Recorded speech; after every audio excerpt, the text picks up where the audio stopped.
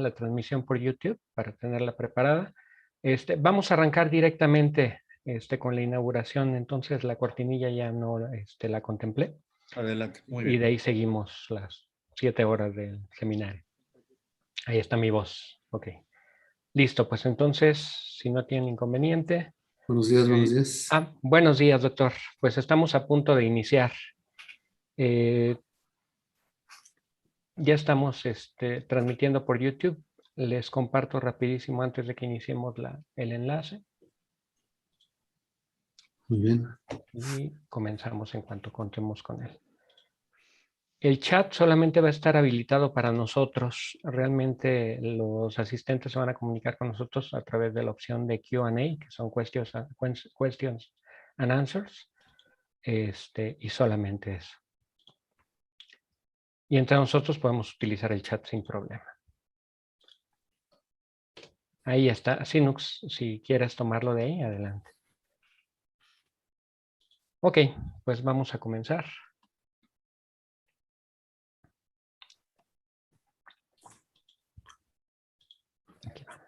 Vincent habla inglés nada más, ¿verdad? Yep.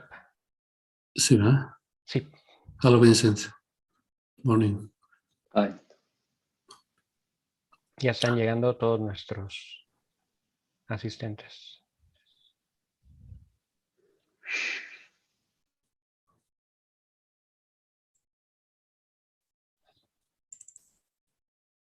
Si quieres empezar a grabar también en nube, Víctor. Ok, gracias.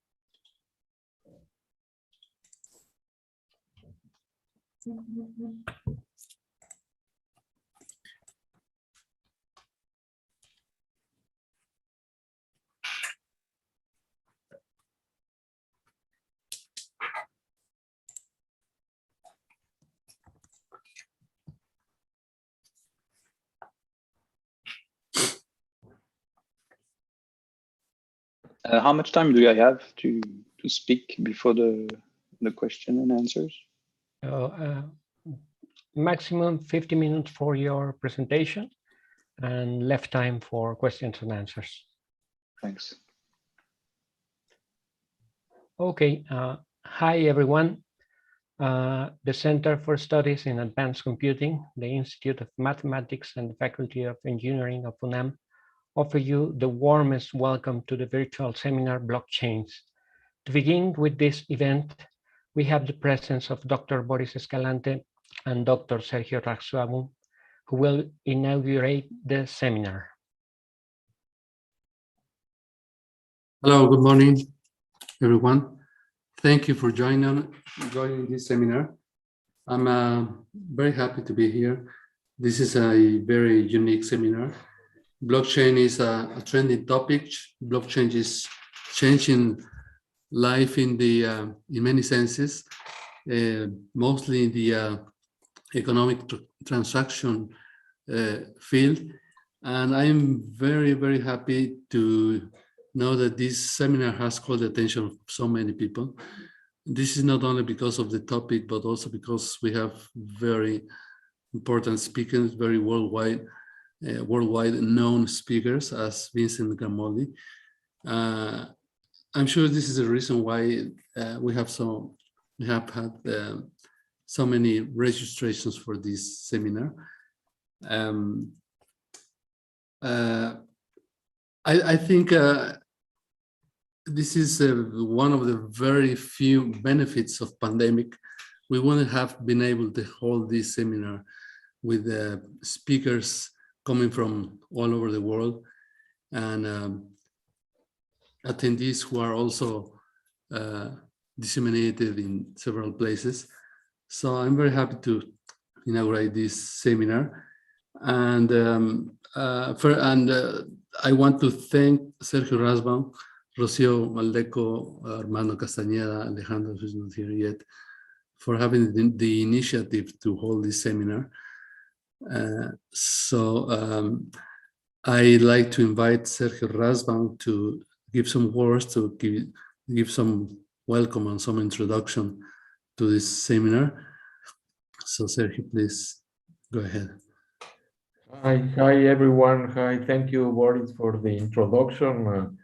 Actually, I don't have much to add. I mean, you already said it very clearly that it's really an honor for me that to be able to host this set of very important speakers that are really experts in blockchain. One of the nice things about blockchain is that it has relations with many aspects of computing and even economics and finances. So I'm sure it will be very interesting to hear the different perspectives about blockchains of the different speakers. And I hope also for the students and researchers at UNAM, it will be an interesting event. We have different research groups at UNAM that are interested in blockchains, each one from different perspectives, especially distributed computing, databases, security, and so on. So, I mean, without further ado, let me just start by introducing our first speaker, Vincent Gramoli, who is an associate professor and the head of the Concurrent System Research Group at the University of Sydney in Australia. He has been a visiting professor in Switzerland at the very important EPFL Institute, also working in blockchains. And prior to this, he was affiliated with INRIA, the University of Neuchâtel, and Cornell University. And I think we can start and go ahead. Thank you, Vincent, for agreeing to give this talk, and you can start as soon as you want. Thank you very much for the nice introduction, Sergio. So it's my pleasure to be here today and to present you how to make blockchain more secure and scalable. What I'm going to do is I'm going to talk about some of the things that we went through when we discovered blockchain for the first time, some of the lessons we've learned, and then some of the solutions or ideas that we came up with in order to improve what we saw, especially from a scalability and security point of view. I just want to mention that, okay, I will talk about that into more details, but the notion of scalability is the idea that we would like to improve or keep some performance as we increase the size of the system. So that's the notion of scalability here that we have in mind. And I want to acknowledge also the fact that all the results that will be presented, or most of the results that will be presented, will be coming from PhD students, postdoc of my research group at University of Sydney, and also research that I've done with great colleagues, included in Lausanne. And yeah, the result is, I mean, what I'm going to be presenting is the result of all these collaborations. So just to give a bit of background, blockchain appeared in 2008 with the famous paper by Satoshi Nakamoto that is called the Peer-to-Peer Electronic Cash System, and that was presenting Bitcoin, the Bitcoin blockchain technology.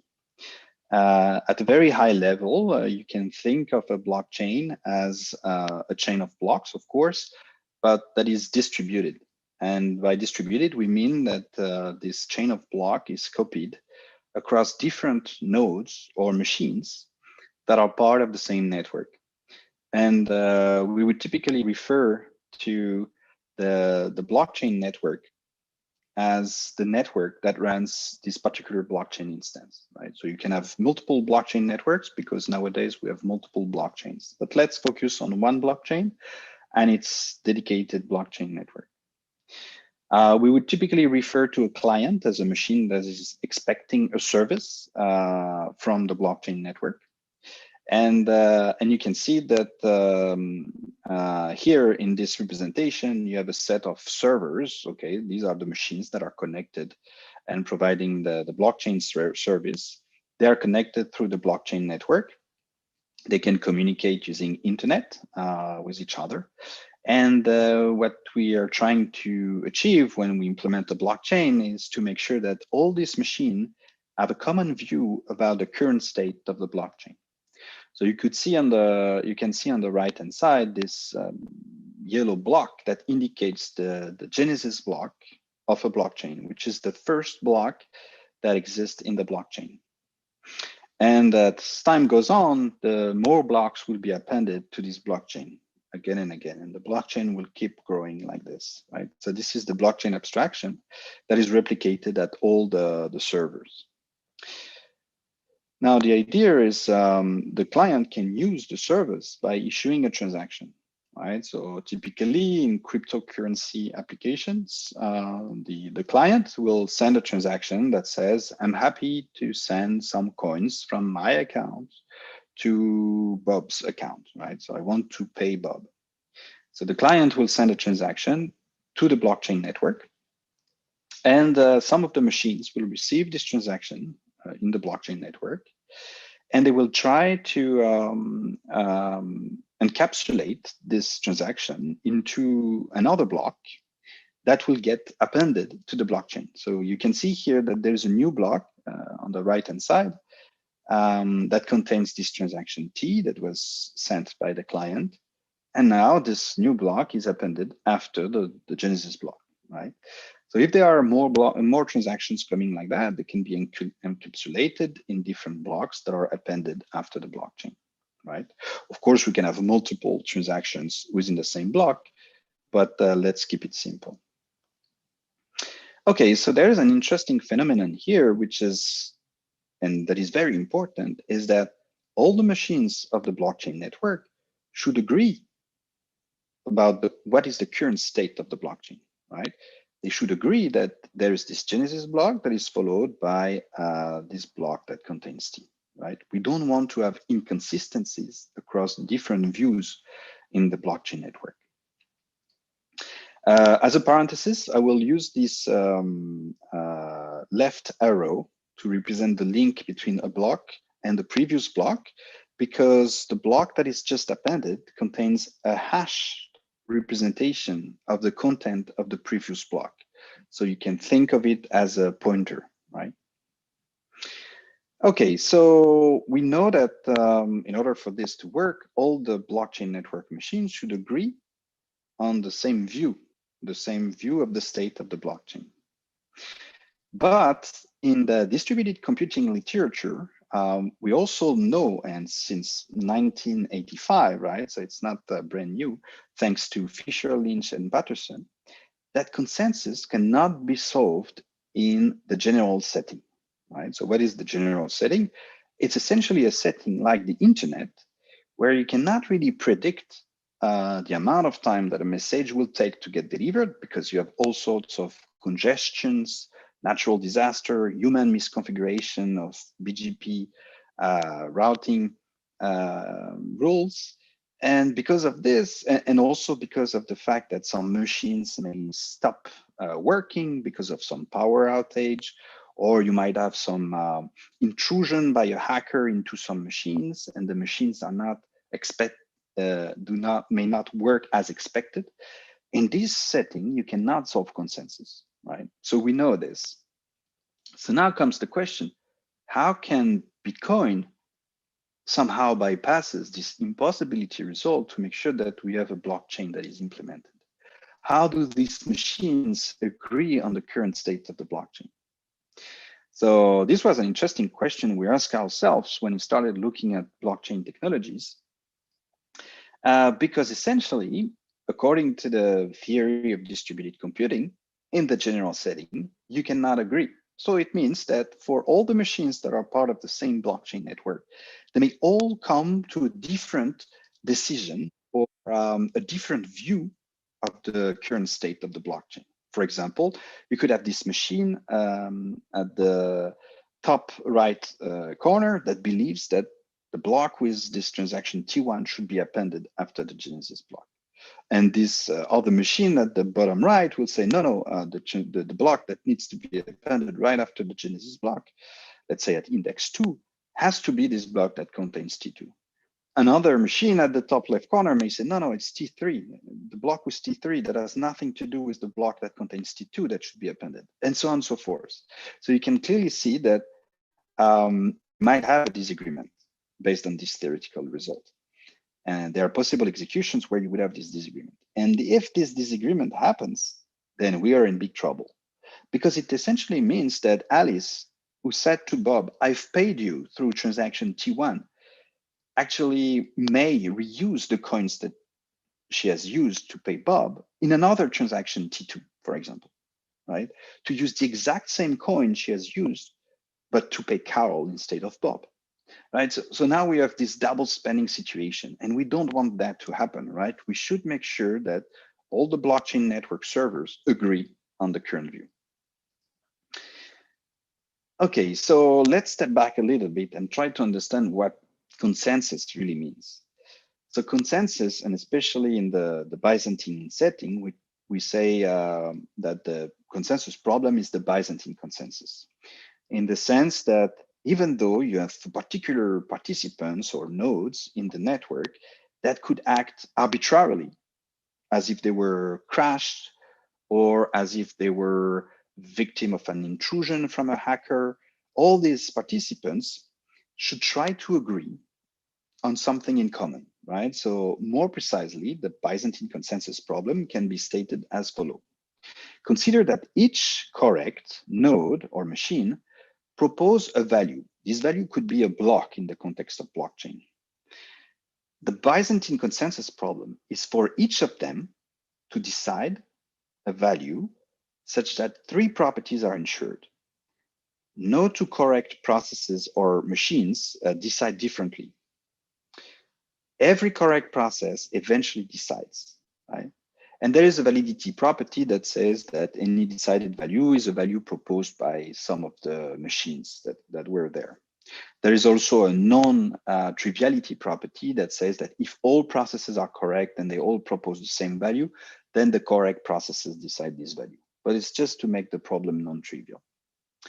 Now, what is really important is the idea that we want termination. We want all the nodes, machines, or processes, these terms are equivalent here, to agree at some point. Okay, we want the consensus to be reached. And we want agreement, which means that we should not have two machines deciding different things. We don't want to be in the case where where some node says T1 is the block that should be appended after the Genesis block, while someone else say, no, it's T2. Right? We want agreement. We want every blockchain network node to decide the same thing. Of course, we cannot impose the Byzantine nodes, the nodes that are faulty, to decide anything in particular. So this is the definition of the Byzantine consensus that we're considering. Now, a few years later, in 2014, an interesting paper appeared, which was the Ethereum yellow paper. So it was written by Gavin Wood. And of course, we need to give credits to Vitalik Buterin also, who contributed to this system. But the system became available the year after, in 2015. And the really interesting thing about Ethereum is that it goes slightly further than Bitcoin. It's still a blockchain, right, system. But instead of just accepting a simple transaction that will transfer assets from Alice to Bob, this system, this blockchain system, allows user to send smart contracts, right? So in this example here, you have the client that instead of sending a simple transaction, it can send a smart contract C, right? So it sends a smart contract that you can see with this red rectangle. And then the blockchain network receives this smart contract C and encapsulate it into a block that gets appended after the Genesis block in this example, right? So it gets appended to the blockchain. Now, the funny thing is that the smart contract is more elaborate than any program you could send in Bitcoin, right? It's not the basic scripting language. It's actually a contract that is written in a Turing complete programming language, right? And so it means that it opens up to a lot of opportunities in terms of programming the blockchain. Once you have uploaded such a smart contract in the blockchain, then another client, it doesn't have to be the same, can invoke a function of this smart contract program, right? So in this example, you have the client that sends c.f. It means that he tries to invoke the function f on the smart contract c. And then what will happen is that all the machines that should have a consistent view of the blockchain, should know about C, right, will execute this function. And of course, we need to make sure that this function is deterministic. So by assumption, let's say that any function of a smart contract is deterministic.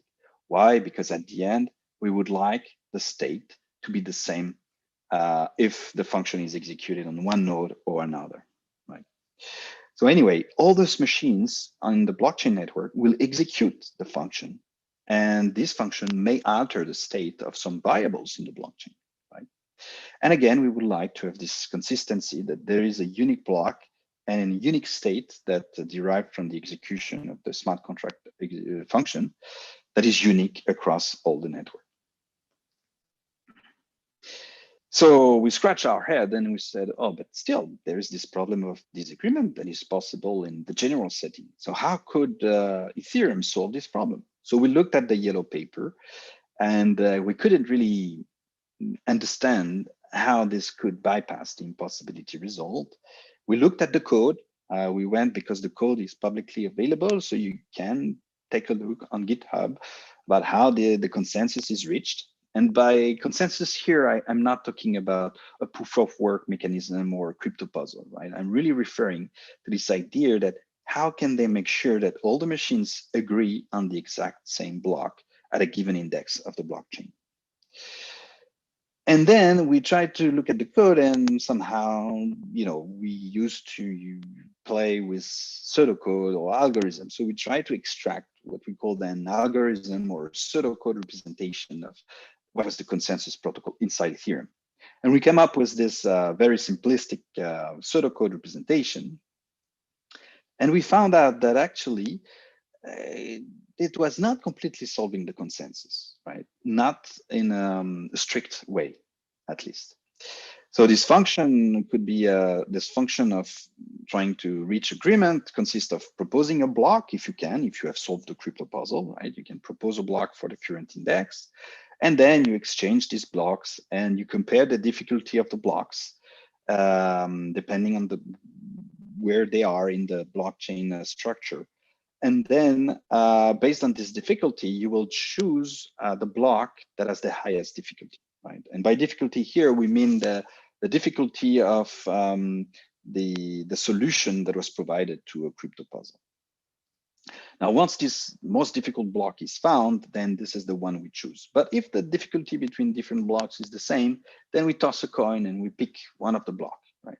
So you can clearly see here that it's not really solving strictly consensus, because we are tossing a coin in case of ties, and we're not really deciding unanimously on the same block in any case. So we came up with some interesting observation. First, that committed transactions that were included in different blocks could be reordered, and this could lead to dramatic consequences, like, for example, front-running attacks, where someone, by knowing that someone is trying to acquire an asset, can leverage this information as it's to maximize his personal gain. That's one possible application of this vulnerabilities. Or by making sure that there is a disagreement, a hacker could potentially double spend, right? So this is possible in theory as well. Essentially, what it means is that at a given index, you might have multiple blocks, right? And if the network is not reliable, then these forks could be maintained for a very long period of time, which can be very dangerous. Okay, so let's dive into some vulnerabilities that are common to proof of work mechanism now. At that time, that was around 2016, 2017, we were talking with companies who were very active in the blockchain space. And one of them was R3. R3 at that time was handling a consortium of financial institutions. There were at least 50 financial companies that were part of this consortium. They were running an Ethereum network in a private environment with 50 participants. Not all of them were participating to the blockchain system at the same time, right? And as you can see on the right-hand side here, we exchanged some data with R3, and they gave us some statistics about their private test network. And you can see here that you have a list of institutions in the leftmost column. And you might recognize some banks here. For example, you can see CBA on the third line, which is the largest bank in Australia, or UBS, which is Union de Banque Suisse, which is an international bank based out of Switzerland. And you might recognize some of the banks. But anyway, these partners were teaming up to run a network of blockchain nodes, right? And what you could see is that for each of these node that was providing this blockchain network service, each of them had a particular computational power represented as mining power in the, let's say, the last column on the right, right? So it's expressed in million hashes per second. That's why the unit is mH/s. And this represents the computational power of every node. So at that time, R3 was owning, which is the top node in this list, was owning 12% of the entire mining power. You can see that not all the machines are mining because some of them have, they don't even have a computational power list. But anyway, at that particular moment, when we took this snapshot, R3 was owning 12% of the mining power. And we decided to try to do an attack, knowing that the consensus could not be solved in the general setting, knowing that R3 was owning 12% of the mining power. We thought, okay, what could happen if one of the nodes of the blockchain networks was malicious, running Ethereum? And so we decided to split the network into two partitions of equal mining power, right? It was a theoretical approach at first, but then we did the implementation. The idea is the balance attack is for the attacker, which is represented with this red computer, to split the network, so delay communications between groups of computers in the blockchain network, such that each partition has a balanced mining power, like essentially the same mining power would be ideal for each of these partitions. Now, the malicious, the hacker will try to contribute his transaction. He will send his transaction to one partition, okay, the top partition in this case, and will contribute blocks to the bottom partition. So he will participate in trying to find new blocks, but he will send the blocks just to one half and send his transaction to the other half, right? And at the end, he will stop splitting the communication between the two partitions. And then what would happen? It could be the case that, of course, the two blockchain abstraction that were mined by different partition would be different. They have a common prefix. Maybe at the beginning, they had the same genesis block, but the suffix of this directed acyclic graph of blocks is not exactly the same, right? You can see that it's not exactly the same in these two representation in yellow.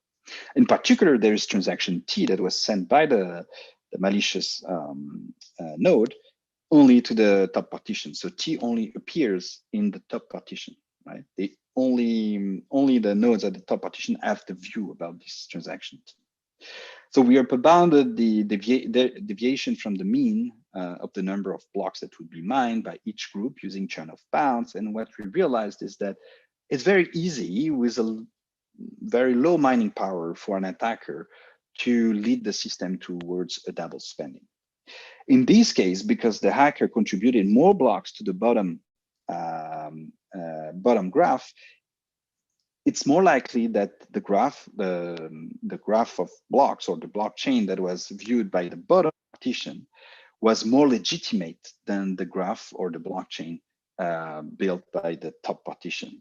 In which case, when the communication is exchanged after the attack, then what will happen is that the final blockchain that will be taken as the legitimate one will be the one mined at the bottom, by the bottom partition, right? And as a result, the transaction T would vanish from the system, which means that the attacker, if he managed to convince that he has paid someone with the transaction T, can reuse the coin he has spent before in transaction T to pay something else, to buy something else, right? This is a double spending attack. And we showed through theoretical evaluation that, R3 with 12% of the mining power simply needed to delay communication for 20 minutes in this setting in order to steal assets. Okay, so that was a first interesting result that we observed. And then we went a little bit further because it was only purely theoretical. And we asked ourselves, but how do you delay messages on a network, right? It's not easy. And there is a well-known attack, which is BGP hijacking attack. So BGP is the border getaway protocol that dictates how the packets are routed over a network, right? I think the Facebook outage was due, for example, to a BGP misconfiguration or DNS problem that was related to bad BGP announcers.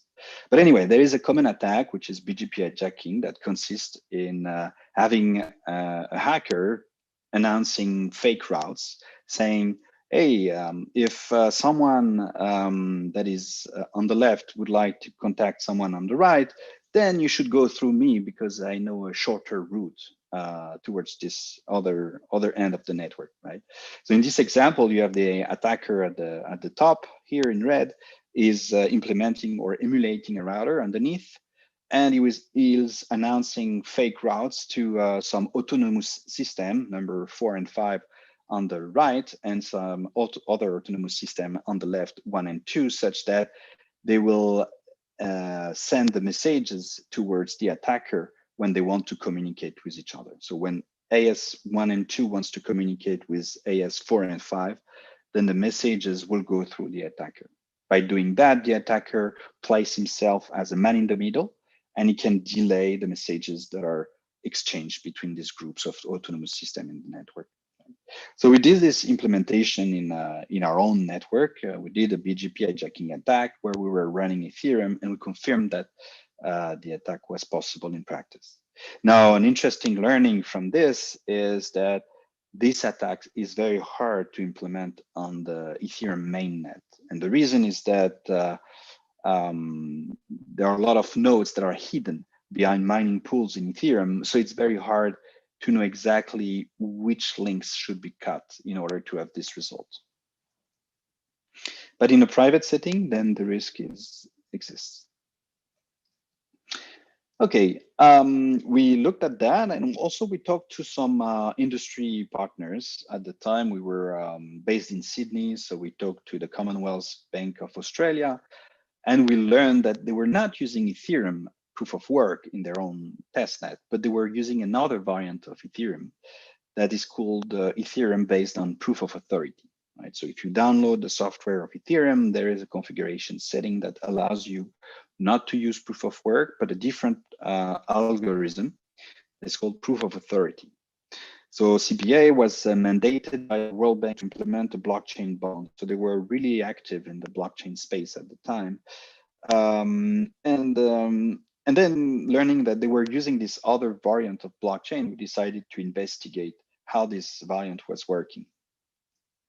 It's very similar to what we call Byzantine fault-tolerant consensus algorithm, the kind of consensus that is used in Ethereum with proof of authority.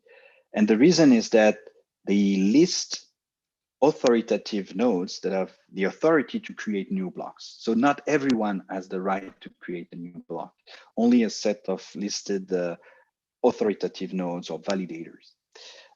So essentially you can list them and you can count them. So you know exactly the number N of validators that you have. And this algorithm, proof of authority, which is implemented in Click, as Click in Geth and Aura in Parity or Open Ethereum, tolerates a minority of failures, right? So typically F greater than 2F means that you need to have more than twice as many nodes as you have faulty nodes. Right? Okay, so we did the same thing as before. We tried to understand the algorithm. That was not easy because there were no scientific papers as we're used to read that were describing this algorithm. We had to look at the code in order to understand how they were working.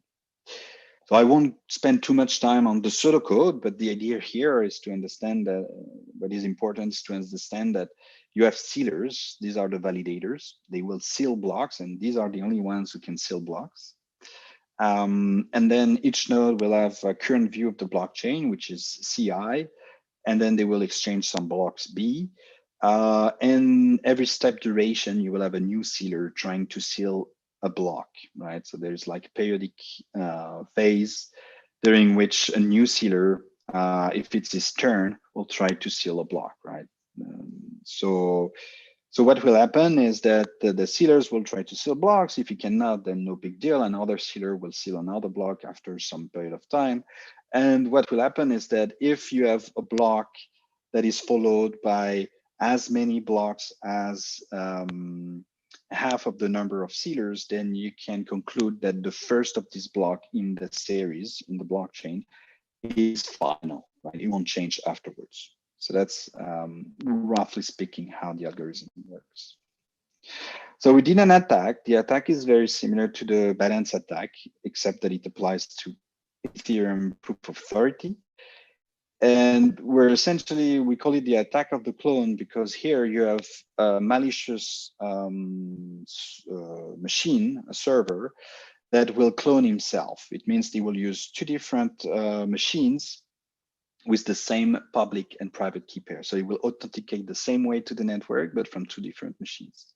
And by doing that and partitioning the network in two halves, as you can see, putting on one side sealer 3, 5, 7, 9, and on the other side, sealer 2, 4, 6, and 8, it can do a double spanning attack. It will pretend to be sealer 1 sitting on both partitions. The idea is very similar to before in the sense that it will wait, preventing the communication between these two partitions for long enough, such that sufficiently many blocks will be appended after the block that contains the attacker transaction. Once this happened, the network would be convinced that the transaction has been committed. But once the communication resumes between the two partitions, then the sealers will realize that they have done a mistake. They accepted two conflicting transactions. Well, they were not supposed to do so. And these are transactions TX1 and TX2 in this example. Okay, so again, the attacker will be able to have a double spend by being the only malicious server node in the system. Right. So you don't need to have more than a minority of malicious sealer in order to achieve this result, unfortunately. So when we discovered that, we contacted the Ethereum community, the developer communities of Geth and Ethereum, of Geth and Parity. They both confirmed the cause of the effect of the attacks. We also presented that as the Ethereum development conference. This is my PhD student, Parinia, who came up with the attack, who is presenting on this picture. And yeah, we generalized this result and trying to see what was the ratio between the malicious sealer and the sealers in order to have an algorithm that would violate agreement or violate termination. Right? When you violate agreement, you affect safety. When you violate termination, you affect liveness. So we were looking at where the algorithm would be safe but not live, or live but not safe, and so on. Okay, so I think now that we have reached this stage in the presentation, now I think you have an understanding that the network delays can have a huge impact on the consistency of the blockchain network. And this can have dramatic consequences, having unexpected network delays. So there is this assumption that is quite realistic for the internet, for example, which is the following. You assume that you know, there is this delay that cannot be predicted for a message to reach its destination on internet. But it's acceptable to assume that if you keep sending and sending again and again the same message, then, you know, it might not work at the beginning, but, you know, internet will be eventually fixed and the message will go through and reach its destination at some point. So it's a different, it's an assumption that is realistic, let's say, because it's, you know, that internet may be broken at some point, but eventually, you know, that, you know, internet will be fixed. And it happens sometimes that Australia has a hard time communicating with other continents. For example, there was an earthquake in Hong Kong that impacted some backbone and disconnected Australia, or at least impacted the delay of transmission of messages. But at some point, you know, the routes, other routes were taken for communication and everything went back to order. So it's realistic to assume that we have that. And this assumption is usually called in distributed computing as partial synchrony, right? We know that there is a bound on the delay of messages. We just don't know this bound, right? So we know that, you know, eventually the communication will go through, even though we might be affected for potentially unexpectedly long time, right? And what we realized is that the classic blockchains like Bitcoin and Ethereum were not making this assumption, right? They were making a stronger assumption, which is synchrony, that there is a known bound on the delay of messages. If you violate this bound, then things can go wrong. If someone can partition the network for too long, then you might have double spending, right? So the idea here, in order to cope with this kind of double spending attacks, is to tolerate partial, to come up with a solution that assumes partial synchrony, but not pure synchrony, right? So that's a big distinction. Okay, so there are a lot of consensus solutions that you can find in the literature that already solve the consensus problem, even though you have Byzantine failures, and assuming only partial synchrony, right? And I can cite PBFT, Ziziva, BFT Smart, Fab, Alif, Aardvark. There are many of them. And these were designed starting from 1999. You know, I mean, the seminal work, PBFT, was published around these years, right? So you can see that it's older than blockchain technologies. But these solutions were essentially designed for local area networks, right? So PBFT originally was presented for a network file system application running on 4 machines, right? So it was really for a local area network, not a large network like what Bitcoin is using. And of course, in the blockchain context, you would like to have consensus that is Byzantine fault tolerant, that only assumes partial synchrony, but that should work at very large scale, right? So that leads to the second part of my talk, which is about scalability. If you can tolerate partial synchrony, you won't have the problem of security that I've presented before. But now you have to scale, right? So how do you take this off-the-shelf solution from the 2000s and you try to make it work in a blockchain context? That's the question I'm trying to answer here. Most of these consensus algorithms that were inspired somehow by the seminal practical Byzantine fault tolerant consensus algorithm follow the same model, in the sense that you have a leader that will try to impose its value to the rest of the system. So the way you come to an agreement is by having one particular node saying, here's my block, please accept it as the next block in the blockchain, right? So this is usually how it works. And if the leader fails, or if it's too slow, then another leader will be elected. But at the end of the day, the leader will try to impose its block to the rest of the system, or its value, right? This is how this family of protocols work, right? So you can see here the message pattern of the PBFT consensus algorithm, where the request coming from a client reaches the leader exchange with all the other nodes, get some answers from them, making sure that they've heard about what he said before, resends messages until there's a commit, at which point the client can be notified that the agreement is reached, right? But what is important here is that the leader has to send a lot of messages to everyone because he wants to convince them. Right, so this is the long version of the PBFT paper, was published a few years later in ACM Transaction on Computing System.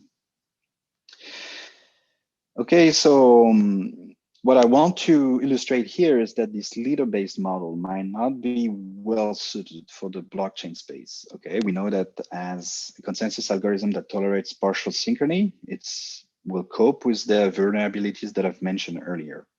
But if it's leader-based, can it really scale to a very large network? Intuitively, the leader could act as a bottleneck in your system, right? If it has to, convince thousands of nodes, it's going to be tricky for him to do so because he will have to send messages to all these nodes one after the other. So that's the underlying idea. But if we could come up with something that is more a symmetric algorithm where there's no particular node that should act as a leader, no one is trying to convince everyone, everyone is just talking about what he is proposing and everyone is trying to agree on everything at once, then you can think of maybe a better approach for scalability. So consider a consensus algorithm that decides a set of transactions of capital B bits. Okay, capital B is like the amount of bits that this block contains, right? So it's like a block, right, that we're proposing. And we want to decide upon a block that contains these transactions.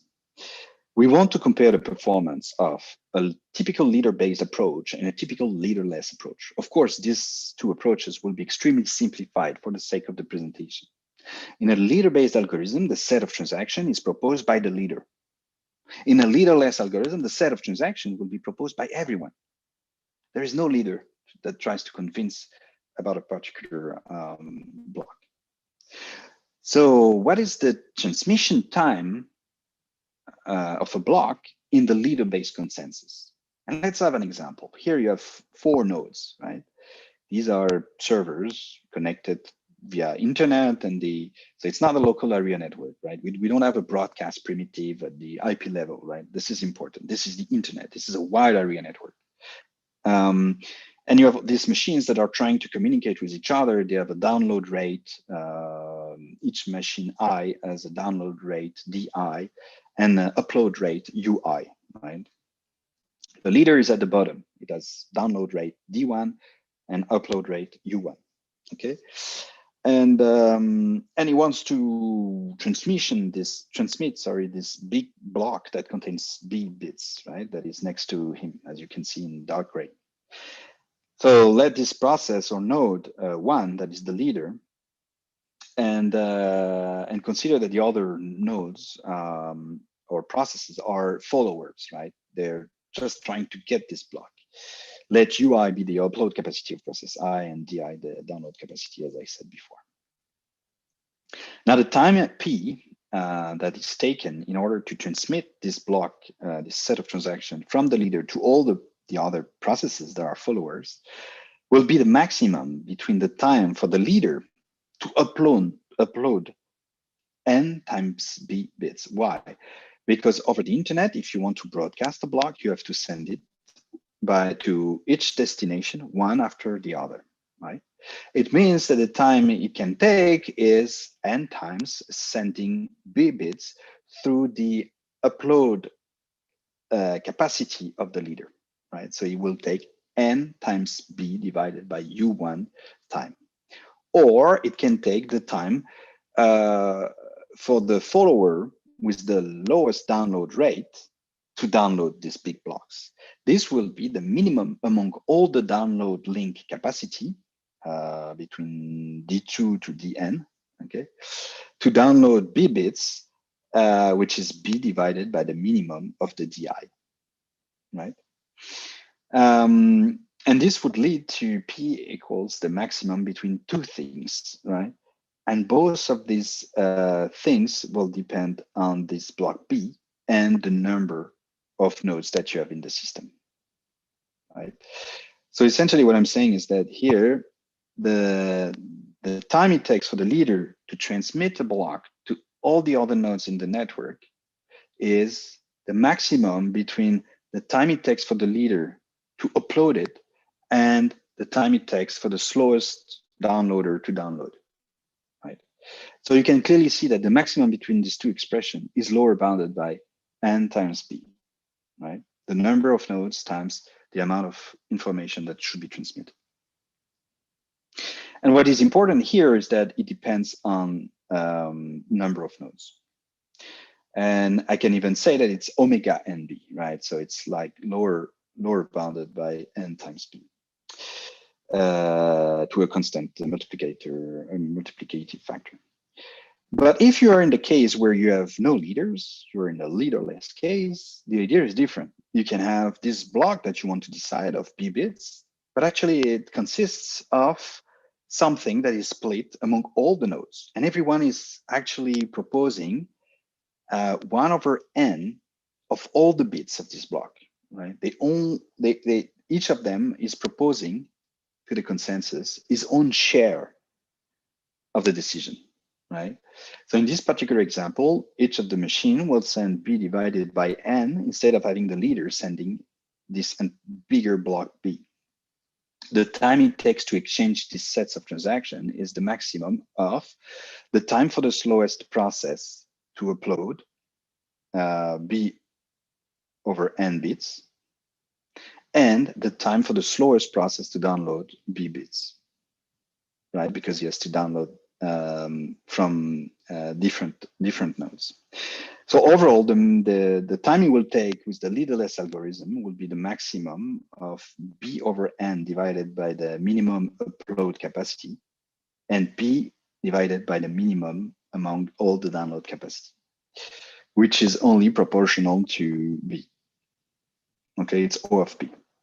So it turns out that if you want to compare the time it will take for a leader-based algorithm to transmit its block, you will see that it's linear in the number of nodes that you have in the system. Now, if you have a leaderless approach where everyone is trying to share its proposal in order to get a unique decision, then it will not depend on the number of nodes in the system, and it will be constant. And that makes a big difference in order to scale. So you can think about why the typical leader-based consensus algorithm will not scale to a very large system, because they are relying on the leader that will have to do more and more work as the number of nodes in the system grows. Okay, so it's again a very simplistic analysis of what's happening, but in practice we have also observed that the typical leader-based algorithm do not scale. Like we know, for example, there are consensus algorithms that tries to minimize the bit complexity, but what we realize is that they still have a hard time scaling, which means that the performance tend to decrease as you increase the number of nodes in the system, which is kind of unavoidable if you have a leader. Okay, so without a leader, the load is more balanced. There is no need for a special node to sign messages. There is no need for the leader to receive and send a large volume of messages, and it can remove the bottleneck. There are some other things that I did not mention, but yeah, we won't go into too many details today. So how do we reach large scale? And that's going to be the last part of my talk. One way is to try to assume partial synchrony, because you would like not to have the vulnerabilities that we've mentioned before, but also to try to adopt a more leaderless algorithm. Yeah, one thing I didn't mention is that the traditional consensus problem is slightly modified when you consider that what you're deciding is no longer one of the value that was proposed, but it's actually the combination of all the values that were proposed. That's just a parenthesis. It doesn't change fundamentally the problem. So we came up with a democratic Byzantine fault-tolerant algorithm that was assuming partial synchrony, and that was leaderless. So the idea of being democratic means that you don't have some node that is trying to impose its block to the rest of the system. Instead, you have every node proposing a set of transactions, and the decision is like the combination of what was proposed. We build a blockchain on top of this consensus algorithm that we called Red Belly blockchain. It tolerates the delays. Of course, at some point communication has to go through, but we don't know the time it will take for a message to be received. So we believe that it's a realistic assumption. It remains safe during network attacks. So even though you have the network that is cut and partitioned during this time, there is no double spending because we don't commit any transaction if we have a partition, right? So only termination will be affected. It's like favoring consistency over availability for those who know the CAP theorem. Because it's leaderless, it scales, right? In the sense that we can leverage the resources of more and more nodes and the performance can go up and up as we add more resources to the system. And one interesting thing that we have done very recently was to formally verify the consensus. So the binary consensus part that is within Red-Belly blockchain was formally verified with model checking, parameterized model checking that allows you to verify for any parameter NNT. It's part of a separate paper. So we tested this approach and we realized that, okay, and in a single data center, which is not realistic at all for a blockchain, but we really wanted to stress test the performance of our system. We realized that we could get very good performance and that the design was scalable because we were adding more and more nodes from 20, as you can see here on the x-axis, from 20 to 260, the throughput was going up and up and up. We tested 280, 300, and then it was flattening out. So keeping being roughly the same, but not dropping dramatically and not increasing anymore, right? So we were limited by the bandwidth. But this is what we call scalability in the sense that we don't, the performance is either preserved or enhanced as we increase the scale of the system. So this was done in a powerful machines in a single data center. And then later on, we said, okay, let's do something more realistic. We deployed 1,000 virtual machines on AWS. At the time, we only had 14 availability zones at our disposal. So we spread the nodes in these zones. You can see that there are more machines here and there. So it's between 160 machines per availability zones. An availability zone is like a data center that belongs to Amazon. And because we really wanted to use links that were not just on the local area network, right, to test the performance. And what we observed was that the average latency for committing a transaction was 3 seconds. And the nice thing, of course, of this strict consensus resolution is that once something is, a new block is appended, then it's final, right? There is no fork. So you don't have to wait until there's a fork resolution. It's immediately final. So that was a very interesting result. And this is it. So to conclude, classic blockchains are not tolerant to unexpected delays, and this can lead to dramatic consequences. One can use partial synchronous consensus to solve this problem, to make sure you tolerate unexpected delays. Most partially synchronous consensus are leader-based. They are heavily inspired by PBFT.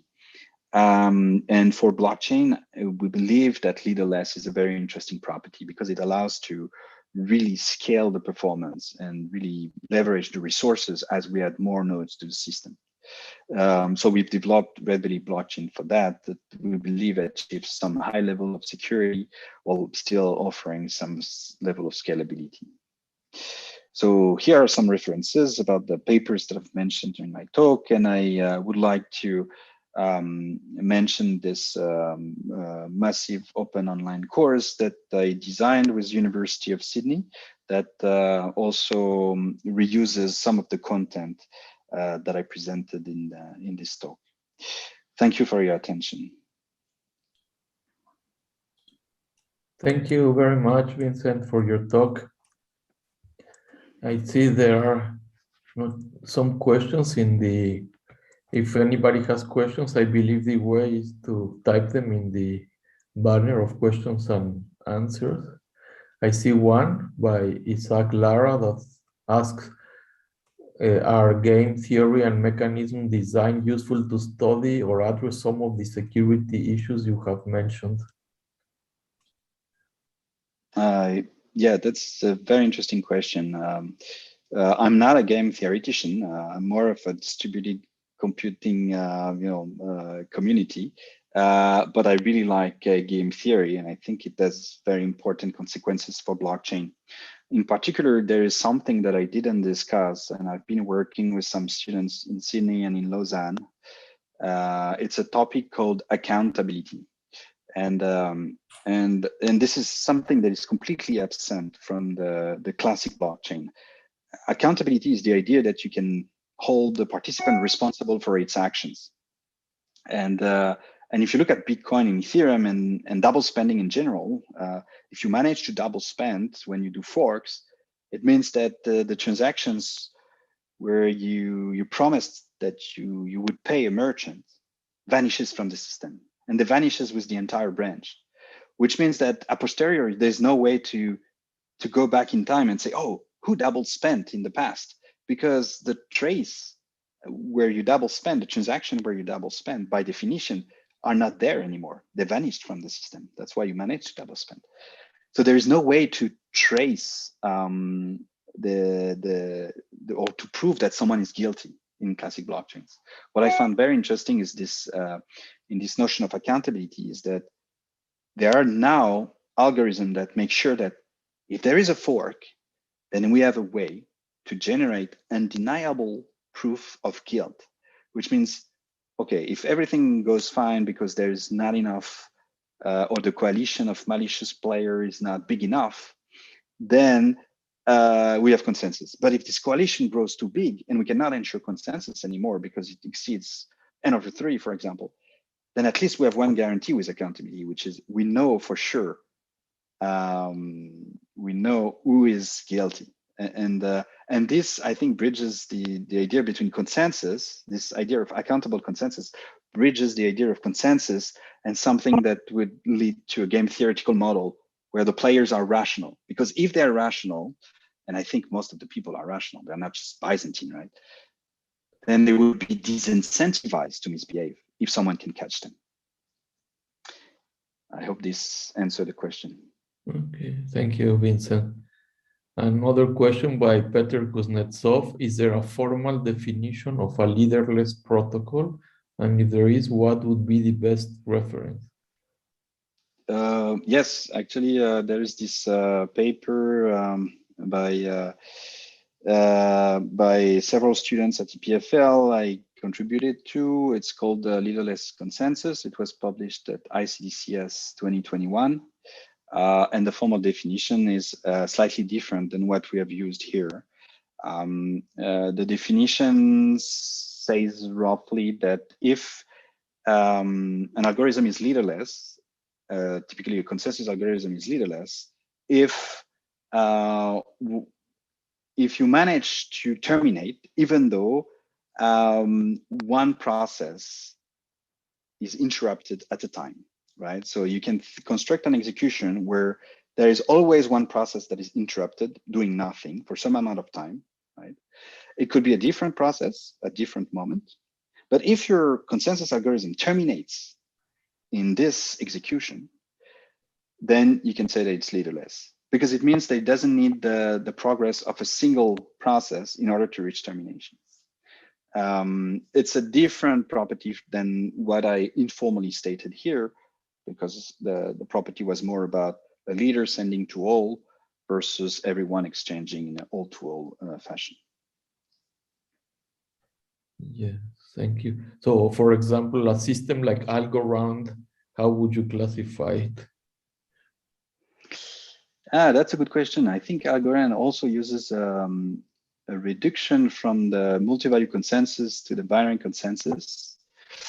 And I need to look into BA star a little bit more, but yeah, I need to look at it more. I'm not sure it would be leaderless according to the ICDCS definition, but I need to look into it more. Yeah, and the related question is, what role plays linearizability in leaderless protocols? What's the relation with linearizability? Are they linearizable or some other consistency property they satisfy? That's an interesting question. Yeah, so for the linearizability, this is what we want to ensure, right? We have a total order on the blocks. We really want to make sure that concurrent blocks, or blocks that are not proposed concurrently will end up in the right order in this total order. So I think we have some kind of linearizability when we talk about consistency. A recent property that has been defined that relates a little bit to linearizability was part of a paper published at OSDI in 2020. And the idea is, it's a definition of ordered linearizability that I think makes a lot of sense in the blockchain space. It essentially means that despite a coalition of Byzantine nodes, this coalition cannot dictate the order in which transaction will be ordered in the total order in blockchain. And I think it's a very interesting property because the blockchain anomaly and the front-running attacks that I've mentioned at the beginning are the motivation to introduce this kind of ordered linearizability property. If your system ensures ordered linearizability, it means that there will be mitigation to front-running attacks because a coalition of malicious processes will not be able to reorder the transaction the way they want.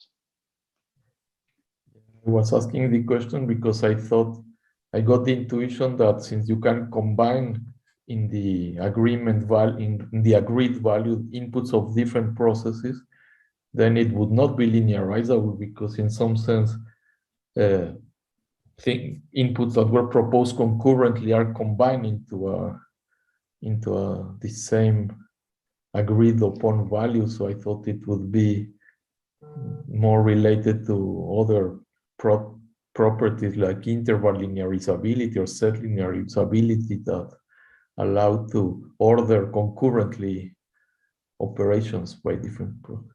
I see what you mean. Yeah, you're right in the sense that we don't have a very strict order imposed on the transactions that will be decided in the same block. We're using, let's say, a lexicographical order would be a naive approach, right?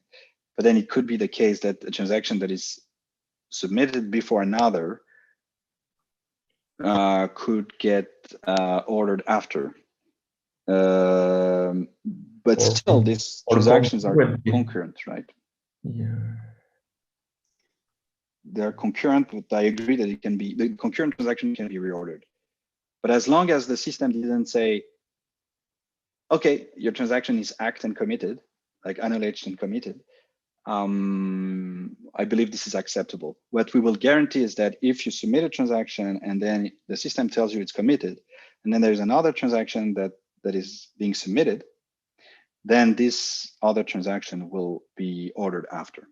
So we have this real-time precedence, which is still some nice property, but I agree with you that maybe we could have a stronger property. It would be interesting to implement even a stronger property.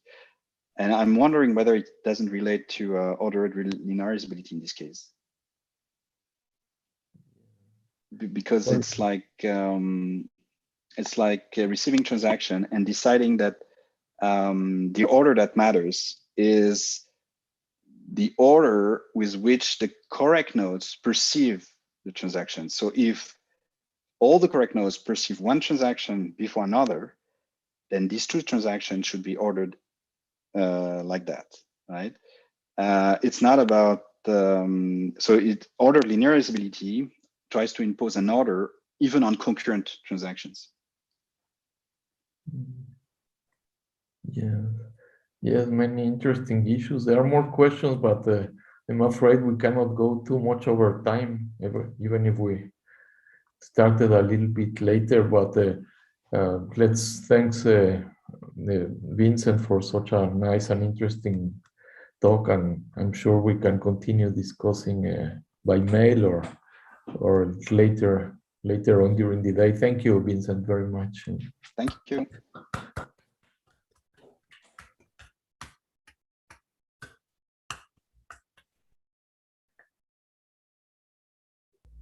Our next speaker is dear Professor Amr El Abadi. I see you are there. Hi, Amr. Nice for agreeing to to talk in our seminar. Ambra is an expert in blockchains, especially from his long experience in databases. He's a professor of computer science at the University of California, Santa Barbara, and he received his Bachelor of Engineering from Alexandria University in Egypt and the PhD from Cornell, and it's very well known in the area with many recognitions. And anyway, without further ado, let us welcome Amr El-Abadi. Thank you, Sergio. Thank you, Victor. I wish good morning. I wish I was with you in Mexico. I guess it's good evening for Vincent now, yeah? Yep. So I didn't catch, it's too early. I'm sorry, I didn't attend Vincent's talk. So I hope this talk presents a different perspective on blockchains. It's a foundational talk, so it is more of a tutorial style, and I understand that many in the audience might not have had much experiences with blockchain, so I'm going to do it little by little, and it might be at a different level from the end of the discussion that I felt was happening just at the end of the talk, of the previous talk.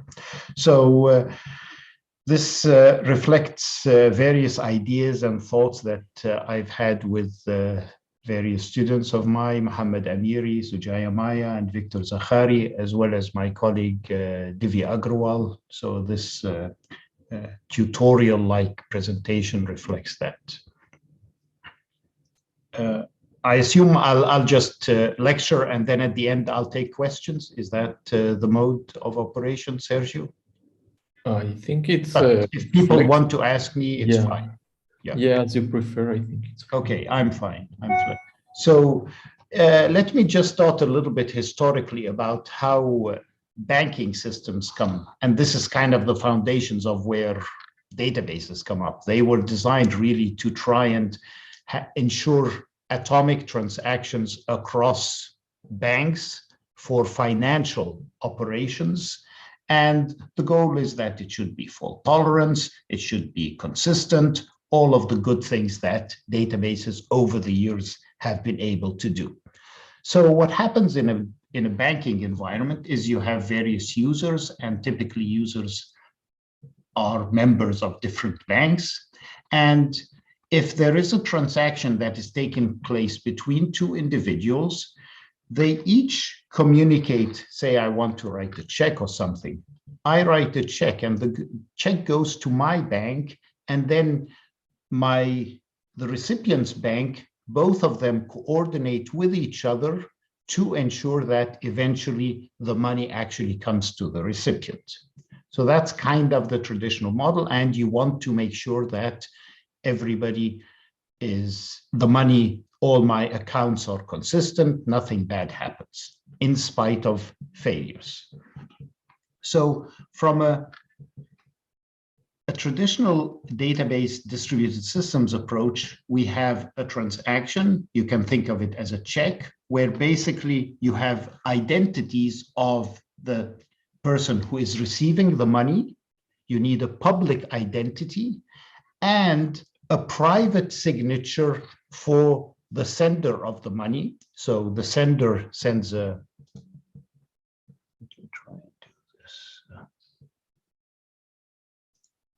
so here you have the recipient. This must be a public name that everybody understands. Then you have the private signature that nobody else can simulate, nobody else can cheat with. So we need a notion of identity and signatures. Then banks keep track of the amount of money, the balance that you have in some kind of a database. And the database typically can be thought of as containing historical information as well as the current state. So it will have a ledger of all the different transactions that took place. And these transactions move money from one entity to the other. We have to ensure correctness. So to ensure correctness, we need to ensure the notion of serializability, consistency, and you have various concurrency control protocols that have been developed to ensure that. Typically, you have a transaction log that ensures that if a failure happens, it captures information that hasn't completely been executed so that you can redo the information or undo certain operations that have occurred. This log needs to be persistent, and the traditional notion of persistency is that we put it on disk. So I put it on disk and I rely on the disk to survive failures, or if it isn't, then I have tertiary storage or some kind of stable information storage device. We also trust these banks. So we assume that the log is tamper-free, is immutable. Nobody's going to play around with it. Nobody's going to muck around and change a transaction that Sergio was giving to Vector and change it from $50 to $1 million. And now one party is very happy and the other party is not that happy. So we have these banks, and this is a picture of a real bank. It's called the Old Stone Bank. It's in near Brown University. And so it is big, it is solid, and it exudes trust. We put our money in banks, and banks take care of that money, and we trust the bank. What Bitcoin does and cryptocurrencies do is let's get rid of these banks. And instead of that, we're going to have a large peer-to-peer network, a distributed system of many individuals. Actually, any individual who wants to be part of the system can be part of the system. And we are going to distribute this information among all these peers. And collectively, we are going to achieve the same properties that we were achieving with these trusted banks. So we'll have trust, we'll have notions of fault tolerance, all of these things.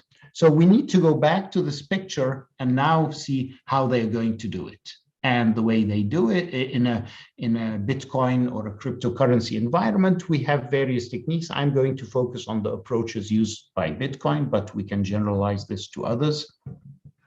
We will need a notion of identity, and we'll need a notion of signature. So what do? We introduce this, we use digital signatures. So private and public digital signatures replace this notion of names and signatures.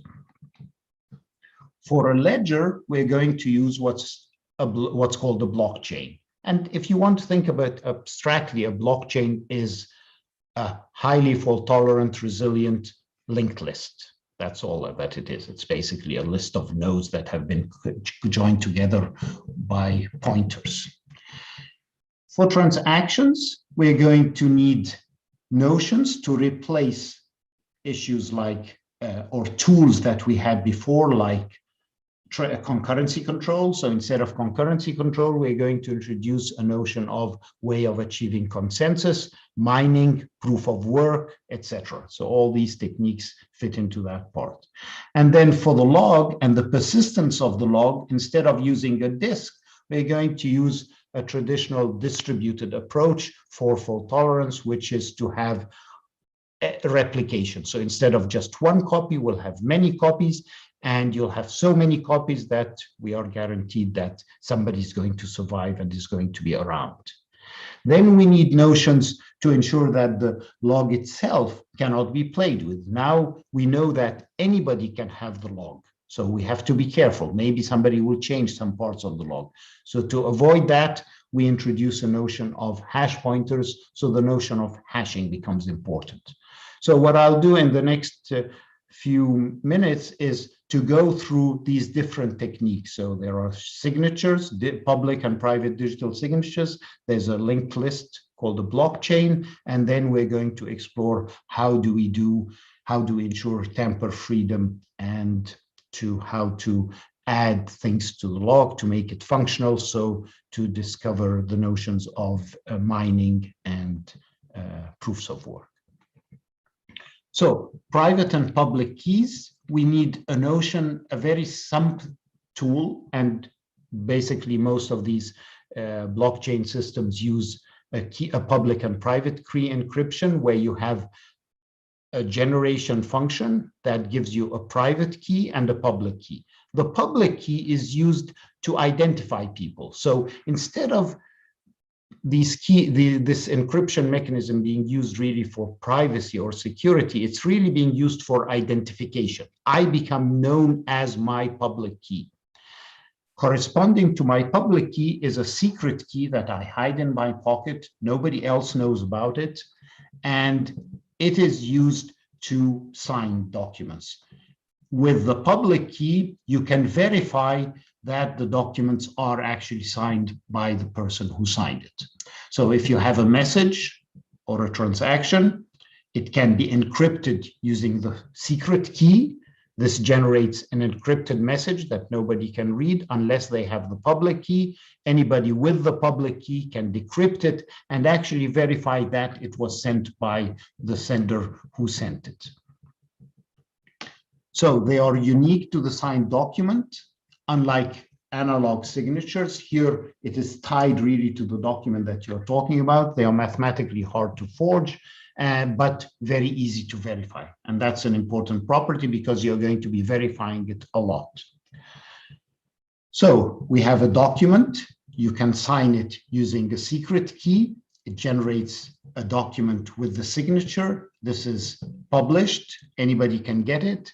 Anybody who has the public key can verify that this document was signed by this signature and decide that it is valid or invalid. So very simple notion. How do we use this for currencies is basically we have a series of digital signatures. So a chain of digital signature, the owner signs the coin and transfers it to the other. So let's consider the case where Alice has some Bitcoin and she wants to send it to Bob. So what she does is she attaches to the Bitcoin Bob's public key.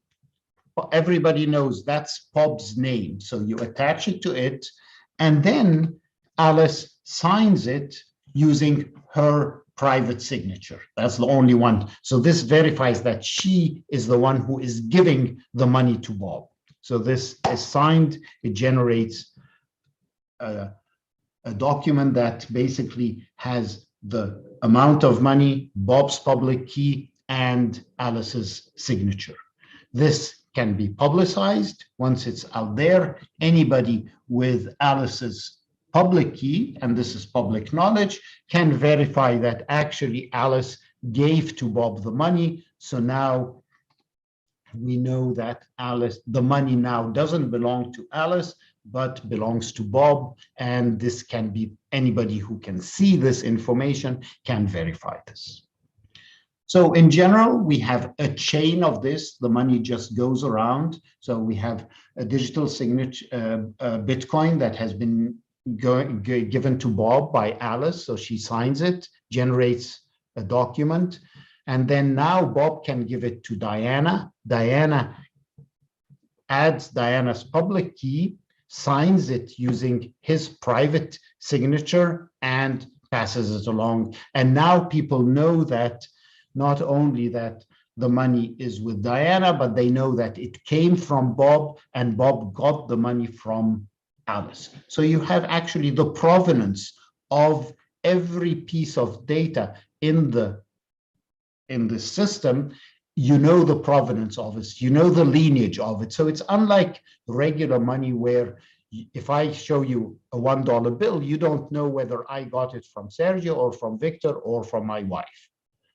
But in a blockchain system, you would know the lineage of any piece of money in it.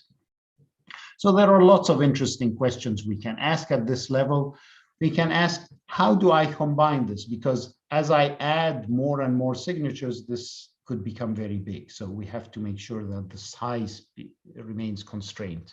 And then how do I avoid a problem called double spending, which I will get into. So to combine, we use hashing, and actually hashing is pervasive throughout the blockchain system, is used a lot, so it's important to be comfortable with hashing. And basically, hashes are basically very similar to what we use in regular computer science. Here, these are more cryptographic hashes. What's important is that I can take a string of any length and hash it into a fixed length. So I know that the output is always 256 bits, for example, and it should be very efficient to compute. These cryptographic hash functions have lots of interesting properties. They are collision-free, meaning that with very high probability, no two different values, x and y, are going to hash to the same value. So they are going to have different values. More other interesting properties are that given the output of the hash, so given x, I've hashed it using h, hash function h, I produce h of x.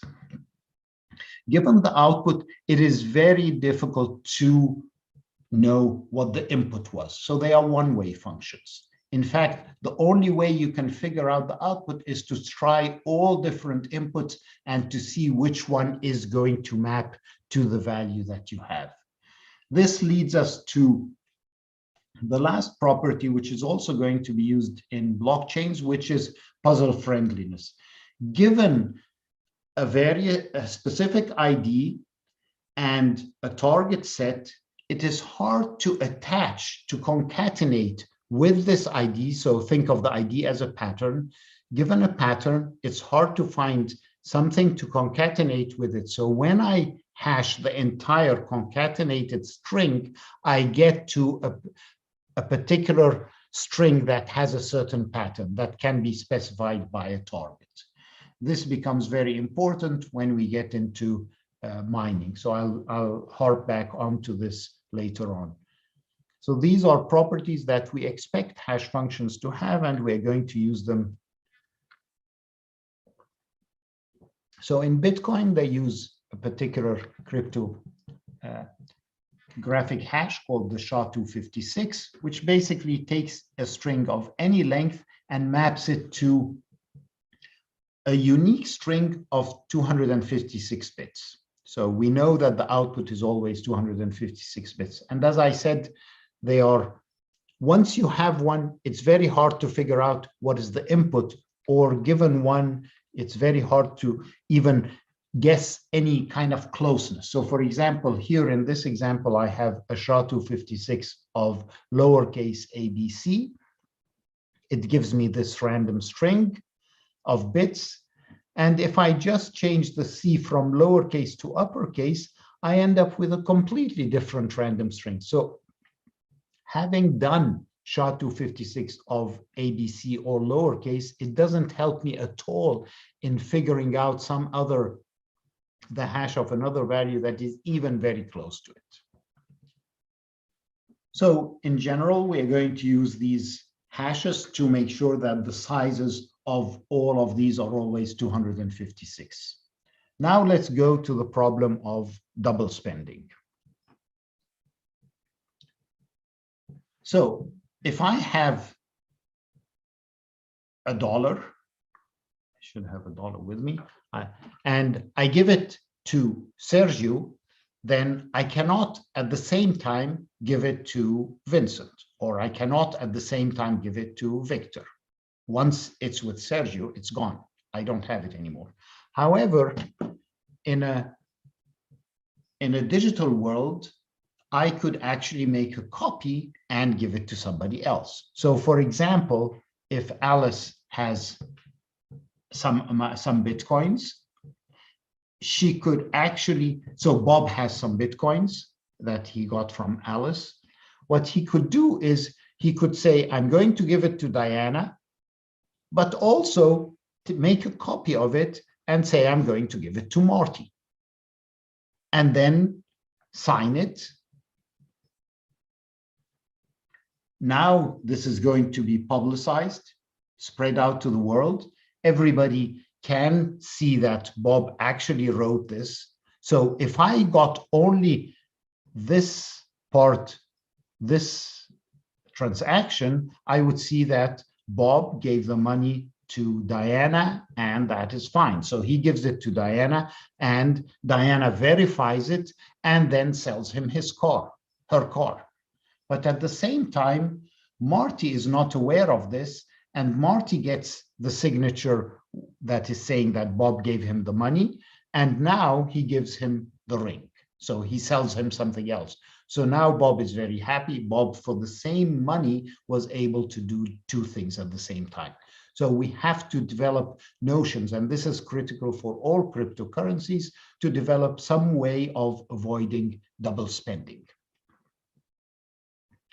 So if I gave you this problem and you're going to try and solve it, one can always try and say, come up with, this is a distributed problem. How do I solve it? I could solve it using a traditional centralized approach. So for example, we could have a central coordinator, if Bob, that keeps track of the money that Bob has or Trent has, and if Trent wants to give money to Diana, he just goes to the bank, and the bank checks if, and the central entity checks to see if it is this Trent has enough money or not, and then distributes the money again and keeps track of things. But this is exactly the traditional notion of banks. So this centralized approach kind of is reminiscent of the bank approach. It's a traditional approach. We could do it, but the whole philosophy of these cryptocurrencies is to try and come up with a completely distributed system that does not have specific entities that you trust to do the right thing. That we want to achieve this through a large-scale decentralized system. And this is where we come to the notion of blockchains, where basically every node in the system is going to maintain a ledger. And the ledger needs to capture the order in which the transactions were executed.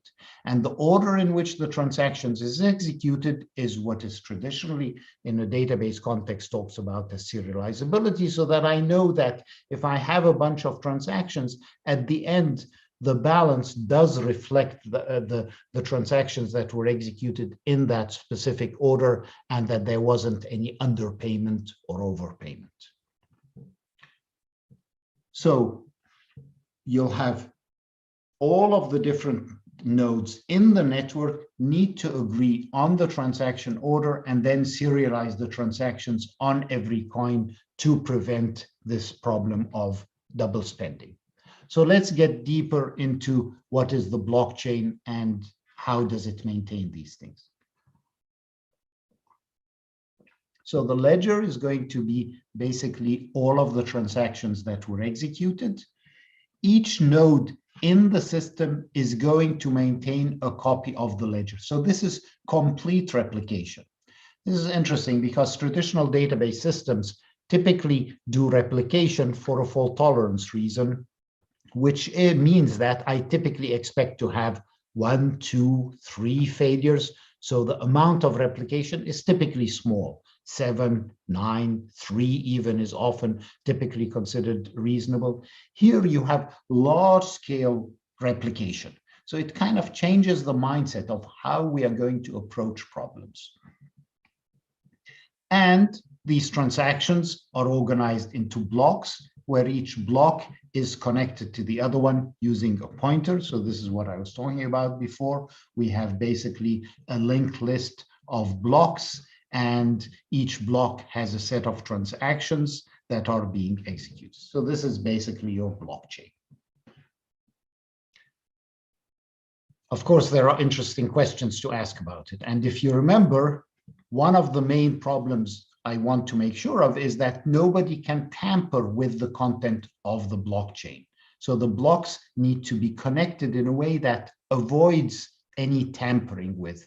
These pointers, since we are giving, notice, we are giving this blockchain to everybody in the system. So anybody can walk in. Somebody walks in from the door, we just, hey, hello, take this blockchain. Do I necessarily trust this person? Maybe not. Maybe yes, maybe no, we don't know. So we have to make sure that the structure that we are developing is tamper-free in its own right. So instead of having regular pointers, you have what are called hash pointers. So each block contains a hash of the previous block.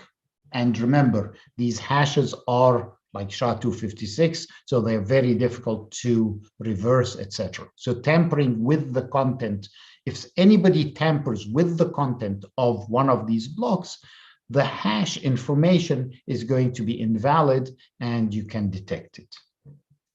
So for example, if somebody changed these two transactions so that they are a little bit different, then the hash of one of them does not correspond, then the hash of the subsequent block does not correspond to the previous block. And this makes it very hard to tamper with. So in general, we are going to make sure that if you have an inconsistent block, it's going to be detected. So the big picture now is that I have a bunch of nodes scattered all over the globe, and you have the ledger that is replicated everywhere. Most interesting question that we are interested in is how do we make progress? So I have a current state of the blockchain. What we would like to do is we would like to add a new block. So to add a new block, we need to validate that the new transactions are correct, are consistent. They don't underspend any amount of money. When you say you are spending this amount of money, you have to verify that your balance does have this money. So for example, so you have to make sure that within each block, the transactions do not conflict with each other, but also when you add a new block, it doesn't conflict and doesn't cause any inconsistencies with previous blocks. So nodes need to agree on the next block to be added to the system, and new assets are generated and registered in the system. So how do we do this? So we want to add a new block at the very head here. Well, if there's a bunch of nodes that have a data structure and you want them to take a consistent decision with each other, they need to execute consensus. So distributed systems have been working, the community has been working for a long time on developing consensus protocols in such systems. So that's what needs to be done at this point. So question can be, well, can we use traditional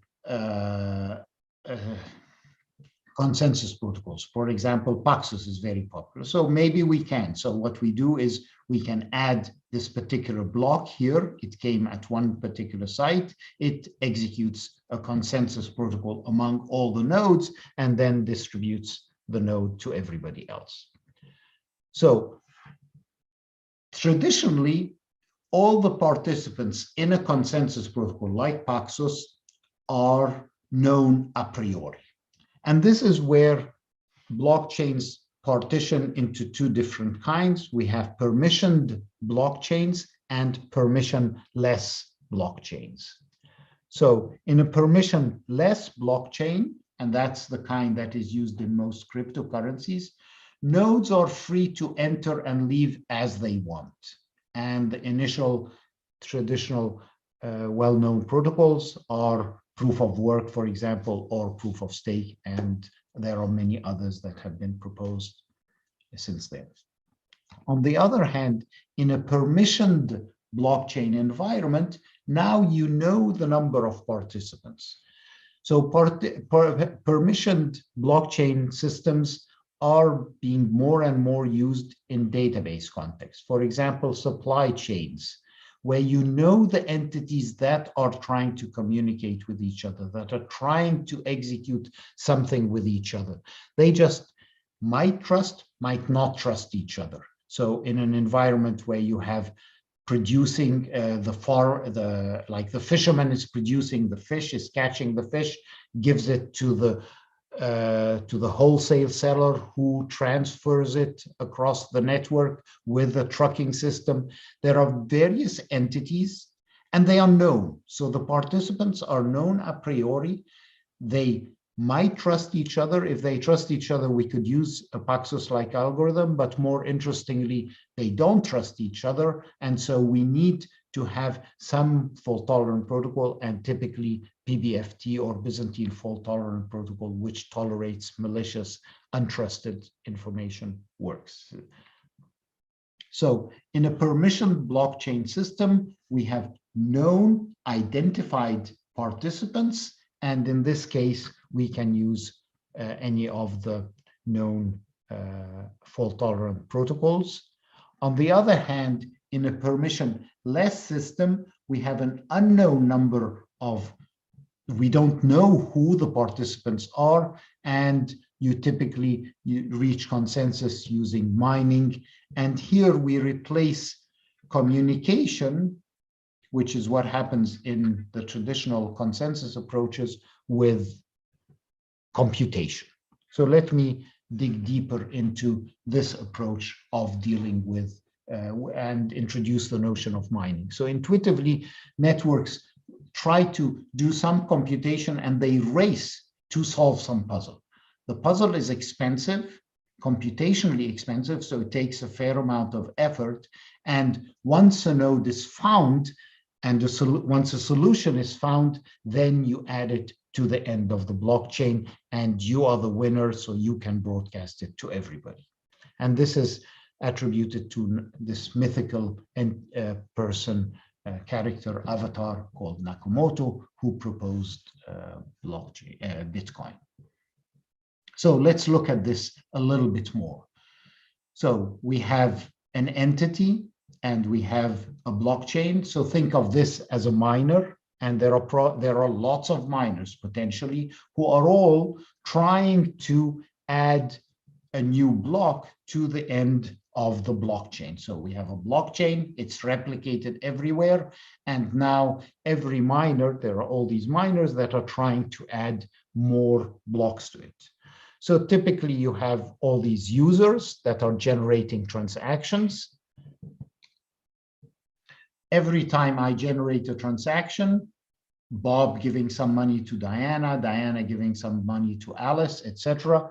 They send this, they broadcast it to all the possible miners. So this miner is sitting here and the miner gets a bunch of transactions. And so it creates a block. So it gets a whole bunch of transactions, it gets the block, and it creates a block.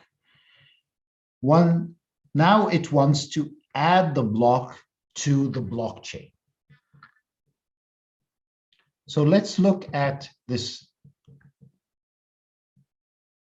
So there's, in addition, there is this reward. If I am successful, I'm going to get some amount of money. This is what I get as a reward for the hard mining that I've been doing.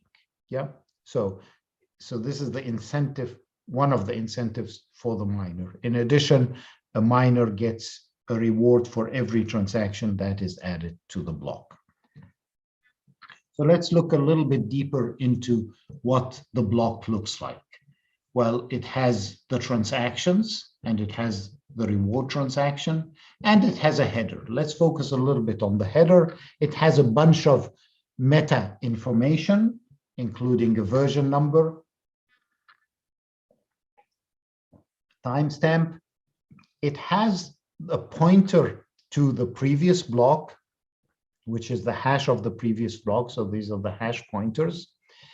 It captures the basic information that is hidden inside of these transactions using a Merkle tree, and the root of the hash of the root of the Merkle tree captures this information. So again, this is meta information that is critical, so against tampering.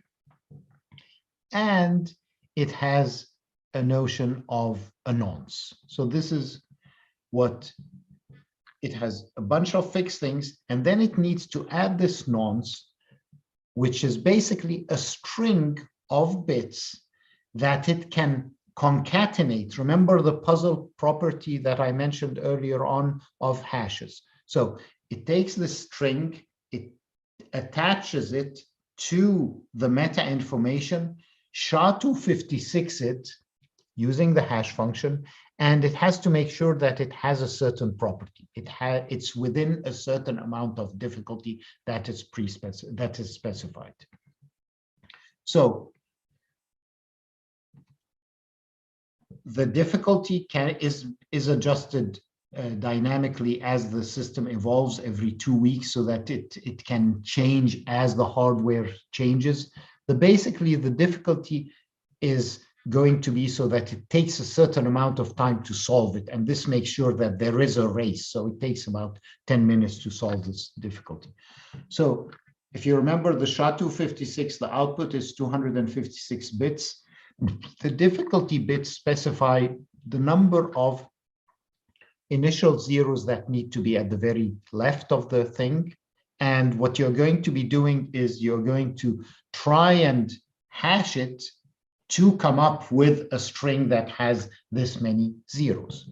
Now, if you recall, hash functions are one-way hash functions. As a result, this is not very easy. The only way I can do it is to exhaustively search the space. There is no efficient algorithm to reverse the output. So I want an outcome that looks certain, that has a certain pattern, but it's very hard for me to do it. The only way I can do it is through trial and error. So I have to explore the entire space to find it. And whoever finds it faster is the lucky one. So for example, here is an example of a header. I filled it up with some values. So we have a version number, we have the previous blockchain, etc. And what you're trying to do is to find something to put here, a string that you can put here.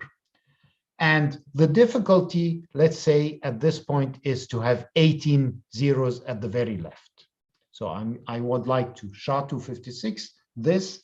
So what I'm going to do is I'm going to try different attempts. So I'm going to SHA-256 all this information plus a zero. I'm going to try a zero. So any pattern. So I'm going to start with a zero. And I get this string. Does this thing have any initial zeros? No, it doesn't. So this doesn't work. I try a 1. 1 also doesn't work. I try a 2, 1, 0, for example. I end up with some zeros. Are they enough zeros? No, only 7 zeros. So I don't win. I keep on trying. So this is the life of a miner. Actually, we call it a complicated operation, but it's really a very boring operation. It's a loop that keeps on being executed, trying to figure out if there is something. And eventually he gets 18 zeros and he wins. And now this miner can announce the result of the block and add the block to the head of the blockchain. The difficulty, as I mentioned before, is expected. It changes approximately every 2 weeks. It's expected to approximately 10 minutes per mining, and the difficulty is adapted so that it more or less takes the same amount of time. So you basically multiply the old difficulty times the expected and the actual, and you figure out in a distributed fashion, each of them, how to change the blockchain. So in general, we have the mining, we have a blockchain. As you recall, we've distributed it across the network. And now when a new block comes in, this particular miner tries to mine. If the miner is successful, the miner broadcasts the new block to all nodes in the system. So in summary, to find a nonce, we are trying to find a nonce that results in being in a certain difficulty that is less than the difficulty that is bounded by that has this amount of space. The solution is a space. Once a block is found, a block is mined. It's very easy to verify. Remember, hash functions are one-way hash functions. One direction is very easy. All you have to do is to take all the entries in the block and SHA-256 it. It cannot be pre-computed because it depends on the current transactions in the block, cannot be stolen, the reward transaction is signed by the public key of the miner, and nodes basically accept the first block that they receive. There's one little problem here, is that I've been telling you all along we need to avoid double spending, and here we might have double spending, because two miners, although it's unlikely, it is possible that they might find it at approximately the same time, and now they start broadcasting it in a concurrent way, and you might have two different blocks that are mined that connect the same blockchain. So what happens is we end up in a situation where we have two different miners. It's unlikely to happen, but it could happen that you have a transaction, a block, a green block, and the red block that is following the current blockchain. So transactions and now we have not verified any concurrency, any conflicts. All of these problems are back again on the table. So forks need to be eliminated. And Bitcoin takes a very pragmatic approach to solving this problem. It allows miners to continue, and miners just mine on the current longest chain that they see. So if you have two branches, and if I have one branch that is longer, I'm going to always adhere to that. So miners adhere to the longest chain, and the longest chain approach solves the problem of double mining. Of course, it means that double spending and double forking. Of course, it means that you will have to abort a whole bunch of transactions. So some transactions that were executed are being aborted. What does this mean? It means that once a block is added to the blockchain, we cannot assume that it is permanently there.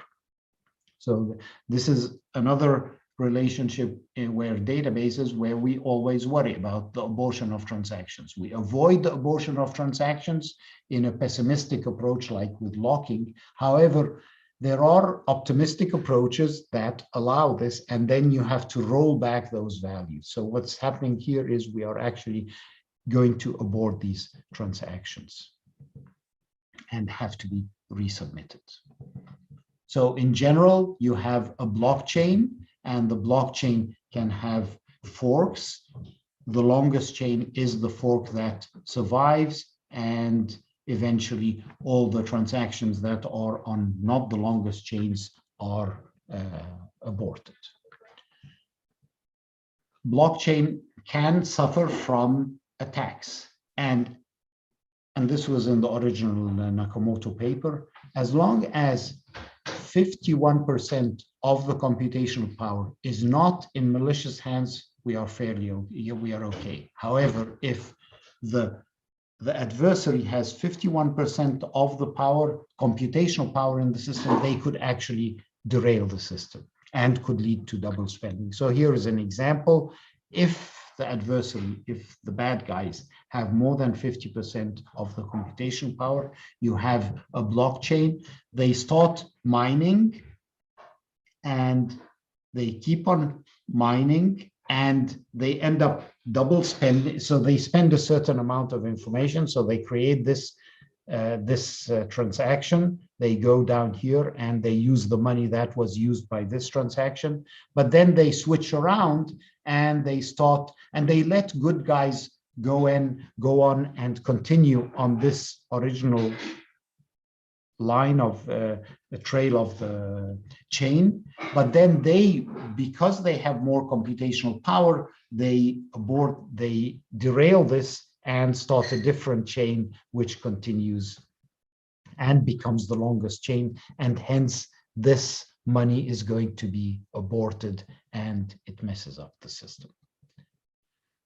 I want in the last few minutes to give you another type of attack that was also proposed recently, 2018, called selfish mining, which also demonstrates how we think about these distributed systems and attacks in them. This was proposed by Gurun Emin Siriri at Cornell and his group. So, and it doesn't require 50%. In fact, a third is enough. Let's consider a system where we have a blockchain and we have an honest miner and some selfish miners. Selfish miners only have a third. They start mining and they find the next block, but they try to trick the system. So instead of advertising it, which is the right approach to do things if you were in this, if you were an honest miner, rather you hide it and let the honest miners continue mining on this block, which is, is obsolete. And what are the selfish miners going to do? They're going to continue mining on this block. So they are kind of thinking this will continue. So they're going to continue mining on this block, while the honest miner is still working on this block. Now there are two possible outcomes that can happen. The first outcome is that the selfish miner finds the following block. So they find the following block, they hide it until the honest miner finds a block, or the honest miners find a block, and now they reveal all their information. So now they have two blocks and the honest miner has lost the reward and has worked extra amount of time for nothing. That's one outcome. The alternative outcome is no, the honest miners, the selfish miner does not find the block first, but say the honest miners find the block first. Once the honest miner announces their block, then the selfish miner immediately announces their block, and now the computational power in the network has been divided in two.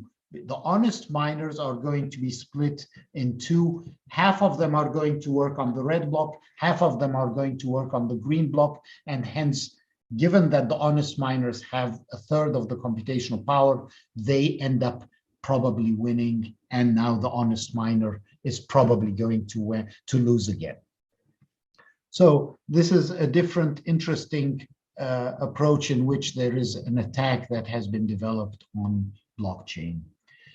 So I'm going to conclude now by just listing some limitations, and this has been a venue for a lot of interesting research. And if we had a whole school to develop things, I would have been happy to explore some of these issues. But you can go, and there are lots of papers that have been published on this. One issue is the high latency of confirmation. So as you've noticed, for a blockchain to add a block, it takes 10 minutes to do the mining. This was inherent in the original conception. But in a database system, we need latencies that are much faster than this. So we need approaches that avoid this. And this is the direction that a lot of the permissioned blockchains took. At the same time, you have very low transactions per second. So if you do the math, you are getting 3 to 7 transactions per second. In a credit card system, you're doing hundreds of thousands of transactions per second. So all of this has caused a lot of research, especially within the database community, looking at permissioned blockchain systems. The consistency guarantees that we give are probabilistic. As you saw, we can get into forks. We end up with these different approaches, the longest chain, etc. Another important thing is that because we have transparency, because miners need to validate transactions, we have a loss of privacy. So another direction of research has been to how to add confidentiality and privacy into the design of blockchains. And last but not least, and this is on one of the high lists of attacks on the traditional approaches, is that mining is very energy consuming, and that is not good because it's causing really a lot of havoc, and there are amazing statistics about how much energy is being used by all these mining approaches, especially proof of work. I'm going to stop here, and I'll be happy to take questions. Thank you very much. Thank you, Amru, for the talk. Thank you. This was basically a basic introduction to the basic foundations of blockchain. I hope this was appropriate. Yes, thank you very much. Thank you. Yeah, I was a bit surprised by what you said, that one of the, if I understood correctly, that one of the main differences with traditional databases is the amount of replication, that in blockchain, you have essentially every participant all over the world replicating the Yes. database. But I wonder, I mean, if that is inherently necessary, because you made me think that in some sense what is important to have everybody participating is the way of coordinating, to sort of deciding how to extend the blockchain, to agree on how to change the blockchain. But the storage itself seems that there are many, well, I mean, many ways of solving the storage itself of the chain. So I wonder if naively maybe there could be some solution where you just store the chain in any, using any of the standard technologies, and just the very end of the chain, which is what is relevant for the agreement protocols, then you just kind of separate the concern of the replication by, and then the agreement itself is where everybody participates. Yeah. You're right on, Sergio. So there are various approaches and various techniques that basically explore everything you've been saying. So one is, do I need everybody really to have it? And practically, often it's actually a small coterie of miners who are controlling the whole thing. So probably we can restrict it. And I think some of the approaches that have been developed since are doing that. That's one thing. The other thing is about the storage. Do we need the entire blockchain? And you're correct. All I need is like what's called the light blockchain part of it. So the headers would be enough, because that captures most of the information that I need for anything like this. There are validation issues that need to be discussed, but you're right. So I don't need the entire everything. I can capture a minimal amount of information about it. I still find, from an intellectual point of view, it's interesting to what are the challenges that the large scale replication requires. And let's not worry too much about the storage, but just in terms of the management, the computational, and the communication, and how to scale that. So it raises intellectual challenges that I think are important to deal with and are worthwhile. Yes, thank you, Amru. I think I see some hands. If people have questions, I think the way to ask them is by clicking at the question and answer banner in your Zoom meeting. And I think even after the talk, Amru will be able to answer them. Or I see some hands up. I think Rocio has a question. Rocio, yeah. Rocio has a question. I don't know who controls this. If you allow me, I will just Yeah. talk. It's like we cannot post questions on the Q&A. Thank you. First of all, it was a great presentation. Thank you, Well, Dr. Abadi. I think that it was very clear, and there is, I'm sure, a lot of people in your audience that are not very sure about what blockchain and how it works, and it was super nice. Thank you very much. I just have a question. I just have a small question about what you mentioned about privacy versus transparency. Can you give us your opinion, what you think about that? Because many of the cryptocurrencies that use this technology that you just described argue that they are private. That if you do a transaction there, no one can really know who did it, and any information about that is be useful to identify yourself. What's your opinion about that? And thank you very much again. Thank you. So there are multiple layers. All these questions have lots to dig into. So one of them is the question of tying the person, El Abedi, with the identity, which is my public key. So there is this kind of level of anonymity that I can generate as many public keys as I want, actually, and hide behind them. So that's one level where we can have bad people come up and you don't know who they are and they have a public key, and it's like you can't tell the difference whether the public key belongs to somebody like me who you know or somebody else. But for the validation of the content of the transaction, here there is no privacy, because you have to be able to validate that there is actually this amount of money that was subtracted from this account and that the money actually went through this whole process. Now, especially in a database context, in a supply chain environment, we might be interacting between entities that do not want to reveal all the information to everybody in the system. Notice here, everybody in the system will know that the person with public ID number 12 gave to public ID number 20, and gave how much money, and you know kind of everything that has happened. I do not want this, because maybe I trust you, but I don't trust Sergio. I would like this information. If this is a transaction that is happening just between me and you, and not, I don't want Sergio to see that information. But the essence of the general blockchain system is that everybody can verify and see this information. So there's been a fair amount of work in the permissioned blockchain systems, and I would have loved to get more into the permissioned blockchain, because there's a lot of interesting confidentiality issues here, where we need to separate the data itself so that the verifiers don't see each other's information. That's kind of an answer. I hope it helps.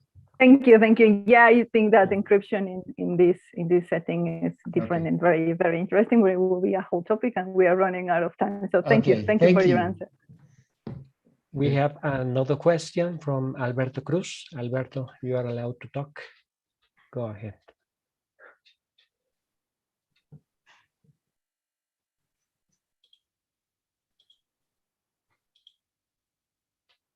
Oh, it appears he is not listening.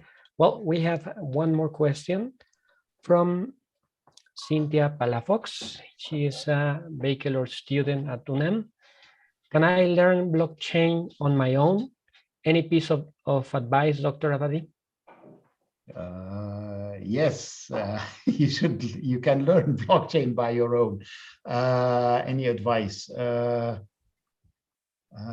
Ask Sergio and Victor to have a school on blockchain for a week, and then we can all be together in Mexico and do something. That would be great, for sure. But I think Maurice Herley, he maybe is here. I think they have Yes. a new book that I think it's recently published, so I could advertise it for Maurice also. Yes, so please, I'll hand over to Maurice now. I think he's the next speaker, yeah? No, he is. No, okay, but Maurice is the book out or not? Yes. Oh, the book is out. Oh, the book is out. Okay, I haven't seen it yet. Okay, I need to get it. So it's a place to start. I also have an undergraduate class at Brown with slides. That would be awesome. That reviewing the slides might be a good place to start. At least that has pointers to more detailed information. Okay. And I think also Vincent Gramoli has a large course online in Coursera or something on blockchains. Yeah. Yeah, he shared at the end of his presentation, and also the book that what you are talking about, Dr. Hurley, is on the webpage of the event. If any of the speakers would like, sorry, the people listening to this talk would like to know which book we are talking about, you can go there and find the link. Yeah, Antonio, who's also here, is a co-author or co-editor. So. Oh, okay. So I'm working, but more in a permissioned environment. We're working on some textbook in that, but it's not yet ready. Okay. Thank you very much. Okay, thank you. Bye. Thank you. Bye. Thank you very Bye. much. Goodbye. I hand over to Alejandro, I think. Is that right? Yes, that's right. Bye. Thank you, everybody. Bye. Bye. Buenos días, bienvenidos a todos. Ahora le vamos a presentar al siguiente investigador, excelente ponente, el doctor Antonio Fernández Santa, ¿no? Él es el profesor de investigación en el Instituto INDEA Networks. Estudió su grado en la Universidad Politécnica de Madrid. Bienvenido, Antonio Fernández. Actualmente, bueno, es catedrático de la Universidad Real Juan Carlos y bueno, hizo estudios postdoctorales en el MIT 1995 a 97. Ha sido galardonado por varios premios, entre ellos al Intel 2019 y Mercado Fellow en Alemania 2018. Tiene un centenar de artículos de investigación acerca de algoritmos distribuidos y es el que nos va a dar la siguiente exposición. Muchas gracias, Antonio. Muchas gracias por la presentación y bueno, muchas gracias a los organizadores por esta oportunidad de presentar nuestro trabajo a unos cuantos amigos. Siento por aquellos que no hablan castellano, me han pedido que dé la presentación en castellano, en español, ya que puedo. Bien, lo que quiero contar hoy es un conjunto de resultados que hemos obtenido a lo largo de los últimos años. El título de la charla solamente hace referencia a la última parte realmente de la presentación, que es una generalización o una simplificación de los blockchains que hemos propuesto y que pensamos que tiene mucho interés, pero en general lo que voy a hacer va a ser revisar toda la trayectoria de los trabajos que hemos hecho pues, en los últimos 4 años. Como se puede ver aquí, esto no es trabajo mío únicamente, sino que es un trabajo que he realizado con investigadores de España, Chipre, Francia, Italia y Estados Unidos. Bien. Como introducción, bueno, creo que si todos los que estamos aquí estamos de acuerdo en que ahora mismo los blockchains son ubicuos, aparecen por todos lados y mucho más allá de lo que son las criptomonedas, ¿no? Sino también para un montón de aplicaciones. Esta imagen es de hace ya 3-4 años y ya planteaba un montón de aplicaciones distintas y entornos distintos en los que se utilizaban blockchains. Bueno, ahora lo último que se ha puesto de moda son los NFTs, con los que hay gente que está haciendo mucho dinero. Yo nunca he entendido muy bien cómo, pero bueno, ese es otro de estos misterios. El asunto es que en el 2017 estuve haciendo un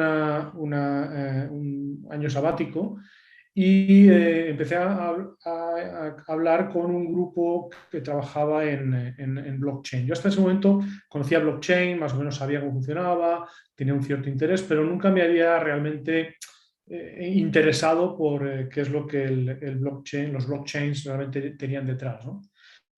El problema que me encontré es que hablando con estos expertos, investigadores, era muy difícil entender realmente qué es, desde un punto de vista de alguien como yo, como Sergio, que hemos trabajado durante muchos años en sistemas distribuidos, en particular en en teoría de sistemas distribuidos, yo no entendía exactamente qué servicio ofrecía el blockchain y qué suposiciones hacía del sistema distribuido sobre el cual se apoyaba, ¿no? Entonces, me encontraba que hablabas con los expertos y rápidamente empezaban a hablar de criptomoneda, de minado, de consenso, de smart contracts, ¿no? Pero no entendía bien cómo, o sea, si esto era algo intrínseco a un blockchain o era algo que, bueno, pues de alguna manera no era capaz de distinguir, y ellos no eran capaces de resolver mis dudas sobre si lo que me estaban contando era un mecanismo o era un servicio. O sea, si era imprescindible que hubiera una criptomoneda pegada a un blockchain, si era imprescindible utilizar minado y proof of work, ¿no? Prueba de trabajo, o había otras alternativas, ¿no? Y de hecho lo que ocurría era que muchas veces había una confusión enorme entre la moneda y el blockchain. La gente hablaba del blockchain de Bitcoin cuando realmente se refería a la moneda, y hablaba de Bitcoin cuando se referían al blockchain. Y la cosa, todo aquello llevaba a una gran confusión, ¿no? Luego, otra cosa que me di cuenta es que cuando intentaba conseguir información de cómo una determinada implementación de blockchain o un determinado sistema de blockchain funcionaba, encontraba con que no existía documentación, lo que había realmente era el código. Entonces había que ir al código fuente y el código realmente era la especificación. Por ejemplo, un ejemplo que aparece ahí, que es el Yellow Paper de Ethereum, lo que describe realmente son las estructuras de datos que se intercambian y los protocolos, pero no entra en el servicio que se ofrece y en por qué el servicio se ofrece de una cierta manera, ¿no?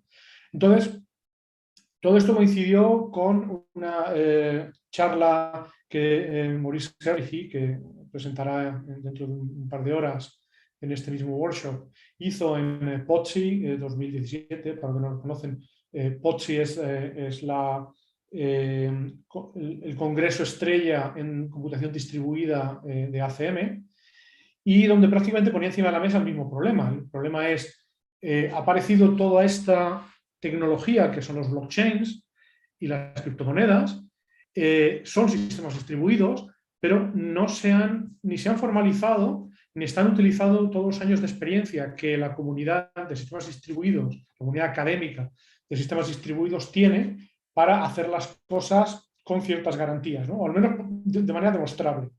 El poder garantizar las propiedades que los blockchains tienen. Entonces, como digo, esto coincidió en el tiempo con este comienzo de mi interés en esta línea, y bueno, pues eso nos animó a decir, bueno, parece que no vamos por mal camino. Cuando una autoridad como Maurice considera que aquí hay algo que rascar, aquí hay algo que estudiar, pues a lo mejor es que hay algo que hacer, ¿no? Entonces, lo que hicimos en un primer trabajo, y este es un trabajo que acabamos publicando en 2018, es definir lo que para nosotros, para mis coautores y yo, era la abstracción básica de un blockchain. Entonces, para nosotros, un blockchain básicamente es un ledger, un objeto, sobre el cual vamos a operar. Y este objeto lo voy a llamar ledger, creo que la traducción al castellano sería algo parecido a libro mayor o libro contable. Entonces, este ledger no es más que un almacenamiento de unos objetos, que voy a llamar registros, por evitar el concepto de transacción, que es típicamente la unidad básica, o el concepto de bloque, que es la forma en la que estas transacciones luego realmente se almacenan o se distribuyen en los blockchains clásicos, ¿no? Entonces, para mí lo que tengo es un objeto que su estado es simplemente una secuencia de records, para que si queréis haceros una idea o asimilar este objeto con un blockchain, sería o una secuencia de transacciones totalmente ordenada o una secuencia de bloques. Realmente las dos interpretaciones se pueden ver de manera similar, y que tiene en su forma más sencilla dos operaciones. Una operación que permite añadir records al final, añadir registros al final, y otra que permite a un cliente, a un usuario de este objeto, el ver qué es lo que tiene el objeto, o sea, la lista completa de todos los registros que hay dentro. Entonces, es como si dijéramos, append, lo único que hace es como en este libro que aparece ahí en la imagen, es añadir una nueva línea con contenido, sería lo que haría la operación de append, y la operación de get es devolver una copia del libro a quien lo solicita. ¿De acuerdo? Entonces, si tenemos, por ejemplo, dos clientes que quieren utilizar ese objeto, ese libro, pues ese libro ahora mismo tiene 4 registros. Podemos suponer que hay un primer registro 0, que aparece ahí pequeñito. Pues ahí se pueden realizar operaciones, por ejemplo, de añadir un nuevo registro, el registro R5. Esto lo que hace es añadirlo al final de la cadena, y cuando otro cliente quiere consultar el valor de este objeto, pues realiza una operación get y obtiene el valor del objeto. Fijaos que aquí me estoy olvidando de para qué se está utilizando este objeto. Estoy haciendo que los registros, desde el punto de vista sintáctico, simplemente una secuencia de bits, una detrás de otra, y la semántica de estos records, de estos registros, en un principio nuestro objeto básico se la va a dar la aplicación. Entonces, por ejemplo, podemos utilizar esto para implementar un blockchain sobre el cual se puede implementar una criptomoneda. O se puede utilizar simplemente para almacenar la propiedad de los vehículos de la Ciudad de México. Entonces, cada registro indicará quién es el dueño, la matrícula y unos datos básicos de un vehículo, por ejemplo. Cualquier cosa, digamos que la aplicación nos va a decir para qué queremos utilizar estos registros y este objeto, esta cadena. Esto, implementarlo desde el punto de vista centralizado, o sea, obtener una implementación centralizada de este objeto es muy sencilla. Tener un servidor donde se recopilan todas las operaciones append y get que los clientes realizan y se interpretan de la manera adecuada, es muy sencillo. Lo que tenemos es el estado. Creo que veis mi cursor, sí se ve, ¿verdad? Sí, doctor, sin problema. Sí, gracias. Entonces, lo que tenemos simplemente es una variable S donde mantenemos el estado, que va a ser esta cadena, y lo que ocurre es que cuando se realiza una operación de append, de añadir al final de la cadena, vamos a comprobar que el registro que quiero añadir no está ya en la cadena. Esto es simplemente una pequeña salvaguarda para evitar comportamientos un poco extraños, y si no está, pues simplemente lo añado al final. Aquí la operación más es simplemente una concatenación, es el añadir al final de la cadena el nuevo registro. Y la operación de get, lo único que hace es devolver el estado actual de esta cadena. Lo que hemos hecho, como digo, es añadir esta comprobación de tal manera que las operaciones de append son idempotentes. O sea que si varios clientes, pues por algún tipo de redundancia o algún error, intentan añadir el mismo registro varias veces, solamente la primera vez que se añade va a tener efecto y el resto no van a tener efecto. Esto evita, como digo, que haya algún tipo de error y se dupliquen registros. Para evitar es fácil evitar el duplicar, o sea, el enviar realmente dos registros diferentes que tienen el mismo contenido, simplemente añadiendo algún tipo de código que rompa los empates. En esta implementación centralizada, como veis, es muy sencillo añadir una semántica, si quisiéramos, a este objeto. Esta es la única transparencia en la cual, o el único código en el cual voy a utilizarlo, pero simplemente es un inciso para que se quede claro que todo lo que estoy contando y lo que he comentado antes de que la semántica del objeto la va a imponer o la va a introducir la aplicación, realmente es una decisión para simplificar el objeto. Pero realmente podríamos hacer que el objeto tuviera semántica. Para ello podríamos, a la hora de crear el libro, este libro de contabilidad o este ledger, podríamos añadirle una función, dar una función de comprobación de validez, de tal manera que solamente permitimos añadir un registro si el registro es válido, respecto al estado actual de la cadena de registros que ya existen. Esta es la única diferencia frente al código anterior, pero es una diferencia que no es trivial. Por ejemplo, en esta función de validación se puede comprobar que el cliente que ha iniciado la operación de append realmente es un cliente autorizado a realizarla, que ha firmado la operación de append con su clave privada utilizando firma digital, como la que comentaba en la presentación anterior Amer. Puede, por ejemplo, comprobar que el registro tiene un hash link, un enlace al registro anterior. Si dentro lleva una o varias transacciones, que esas transacciones son legales, o sea, por ejemplo, que no se produce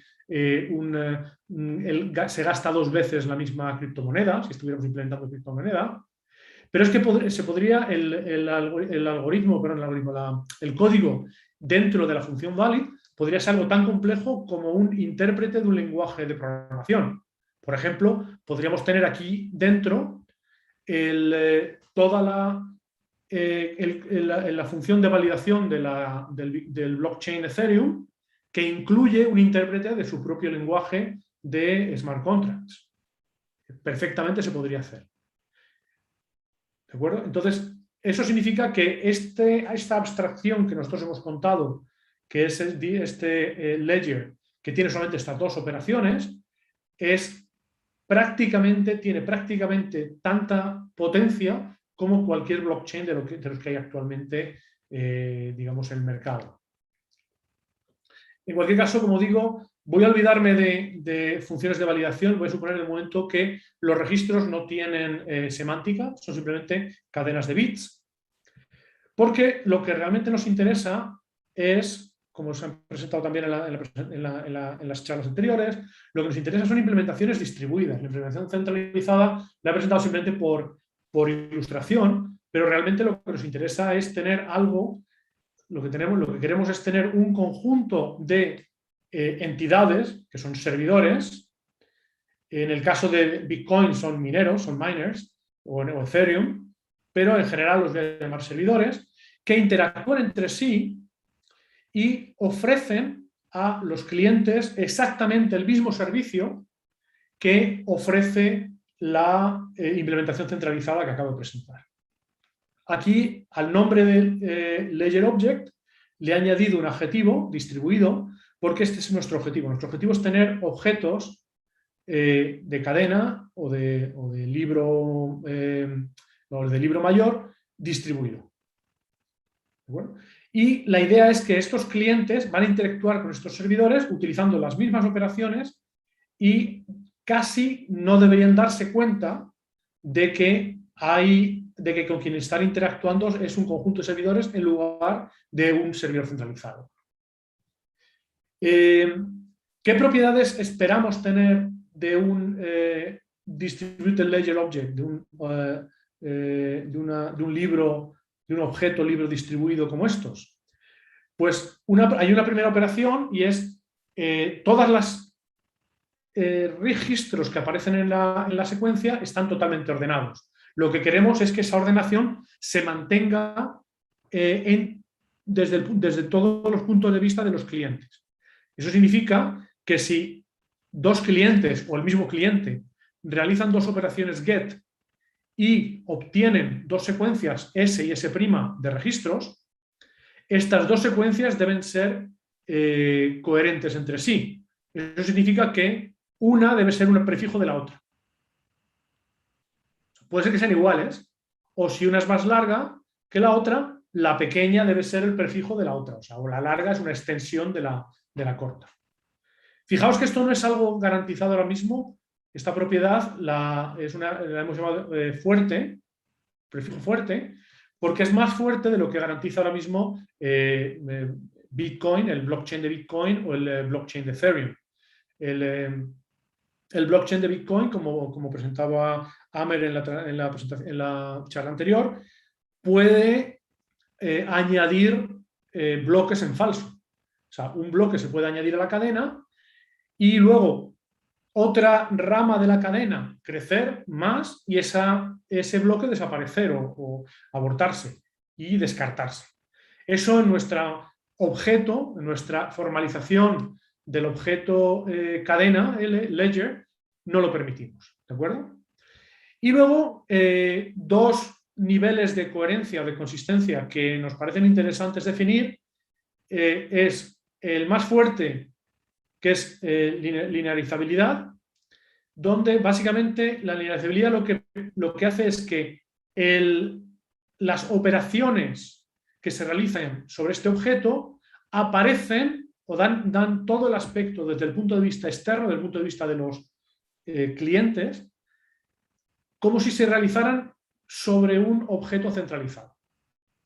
¿Eso qué significa? Que si yo, que estoy en Madrid, realizo una operación de append y inmediatamente después realizo una operación de get, el registro que he añadido con la operación de append tiene que estar en la secuencia que me devuelve la operación de get. Pero mucho más allá, si mi operación de append concluye y Sergio en Ciudad de México realiza una operación de get un microsegundo después de que mi operación de append concluya, él también debe ver mi registro. De alguna manera, el comportamiento desde el punto de vista externo es que todo es como si fuera centralizado. Esta coherencia o esta consistencia es muy, muy fuerte y lo que suele suponer es mayor coste y un menor caudal de operaciones que se pueden realizar por segundo. Pero a cambio, a los programadores, a la gente que utiliza el objeto, le ayuda mucho para tener una manera intuitiva de operar. En el otro extremo tenemos la coherencia final o eventual consistency, donde una operación de append que finaliza, lo único que garantiza es que el registro que se ha añadido en algún momento aparecerá en todas las operaciones get que se realicen, pero no tiene por qué ser inmediatamente. Eso significa que yo puedo hacer una operación de append de un registro, inmediatamente después hacer una operación get y el registro que yo acabo de añadir no aparecerá en la secuencia que se me devuelve, porque todavía no has llegado a suficientes servidores o por la razón que sea. ¿De acuerdo? En esta presentación no voy a entrar en los algoritmos de cómo hacemos o cómo implementamos estos objetos, simplemente comentar, y el que tenga interés, al final voy a poner una lista de artículos donde presentamos implementaciones, pero sí comentar que es posible implementar un DLO linearizable, o sea, con la coherencia más fuerte, o sea, que parece que está implementado de manera centralizada, pero realmente está implementado de manera distribuida, incluso si los servidores que lo implementan pueden ser bizantinos. Bizantinos entiendo que es una jerga razonablemente común, significa maliciosos, o sea, los servidores pueden intentar atacar el sistema. Si tenemos al menos 3 F más un servidor, de los cuales con mucho F servidores pueden fallar, o sea, por ejemplo, si queremos tolerar que un servidor falle, necesitamos tener al menos 4 servidores, de los cuales al menos 3 tienen que ser correctos, no pueden fallar, y toleramos cualquier conjunto de clientes bizantinos. Esta configuración que vamos a utilizar, suponemos que los servidores son siempre los mismos y además son conocidos, de hecho tenemos sus claves públicas, con lo cual podemos comprobar que son quien dices que son cuando nos mandan un mensaje. Entonces, estos sistemas, donde tenemos un conjunto estático y conocido de servidores, es lo que se llama un blockchain o un sistema permisionado. Lo que pasa es que permitimos a cualquiera utilizarlo. Por lo tanto, es un sistema permisionado, pero público.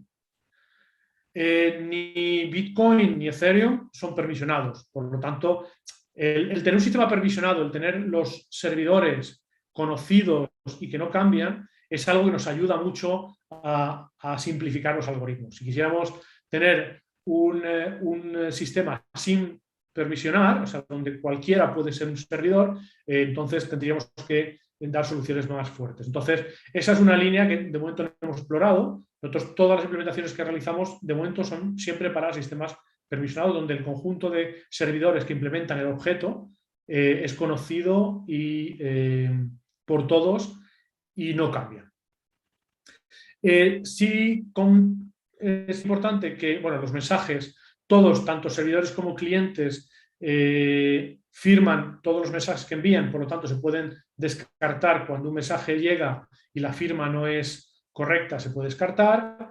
Suponemos que las comunicaciones son fiables y lo que suponemos también es que tenemos una caja negra que básicamente nos resuelve el problema del consenso, que es el problema más importante y es lo que más dolores de cabeza suele dar para poder implementar los sistemas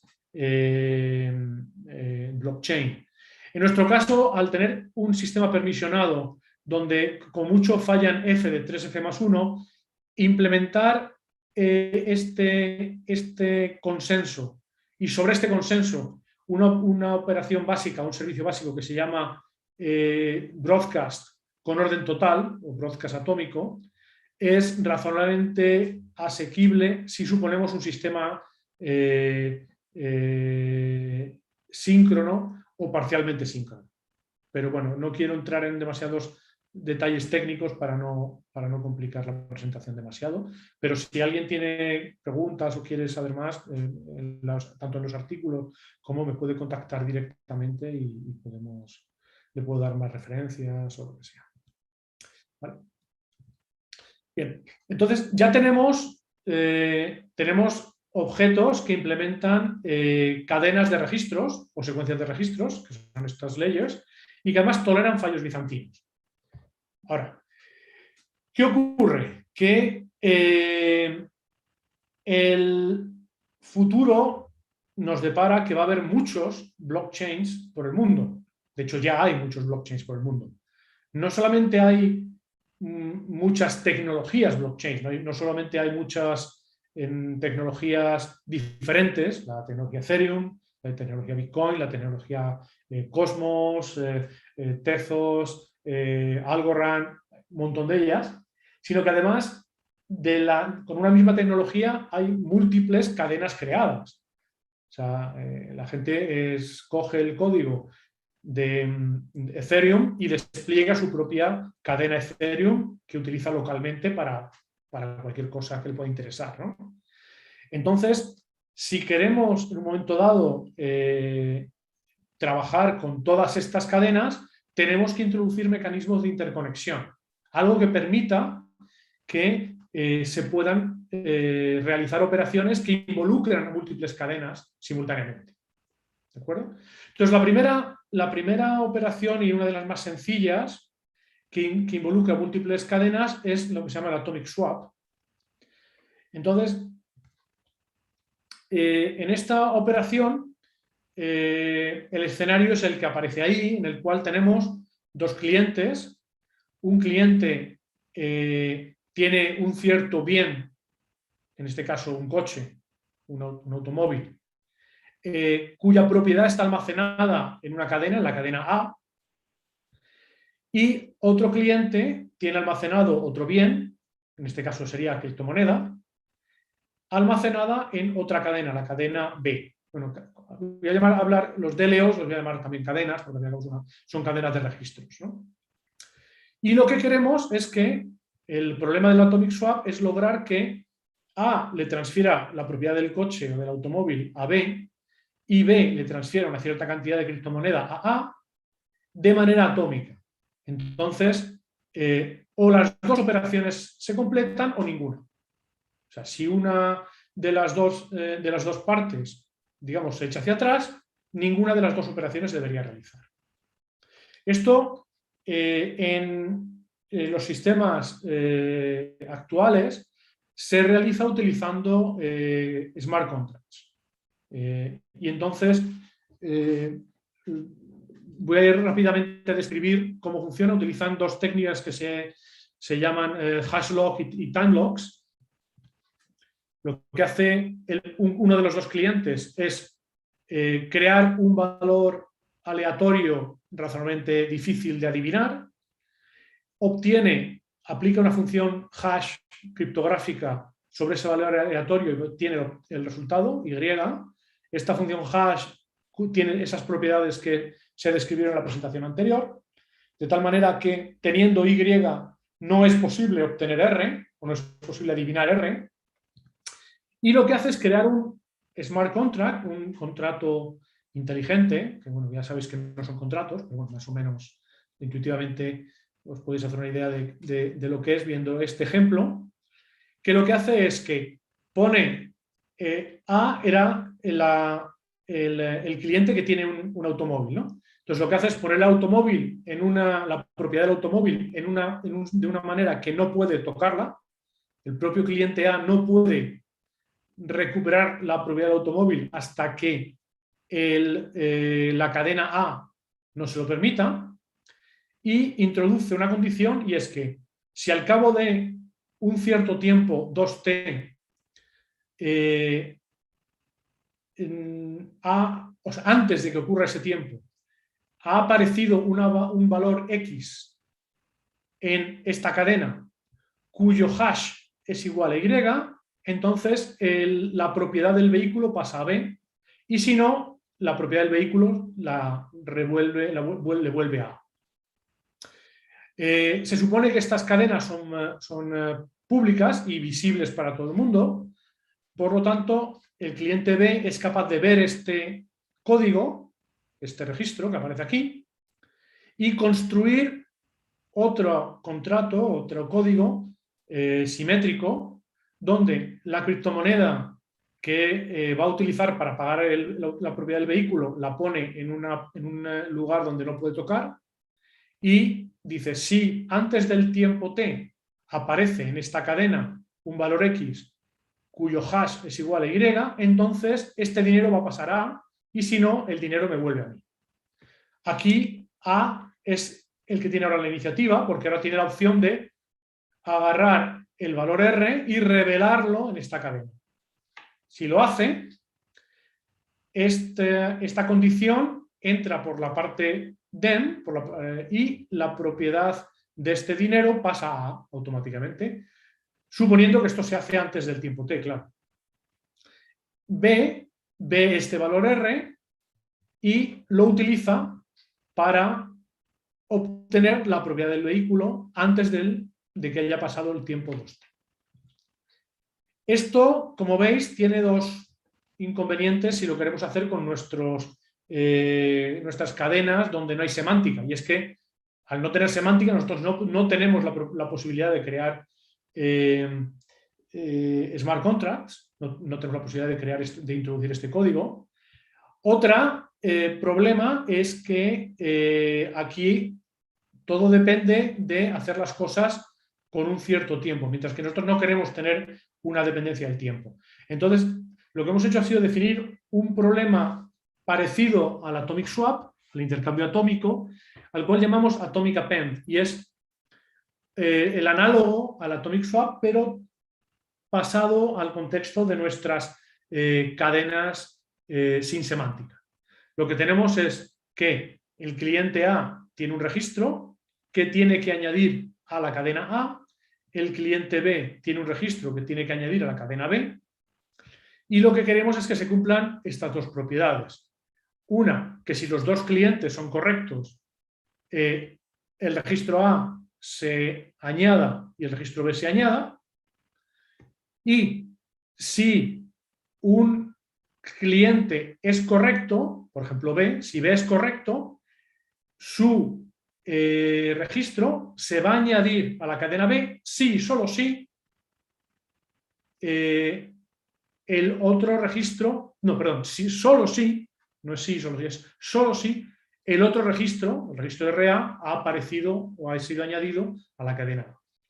De nuevo, no voy a entrar en los detalles, pero tenemos un artículo donde demostramos que si si los dos clientes pueden fallar, no tienen por qué ser bizantinos, basta con que fallen simplemente cayéndose, dejando de ejecutarse, y solamente ellos pueden realizar operaciones de append en estas dos cadenas, entonces no se puede resolver este problema. Por lo tanto, tenemos que recurrir a algún tipo de intermediario, y eso es lo que hemos hecho, lo que voy a presentar en la siguiente transparencia. Aquí lo que propongo es utilizar una cadena auxiliar que lo que hace es recolectar la información necesaria para completar las dos operaciones de añadir en las dos cadenas correspondientes. ¿Por qué tenemos esta cadena adicional? ¿Y qué hace esta cadena? Lo que ocurría en el caso anterior es que si los clientes fallan y uno de ellos no ha realizado la operación de añadir en su cadena correspondiente, de alguna manera ese registro se pierde. No hay una copia del registro que ese cliente iba a añadir en la cadena. Entonces, lo que hacemos con este ADLO, con esta cadena auxiliar, es utilizarla como un repositorio fiable. El ADLO es una cadena como las otras, implementada con muchos servidores y que tiene tolerancia a fallos. Aunque algunos servidores fallen, la cadena sigue estando disponible. Y entonces, esa cadena es la que va a mantener esta información para el caso en el que los clientes fallen. Además, vamos a utilizar un conjunto de procesos que nos van a ayudar a finalizar la operación. Entonces, estos procesos, algunos de ellos, de nuevo, vamos a suponer que también pueden fallar, pero lo que suponemos es que hay una mayoría de procesos que no fallan. Entonces, tenemos al menos 2 T más 1, de los cuales con mucho T pueden fallar. Y entonces, estos procesos son los que van a encargar de cuando todas las descripciones de la operación del append atómico están disponibles, completan la operación. Entonces, este es el escenario. Tenemos el ADLO, la cadena auxiliar.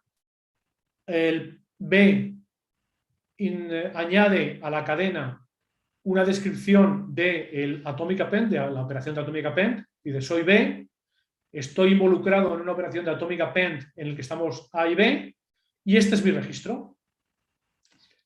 Aquí hay que tener un poquito de cuidado, estamos suponiendo que de alguna manera A no puede venir aquí, tomar este registro y añadirlo, ya sea porque no tiene permiso para acceder al contenido del ADLO o no tiene permiso para añadir en el DLO de B, en la cadena B. Después, A puede hacer la operación similar, introduce su descripción, su parte de la descripción de la operación del atomic append, y con esta información ya los procesos helpers, los que nos están ayudando, tienen toda la información que necesitan para añadir en las dos cadenas. Un aspecto importante es que una cadena solamente va a añadir un registro si recibe instrucciones de hacerlo de al menos T más 1 helpers, de tal manera que garantizamos que no es un helper fallido o malicioso, bizantino, el que nos está pidiendo añadir. Bien.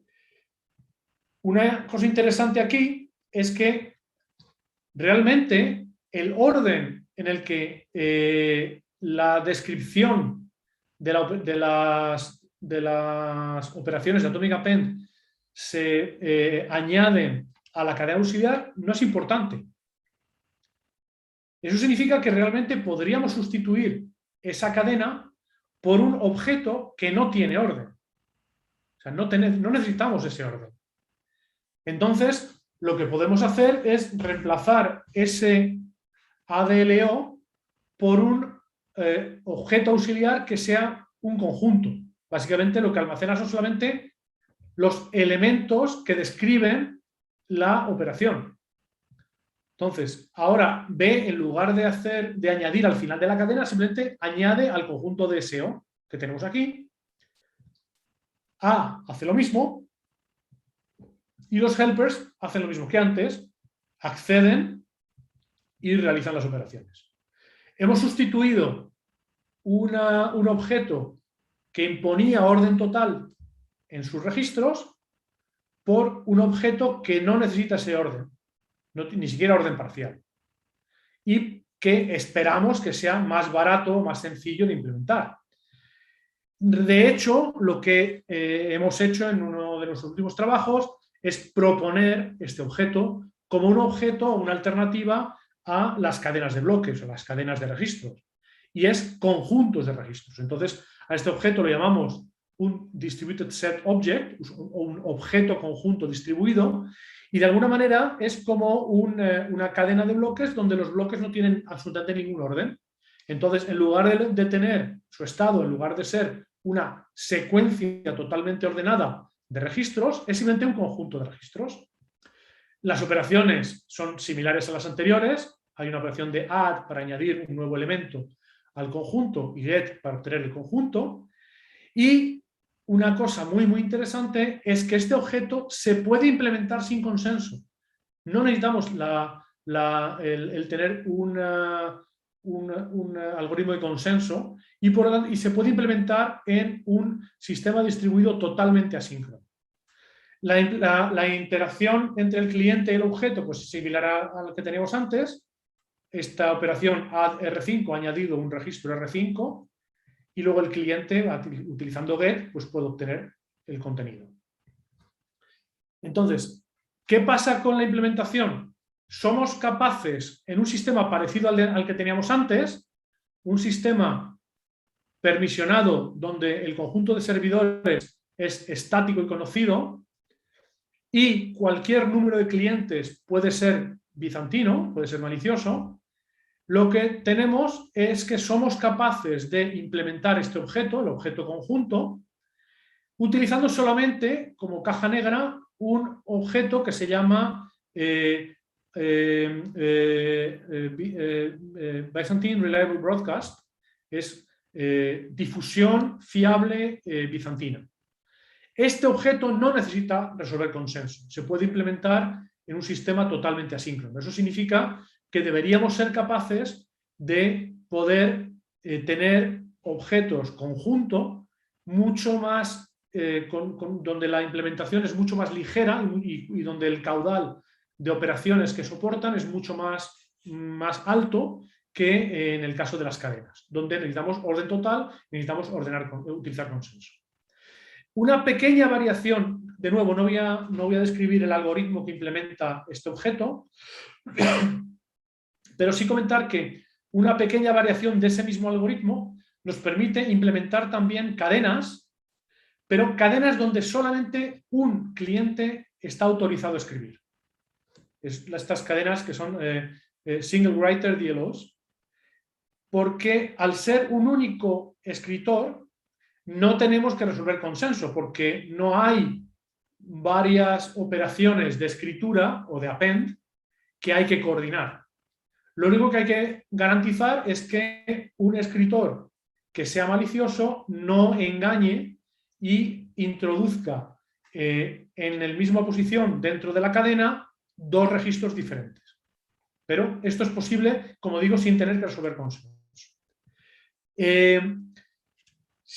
Finalmente, y esto es para dar un poco una intuición de hasta qué punto estos objetos que acabo de escribir, que no requieren de consenso, pueden ser útiles, lo que tengo es una presentación de cómo podría utilizarse este segundo objeto, una cadena con un único escritor, para implementar una criptomoneda sin necesidad de tener consenso.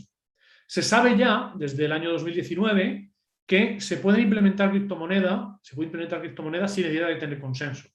Pero la implementación, en mi opinión, es razonablemente complicada, ¿no? Lo que yo propongo aquí es que cada uno de las cuentas, de los dueños de la criptomoneda, luego va a tener su propia cadena, donde va a ir realizando las operaciones en las cuales transfiere dinero hacia otras cuentas. En este ejemplo concreto que presento aquí, tengo a dos individuos, dos clientes, A y B. La cadena A y la cadena B es la cadena en la que ellos, respectivamente, van a introducir operaciones de transferencia de criptomoneda a otros. Entonces, en la cadena A, inicialmente tenía un balance de 3 unidades y lo que ha hecho ha sido transferir una unidad a otro cliente que no aparece aquí, el cliente C, y para ello ha utilizado el dinero o el balance que tenía en el registro 0, que es este. Voy a suponer que es este. Por otro lado, la B inicialmente tiene 6 unidades, ha transferido a A 4 unidades tomándolas de este registro, del registro 0 inicial, y luego una unidad a otra cuenta, a otro cliente que no vemos, también utilizando este dinero. Entonces, el balance que tiene ahora mismo B es de 1 unidad, el balance que tiene A ahora mismo es de 6 unidades. Si ahora mismo B quisiera realizar una operación, lo que haría sería hacer una operación de append en esta cadena. Por desgracia, su balance no le permite completarla y esta operación se tendría que rechazar. Sin embargo, si mientras tanto A realiza una operación de transferencia a B, donde, por ejemplo, va a tomar 2 unidades de aquí y otras 3 unidades de B1, de esta operación de aquí, fijaos que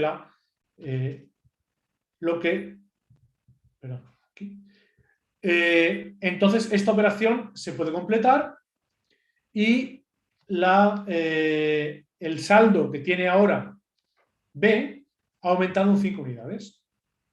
En ese caso ya la operación que teníamos antes sí se puede realizar y de nuevo va a utilizar el saldo que quedaba disponible del registro 0 y va a utilizar lo que se le acaba de transferir en esta otra operación otra transferencia. Como veis, esto es simplemente una intuición de cómo podría realizarse. Esto no lo tenemos publicado todavía, pero es fácil estamos trabajando en cómo generalizarlo para operaciones y objetos más complejos que simplemente la implementación de criptomoneda. Entonces, para concluir, simplemente decir que lo que os he presentado son una serie de resultados que hemos realizado, que llevamos trabajando sobre unos últimos 4 años. Hemos definido el concepto de Distributed Ledger Object, que es objeto de libro mayor distribuido, se podría decir. Cuando tenemos múltiples objetos de este tipo, entonces tenemos el problema de cómo realizar operaciones de append de manera atómica o coordinada entre ellos. Hemos introducido una versión relajada de las cadenas donde los objetos, el objeto lo que almacena es un conjunto de registros en lugar de una cadena totalmente ordenada de registros. Hemos visto que los DLOs se pueden implementar en un entorno de permisionado público, incluso con fallos bizantinos. Hemos visto cómo se puede resolver el problema del append atómico utilizando DLOs y DSOs. Hemos visto cómo implementar los conjuntos y también DLOs con un único escritor, un único cliente haciendo operaciones de append sin necesidad de tener consenso, y hemos más o menos dado la intuición de cómo se podrían utilizar todos estos elementos, y en particular el Single Writer DLO, para implementar criptomoneda, sin necesidad de tener consenso.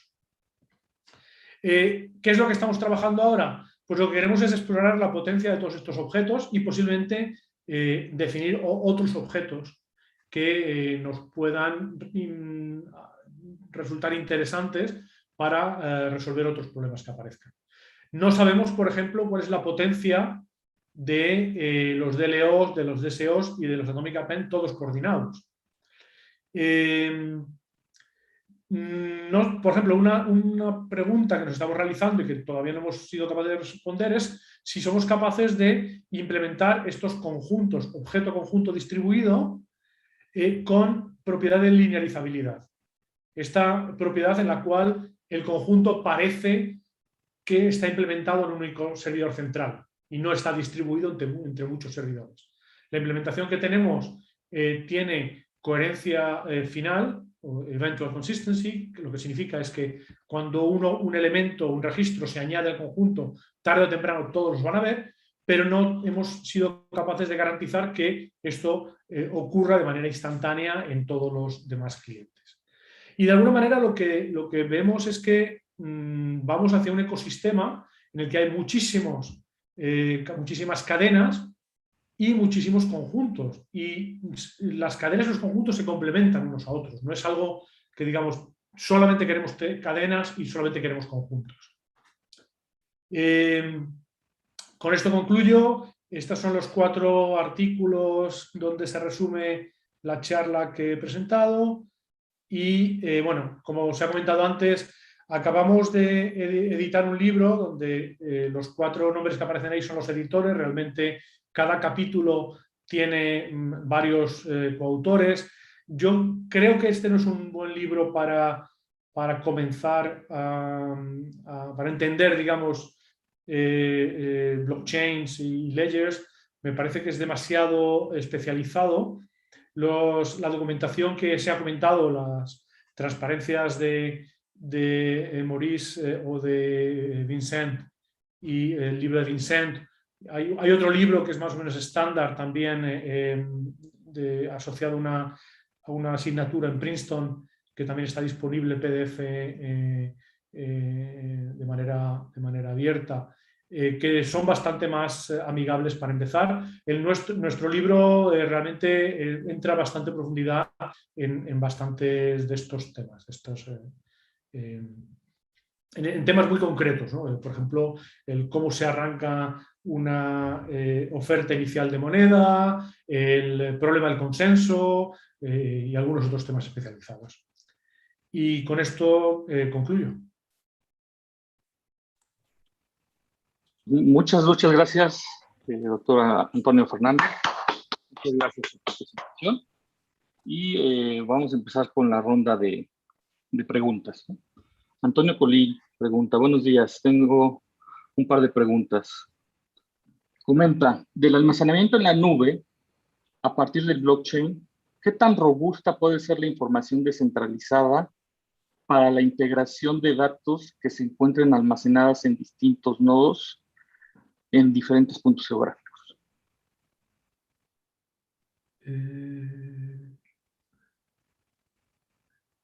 A ver, no acabo de entender, creo que no acabo de entender bien la pregunta, pero creo que lo que estoy intentando preguntar es si se podría llevar a cabo algún sistema de almacenamiento en la nube donde no sea necesario tener ningún elemento centralizado, sino que todo sea descentralizado, por ejemplo, apoyándose en tecnología blockchain, perfectamente.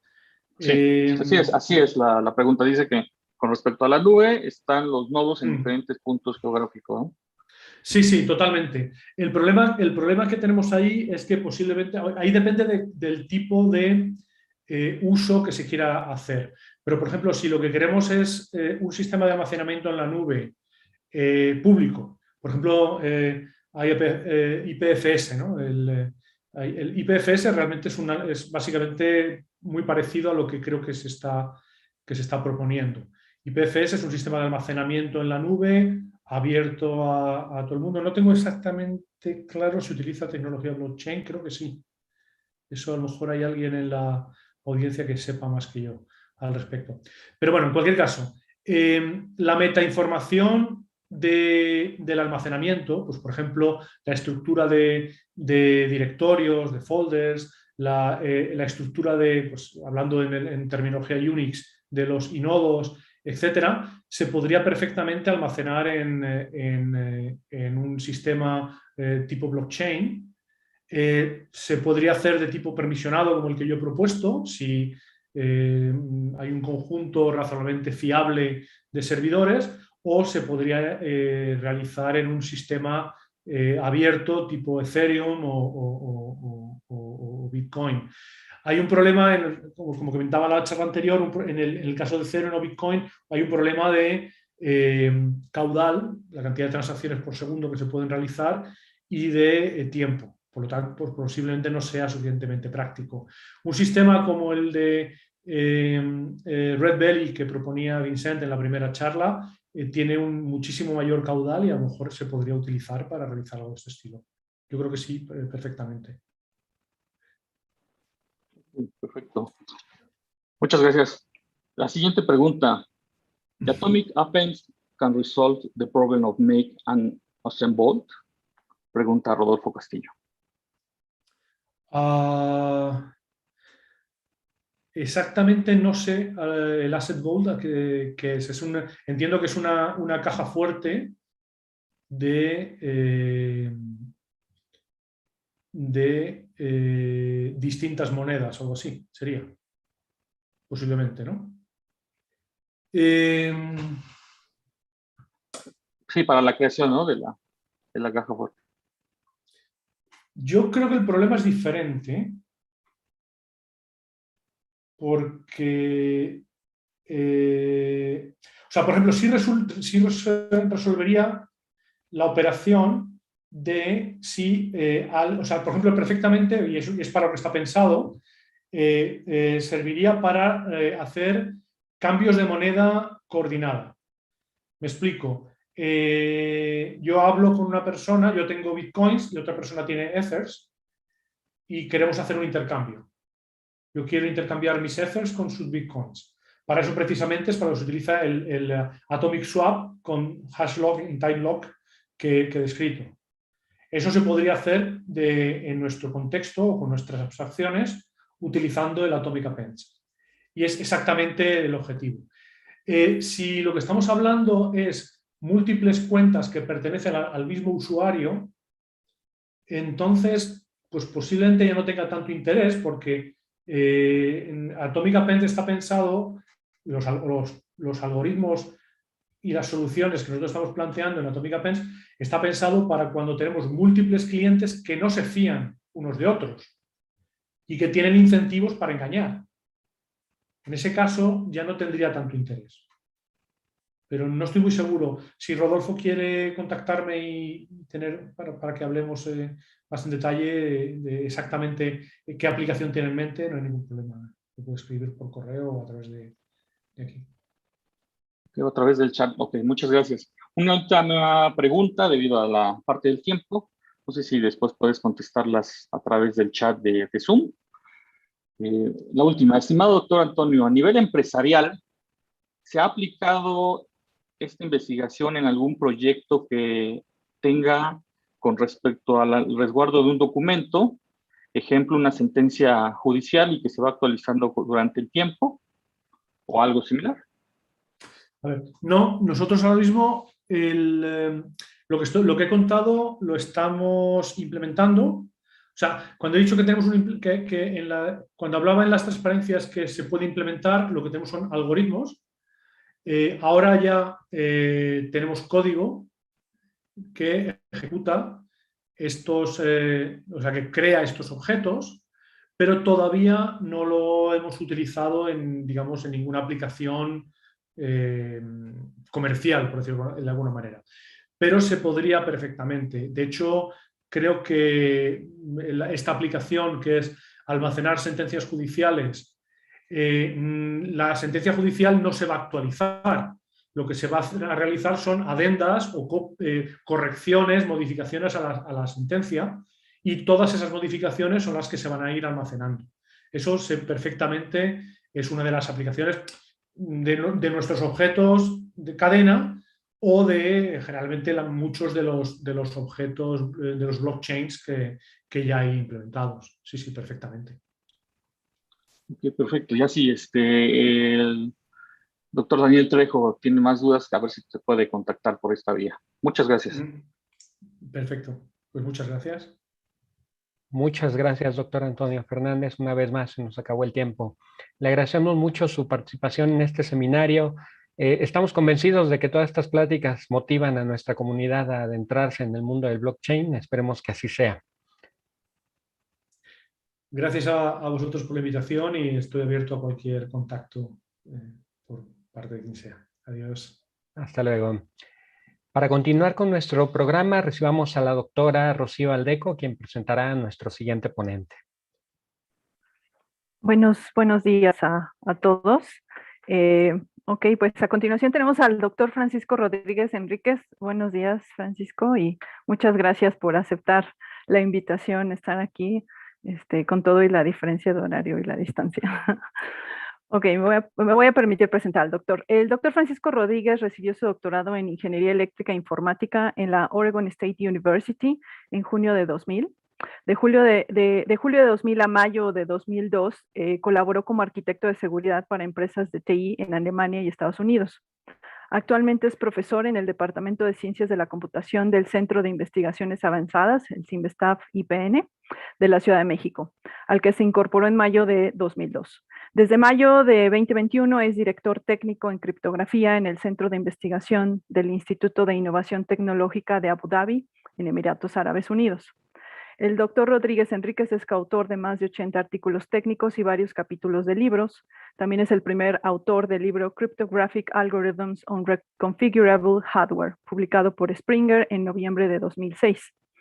Es también cofundador de la Conferencia Internacional sobre Criptografía y Seguridad de la Información en América Latina, LatinCrypt, y la Escuela Avanzada de Criptografía y Seguridad de la Información en América Latina, AES Crypto, las cuales son consideradas las reuniones periódicas en criptografía líderes en la región de América Latina.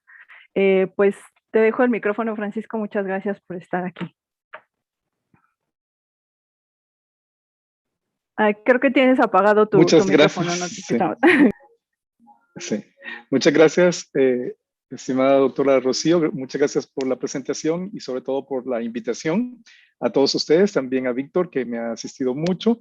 Y pues sin más, comparto la pantalla porque el camino es largo. Vamos a conversar sobre muchas cosas. ¿Pueden ver mi pantalla? Sin problema, doctor. Sí, perfecto. Entonces comenzamos con esta presentación que les he preparado para el día de hoy. La presentación está en español y voy a hablar sobre todo de una manera panorámica acerca de diversos aspectos de las criptomonedas, incluyendo algunos aspectos sociales, incluso ecológicos, de lo que está ocurriendo en las criptomonedas. Voy a eludir un poco la parte técnica, pero si alguno de ustedes está interesado en algún tema un poco más técnico, de hecho al final tengo una lámina sobre posibles temas de investigación, lo podemos conversar posteriormente a esta presentación. Entonces, sin más, comenzamos. Bueno, desde el punto de vista de la economía, las funciones del dinero son muy importantes en una sociedad. Debe de cumplir con 3 funciones principales. El dinero se debe ver como un medio de cambio que permite intercambiar productos en una sociedad, el dinero como una unidad de medida que permite establecer cuánto vale un bien, y el dinero como depósito de valor en cuanto a poder guardar los ahorros que una persona tenga o que una entidad pudiese tener.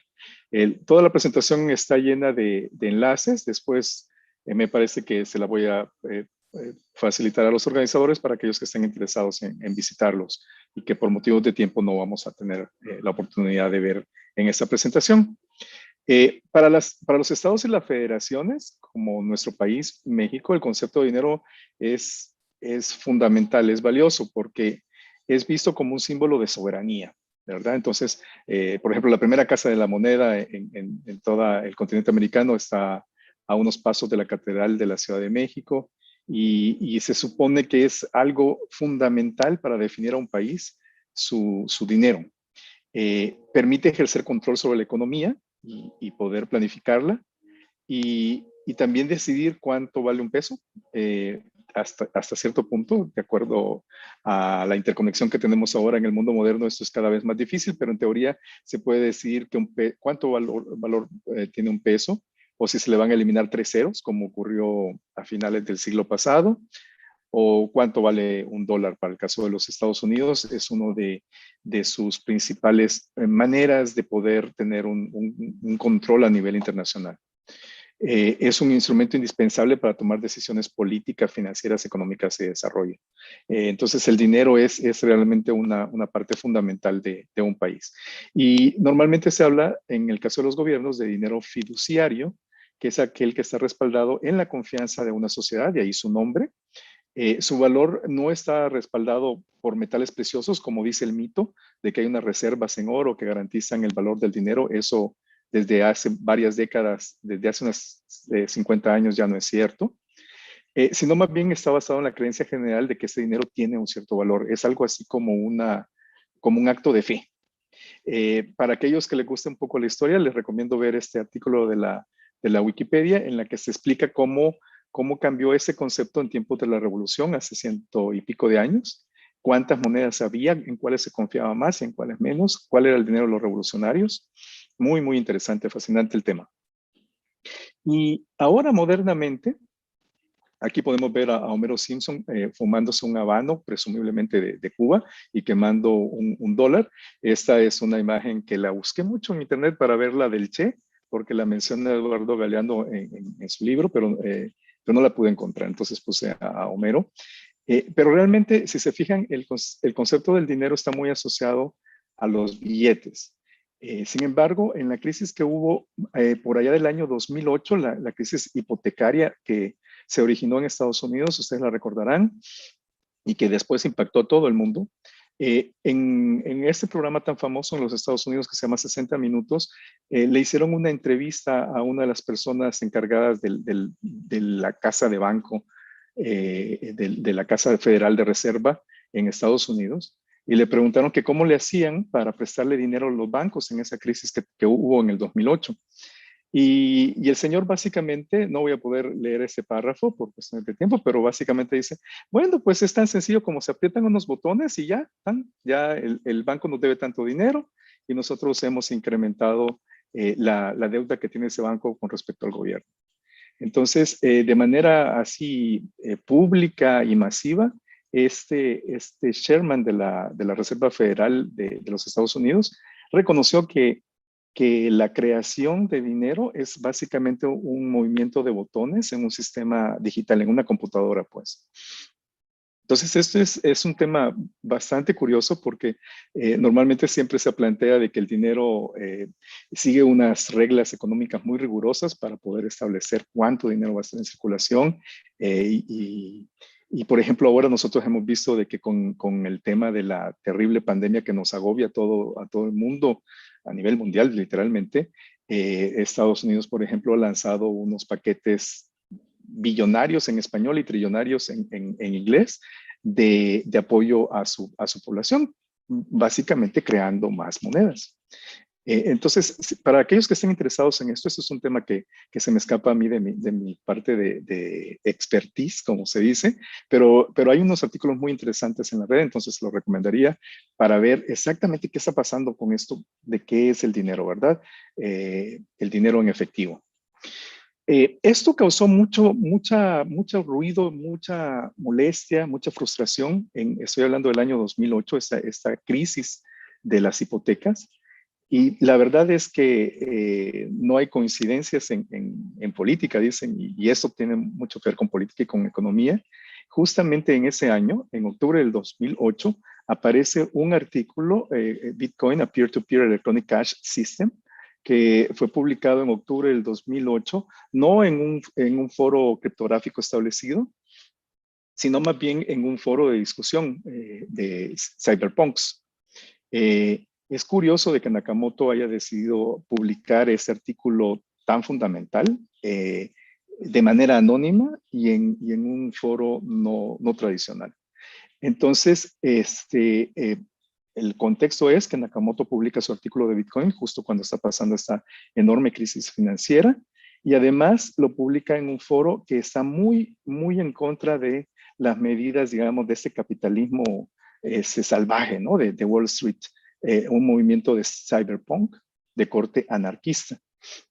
Y aquí nuevamente esta lámina no me la podía dejar de poner porque estoy hablando con un público de la UNAM, nuestra máxima casa de estudios, y entonces aquí hay mucha gente que sabe mucho sobre esto, pero aquí hay una temática de estudio muy interesante que es la propuesta original de Nakamoto, el Bitcoin, pues las criptomonedas favorecen más a los anarcocapitalistas, conocidos en inglés como ANCAPs, o a los anarquistas, ¿verdad? Y entonces estamos hablando de dos extremos totalmente opuestos en el espectro político. La extrema derecha, es decir, aquellos que creen que el gobierno estorba para poder hacer que el capitalismo florezca sin ningún tipo de trabas, conocidos en inglés como ANCAPs, y los anarquistas, básicamente, pues la izquierda más izquierda, ¿no? Que tenemos. Y entonces también les invito a que vean este simpático video en el que se explica dentro del contexto y la concepción estadounidense cuál es la diferencia entre ANCAPs y anarquistas. Y se pronuncian un poco sobre si Nakamoto pertenece a un bando o al otro, ¿no? Y esa es una pregunta fascinante que rodea las criptomonedas. El Bitcoin como sustituto del dinero desde el punto de vista económico tiene ciertos matices, ¿no? La primera es que las transacciones por segundo, que es algo, un tema muy técnico de las criptomonedas y que se menciona cada vez más, Bitcoin es de las más lentas que hay, es primera generación y tiene una tasa de transacciones por segundo, se crean quizás unas 5 transacciones por segundo. Para poner eso en perspectiva, tarjetas de crédito como Visa y Mastercard generan del orden de miles, ¿no? De 3,000, 5,000 transacciones por segundo. Entonces, eso se considera que es una limitante muy fuerte para que el Bitcoin pueda ser utilizado como medio de cambio a gran escala. Además, pues lo que más se menciona en el caso de las criptomonedas en general y del Bitcoin en particular, sus frecuentes y grandes fluctuaciones lo limitan para ser utilizado como unidad de medida. Por ejemplo, ahora, antes de estar aquí con ustedes, estaba revisando cuánto había crecido el Bitcoin porque está a punto de romper su máximo histórico. Lo que en inglés se conoce como ATH, pero todavía no, está rompiendo la barrera de los $60,000. Y a pesar de sus fluctuaciones, su liquidez y portabilidad lo hacen brillar para brindar un depósito de valor. Es un poco cuestionable debido a las fluctuaciones, pero también muy atractivo y bueno, algo que se ha vuelto ya un cliché es comparar al Bitcoin como el oro, ¿no? Se dice que es el oro digital, el oro del siglo XXI. Y bueno, debemos de considerar que tras más de 12 años de existencia, porque no faltan los críticos, las personas muy críticas de las criptomonedas que dicen, bueno, esto va a desaparecer, esto es una burbuja, eso no puede continuar. Ya estamos hablando de más de 12 años de existencia de las criptomonedas. Hay una ley, que no me acuerdo dónde la leí, en la que se menciona que cualquier tecnología que sobrevive más de una década, sus posibilidades de sobrevivir se amplifican de manera muy rápida. Es muy probable que el Bitcoin y las criptomonedas estén con nosotros, con todos nosotros. Los que estemos aquí nos vamos a morir antes de que estas criptomonedas se lleguen a morir. Es lo más probable. Y representa para algunos una amenaza real para la hegemonía de los estados en la creación y control del dinero. Cada vez más se ve como una nueva forma y como una redefinición, una reinvención del dinero en el siglo XXI. Bueno, con ese contexto financiero, económico, si ustedes quieren un poco político, quisiera pasar a hablar un poco más sobre aspectos técnicos por encimita. No me voy a meter muy fuertemente. Aquí les menciono algunos términos que son muy de la jerga de las criptomonedas y que probablemente bastantes de ustedes en la audiencia están familiarizados con estos términos, quizás otros no. Aquí, por ejemplo, les menciono muy rápidamente las altcoins, son las las criptomonedas que no son Bitcoin ni Ethereum. ATH es el máximo histórico, all time high, que es el que les decía que está a punto de romper, bueno, no tan a punto, pero está cerca de romper Bitcoin nuevamente. Estos dos términos son heredados de los mercados financieros. Cuando el mercado está a la alza se dice que está bullish y cuando está hacia la baja se dice que está bearish. Fiat son las monedas tradicionales.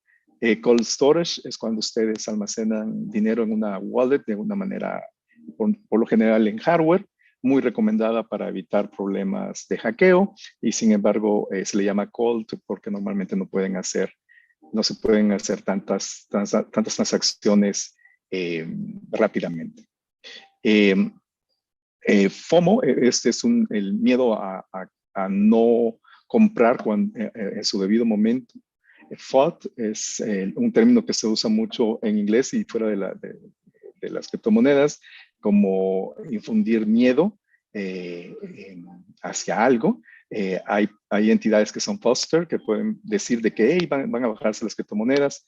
Y bueno, aquí hay muchas más, ¿verdad? Que no me va a dar tiempo de mencionar. La capitalización de mercado, los forks, que una moneda se vaya a la luna, la prueba de proof of stake o prueba de participación, la prueba de trabajo que se ha mencionado mucho en este foro, los satoshis, que son los centavitos de 1/1000ª de Bitcoin, y bueno, varias más, ballenas, la blockchain de la cual vamos a platicar un poco más adelante.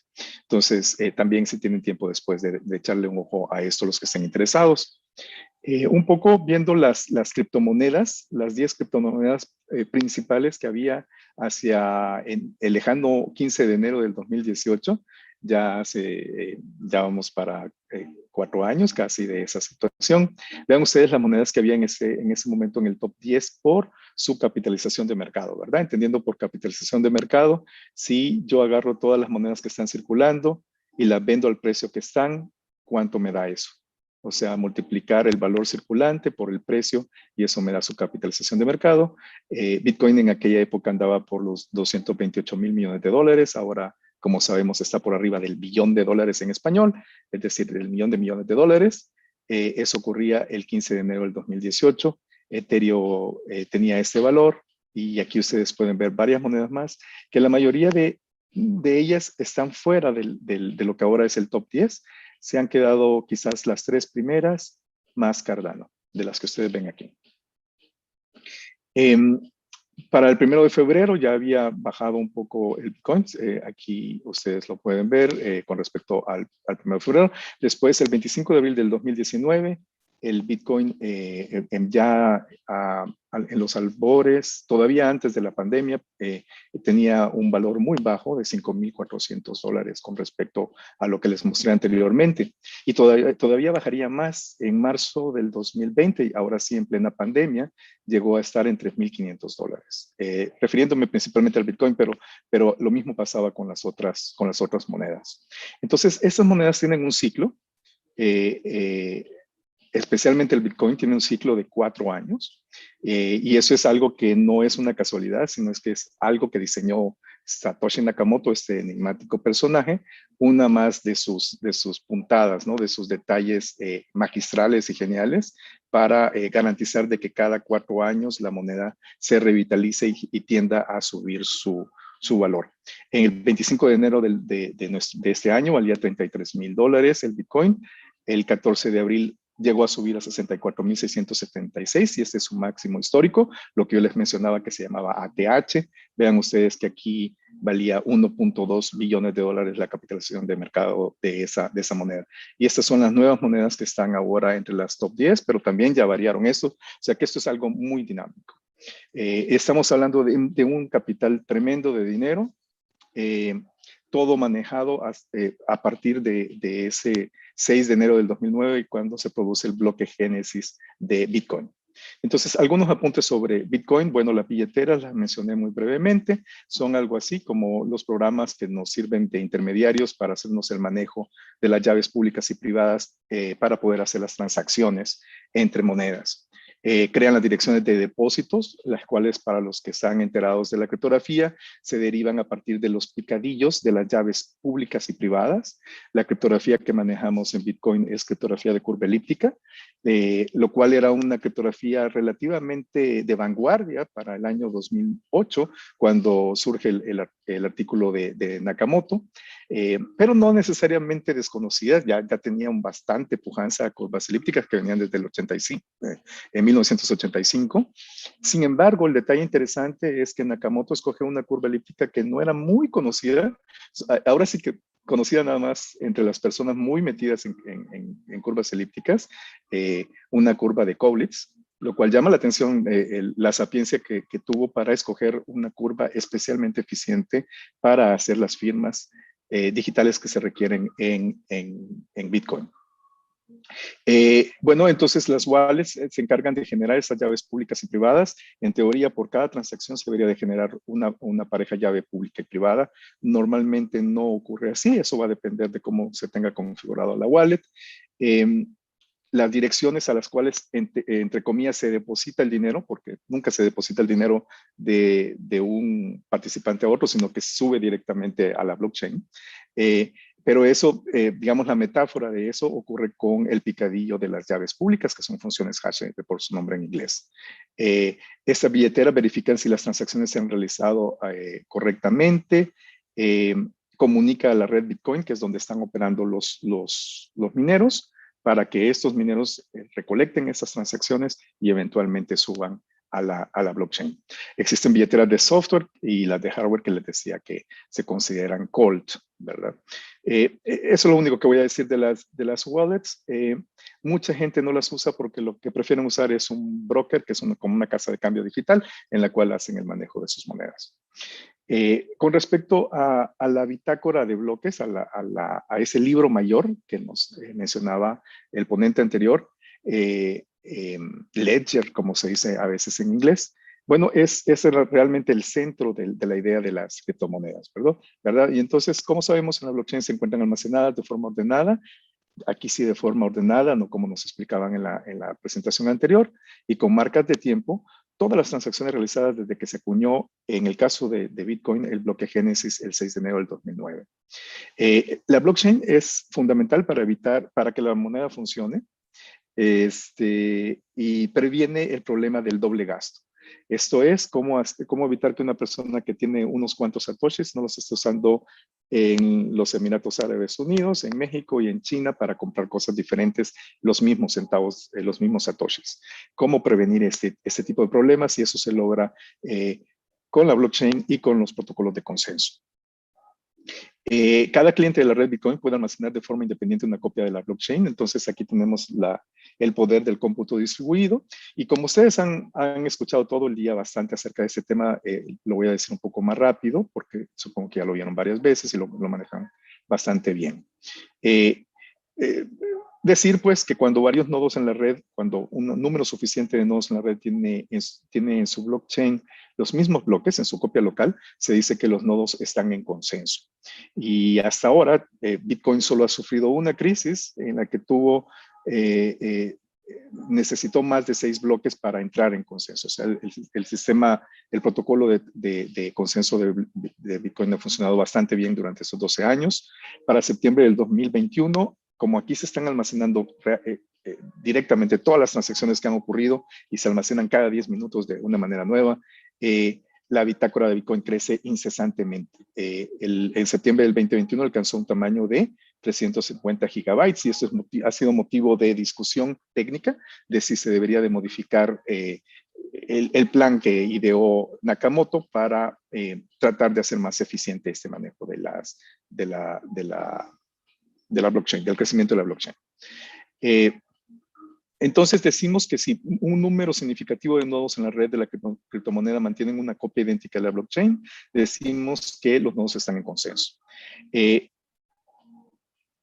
¿Y quién es los encargados digamos, de subir bloques a la blockchain, de alimentarla? Eso es llevado a cabo por los mineros, por esos personajes conocidos como los mineros. otra vez tomado de la jerga utilizada por Nakamoto. Cuando un minero forma un bloque, lo que hace es que está revisando constantemente la mempool para ver las últimas transacciones que han ocurrido en los últimos 10 minutos. Y la primera transacción que coloca en el bloque, conocida como la transacción base, es una transacción especial que es, como decimos en México, pa' Miguelito. Es decir, la recompensa que va a recibir ese minero en caso de que sea él el que gane, él o ella la que gane el concurso. Además de en estos momentos, lo que se gana, lo que gana un minero de Bitcoin por subir un nuevo bloque, ser el ganador de un concurso, gana 6.25 Bitcoins por ganar el concurso. Inicialmente, allá en el lejano año del 2009, se ganaban 50 Bitcoins y después con ese proceso de halving que voy a explicar en unas cuantas láminas, se ha ido reduciendo gradualmente hasta actualmente que se da una recompensa de 6 Bitcoins.25. A esto se le aúna que por cada transacción que suba el minero, que coloque en el bloque, que acomode en el bloque, va a recibir una cierta propina. A veces se le conoce como gas, en donde se van a subir estas, en el que van a estar asociadas a cada una de las transacciones en el bloque. Entonces es del interés del minero subir tantas transacciones como pueda o acomodar tantas transacciones como pueda en el bloque, pero debe de apurarse porque tiene la competencia de los otros mineros que están haciendo lo mismo y solo uno gana el concurso cada 10 minutos, la prueba de trabajo. Entonces, solo uno de ellos va a obtener estos 6.25 Bitcoins de recompensa y ese es el único mecanismo existente en la red para acuñar nuevas monedas. Esa es la forma en que en Bitcoin se acuñan nuevas monedas. Cada 10 minutos se están creando 6.25 Bitcoins y es la única forma en que se crean monedas en el sistema. Tenemos el sistema de halving, que cada vez que se registran 210,000 bloques, o sea, cuando han pasado 2.100.000 minutos, porque cada bloque se sube aproximadamente cada 10 minutos, es decir, aproximadamente cada 4 años, se hace un proceso de halving. Inicialmente, les decía, cada 10 minutos se creaban 50 monedas, 50 bitcoins, bajó a 25 en el 2013, después bajó a 12.5 en el 2017, después bajó a 6.25 en el 2020 y en el próximo halving que va a ocurrir en el 2024 va a bajar a 3.1225, ¿no? Así va a seguir bajando. Entonces cada vez se van creando menos monedas. Más bien el ritmo con el que se crean las monedas se va reduciendo a la mitad y por eso a ese proceso se le llama halving. Se considera que esta es otra pincelada genial de Nakamoto porque esto lo que produce es algo que se le llama inflación y hace una tendencia a que el precio de Bitcoin cada 4 años tiende a subir. Y entonces, precisamente porque como bajan las recompensas, como hay menos monedas cada minuto siendo creadas, entonces eso hace que el precio suba bastante. Nakamoto dispuso que solamente se iban a crear 21 millones de bitcoins, de los cuales ya vamos cerca de los 19 millones acuñados, pero por este proceso de halving, y que cada 4 años lo reducimos a la mitad y a la mitad, puede ser engañoso, es interesante, hagan la matemática si gustan, los más jóvenes entre ustedes, los últimos bitcoins se van a acuñar en el año 2140. Muy probablemente ya ninguno de los que estamos aquí vamos a ver ese gran final. A partir de ese momento, los mineros, todo lo que ganen va a ser a través de sus propinas que reciban con las transacciones que van subiendo. Esta situación ha hecho muchos especular que el precio de Bitcoin, si es que no se muere en el camino, va a ser infinito. Y ustedes van a ver un poquito más acerca de esto un poco más adelante. Bueno, ¿y por qué los mineros se molestan en procesar transacciones? Ya lo había mencionado un poco. Los mineros intentan reunir el número más grande posible de transacciones porque es en su beneficio. Reciben una propina por cada una de esas transacciones. Un bloque típico contiene un promedio de más de 500 transacciones para un tamaño de aproximadamente 1.2 megas. Y eso aquí tiene que ver un poco el equilibrio de Nash. Se han hecho muchos análisis. De hecho, en el artículo original de Nakamoto hay algo de análisis cuando explica su protocolo de consenso. Es un artículo que deberíamos de leer todos porque tiene 8 páginas y no tiene desperdicio y ha causado toda esta revolución de la que estamos hablando en estos momentos. ¿Por qué los mineros se molestan en procesar transacciones? Bueno, los mineros calculan las huellas digitales, los picadillos de cada una de las transacciones incluidas en el bloque y las organizan en un árbol de Merkle de picadillos. Merkle es uno de los padres fundadores de la criptografía moderna y estos están organizados en un árbol binario y al final lo que interesa es guardar las raíces del árbol de Merkle para que no pueda ser modificada ninguna de las transacciones que están siendo incluidas en el bloque. Entonces, el encabezado que le voy a llamar F del bloque, contiene dos piezas esenciales, la raíz del árbol de Merkle, de todos estos picadillos, y el picadillo del bloque más reciente al cual el nuevo bloque aspira a ser su sucesor. Al encabezado del bloque, el minero le agrega un nonce. Nonce es una palabra muy bonita en inglés que significa algo que se usa una sola vez. Y entonces el nonce debe ser concatenado con este encabezado del bloque que yo les mencionaba, F concatenado con N. Y la pregunta que se hace aquí es ¿por qué Bitcoin es considerado tan antiecológico? Enseguida el minero calcula el picadillo de esto con la esperanza de que el valor del picadillo interpretado como un valor entero, como si fuera un número entero, sea menor que un grado de dificultad B que se establece en la red. El primer minero que logra encontrar un picadillo tal que se mantenga esa desigualdad, el picadillo interpretado como un número menor que B, básicamente eso traducido a palabras significa que el picadillo empiece con un montón de ceros, del orden de 50 ceros.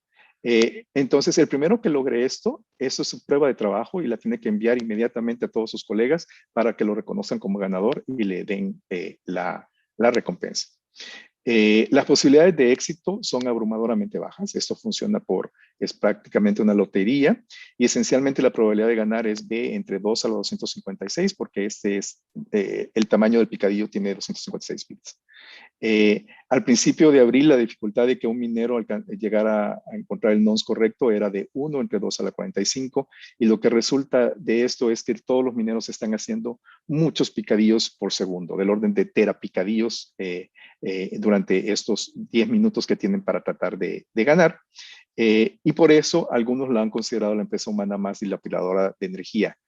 Un cálculo elemental indica que si todas las cifras, todas las estadísticas están en la red, si ustedes suman todo el costo computacional que llevan los mineros alrededor del mundo, todos juntos, calculan del orden de 2 a la 92 picadillos al año.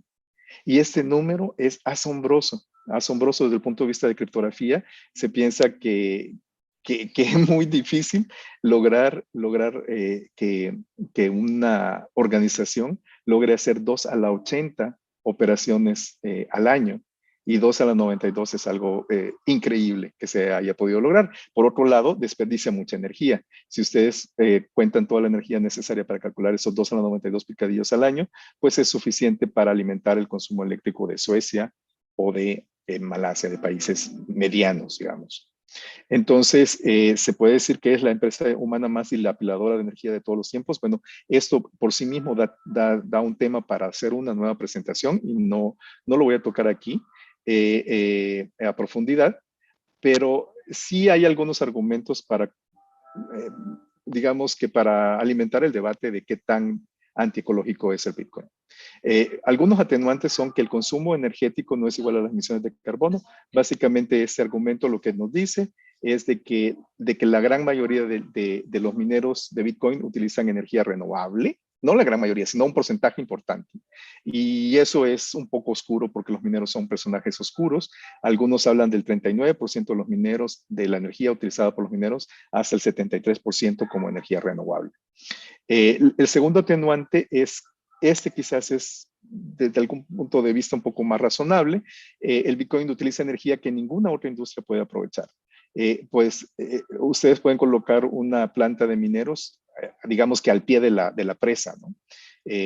Por ejemplo, si estamos hablando de Canadá y Estados Unidos, al pie de las cataratas del Niágara, ¿no? Para decirles algo así como emblemático. Energía cercana a presas hidroeléctricas, gas natural como subproducto de la extracción de petróleo. Y además lo pueden utilizar las 24 horas del día, cosa que las ciudades no lo hacen porque las ciudades consumen muchísimo más en el día que en la noche. Y eso se refiere a que hay países que hay incapaces de consumir toda la energía que producen. Un ejemplo paradigmático es Islandia porque produce toda su energía de manera geotérmica. Bueno, y la otra pregunta es que qué tan caro es el Bitcoin, la minería de Bitcoin, versus lo caro que también es el dinero fiduciario, porque el dinero fiduciario implica tener millones de cajeros automáticos alrededor del mundo, agencias bancarias distribuidas a nivel mundial, y entonces se dice, si queremos hacer una comparación justa, qué tan justo es decir que nada más en la minería de Bitcoin se está gastando el dinero. Aquí no quiero mencionar cuál es mi punto de vista, simplemente les estoy dando esos argumentos que se mencionan.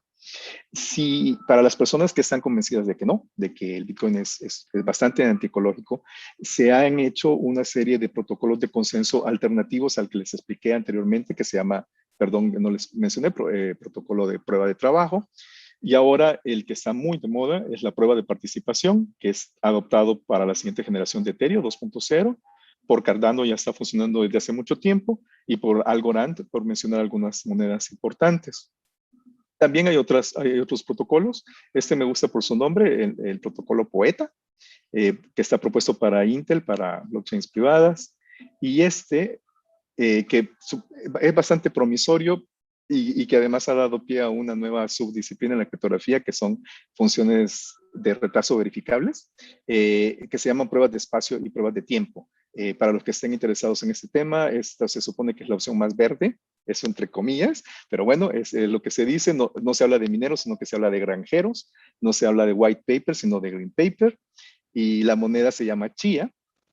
También ahí yo creo que habría un estudio interesante para los tsunamitas que están metidos en todo, de por qué tantas monedas tienen nombres latinos en español, ¿no? Muchas monedas tienen nombres o derivados del español, lo que suenan al español, y en particular Chia, pues es una moneda, es una semilla prehispánica, ¿no? Que usábamos aquí desde mucho antes, desde muchos siglos. Ajá, y les decía que esto ha dado pie a unas funciones muy interesantes desde el punto de vista criptográfico. Son, como se dice en inglés, permítanme la expresión, new kid in the block, las funciones de retraso verificables. Y hay mucho investigación sobre esto. Una pregunta filosófica, pues, para tratar de alguna manera de darle una conclusión a esto, es que más allá de la indudable especulación y codicia despertada por el Bitcoin y las criptomonedas, la tecnología derivada por esta y otras criptomonedas, como nuevo modelo financiero, blockchain, finanzas descentralizadas, contratos inteligentes, ¿qué tanto vale la pena desde el punto de vista ecológico, si lo justifica o no? Es una pregunta que no contesto ni en positivo ni en negativo, hago la aclaración. Una pregunta más. Esta presentación un poco la acomodé a las preguntas que me hizo el favor de pasar, que me hizo el favor, Víctor, de pasarme, que ustedes hicieron con anterioridad. Y algún tema que les quiero mencionar bastante es, aquí podemos ver un basurero en El Salvador, con el símbolo de Bitcoin. ¿Qué está pasando en El Salvador con esta moneda? Bueno, lo que está pasando es de que el Bitcoin fue declarado moneda de curso legal a partir del 7 de septiembre del 2021. Y básicamente se dice que cualquier agente comercial en ese país, en El Salvador, deberá aceptar Bitcoin como forma de pago. Es interesante el experimento en el sentido de que El Salvador es un país especial, parecido a México en el sentido de que las remesas familiares son sumamente importantes para la economía del país, aún más que México, aunque en México también son importantes. Aproximadamente 6 mil millones de dólares de remesas se reciben en el país cada año, y 1 de cada 5 familias salvadoreñas se beneficia de estos. Aquí se supone que es un caso de uso muy importante para las criptomonedas, poder hacer estas transferencias internacionales, porque pues son sin ningún tipo de comisión. Otro asunto interesante que está ocurriendo en El Salvador es un poco parecido a Islandia, valiéndose las comparaciones. En El Salvador hay muchísima fuente geotérmica de los volcanes. Aproximadamente entre el 25 al 30% de la energía eléctrica en El Salvador se produce de manera geotérmica y está subutilizada porque los volcanes dan para mucho más, y ya se están cosechando, digamos, ya se está haciendo minería de bitcoins en El Salvador utilizando la energía de los volcanes. También el gobierno anunció una aplicación que se llama Chivo, que traducido a mexicano significa chido, en el cual todos los salvadoreños recibieron del orden de $30 en satoshis para hacer uso de estas monedas. Entonces hay compañías financieras que han entrado en el ecosistema Cajeros automáticos, se va a hacer un hub a nivel Latinoamérica para crear esos cajeros automáticos. Y Algorand, creo que quizás es la noticia más interesante, bueno, todas son interesantes, pero esta es la más reciente. Algorand anunció que tuvo un acuerdo con el gobierno salvadoreño para hacer un desarrollo de blockchain a nivel gobierno, el cual va a entrar en operación el próximo año. Entonces es algo que está bastante fuerte, hay fortalezas, la comunidad de criptomonedas desean terriblemente que el experimento de El Salvador sea exitoso, como un caso de éxito. Hay un apoyo irrestricto del gobierno salvadoreño, a diferencia de lo que ocurre con México, y aparentemente otros países estarían interesados en seguir la misma senda. Hay las oportunidades que ya había mencionado. Tenemos algunos riesgos porque eso no le ha caído nada bien al FMI y ha regañado públicamente al gobierno salvadoreño por hacer este experimento de manera irresponsable. Esa es la palabra que utilizaron. La volatilidad del Bitcoin es innegable y para que este experimento pueda funcionar se necesita que esté respaldado por dólares para que se pueda hacer ese intercambio y entonces se habla de que puede haber una escasez de dólares estadounidenses. Bueno, siguiendo con las preguntas, ¿podría describir la línea del tiempo de Bitcoin? Bueno, aquí ven ustedes una pequeña tabla en la que se menciona desde, yo les dije el 6 de enero y es el 3 de enero del 2009, la creación del bloque Génesis de Bitcoin, todo lo que ha ocurrido hasta el 14 de abril del 2021, cuando se alcanzó su máximo histórico, su ATH. Han pasado muchas cosas. Por ejemplo, esta foto de dos pizzas que ven acá es tomada del internet, pero se supone que estas son las dos pizzas que compraron los ingenieros de Nakamoto, los que él contrató vía internet para terminar de desarrollar el sistema, que estaban en Massachusetts y un día sintieron hambre y convencieron al de la pizza de enfrente que le vendiera dos pizzas por nada menos y nada más que 10,000 bitcoins. Entonces son dos pizzas muy históricas. 10,000 bitcoins por dos pizzas. Y fue la primera vez que se utilizó para algo el bitcoin. Tardaría 3 años en valer $1. La barrera de los $1,000 la alcanzó hasta el 3 de enero, hasta el 2013. En fin, vean ustedes que aquí pueden ver ustedes el ciclo del halving que yo les mencionaba antes.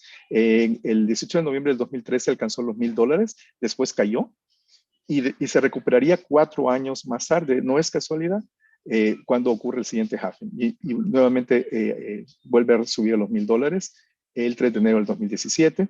Después sube muchísimo de manera parabólica, dicen los que se dedican a eso, y llega a $19,783 en diciembre del 2017. Después caería muchísimo.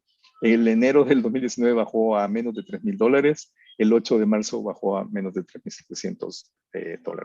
Pero el 14 de abril del 2021 se recuperó. Hay más cosas que decir, pero no tengo tiempo para mencionarlas ahora. Otra pregunta, ¿por qué el Bitcoin es tan caro?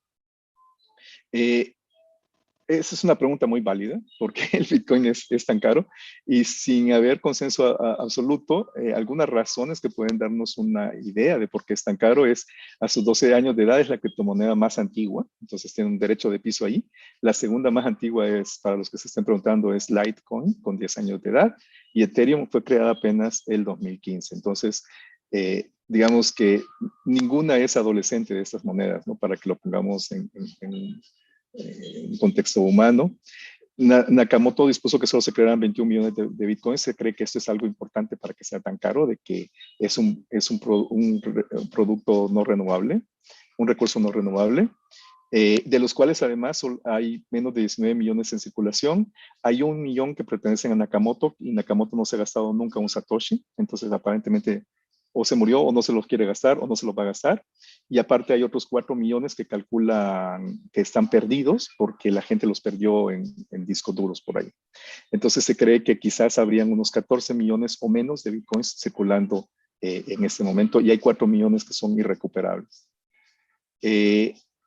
También lo que les mencionaba del sistema inflacionario conocido como halving y luego la dominancia que tiene Bitcoin, que es aproximadamente el 50% en estas monedas. Otra pregunta interesante, quizás desde el punto de vista de ciencias de la computación, ¿pueden predecirse las fluctuaciones de Bitcoin? Aquí es todo un tema y definitivamente sí se puede aplicar Deep Learning, si se lo están preguntando, aprendizaje máquina, para tratar de predecir por dónde pueden ir las fluctuaciones de estas monedas. Y hay una serie de modelos que se manejan.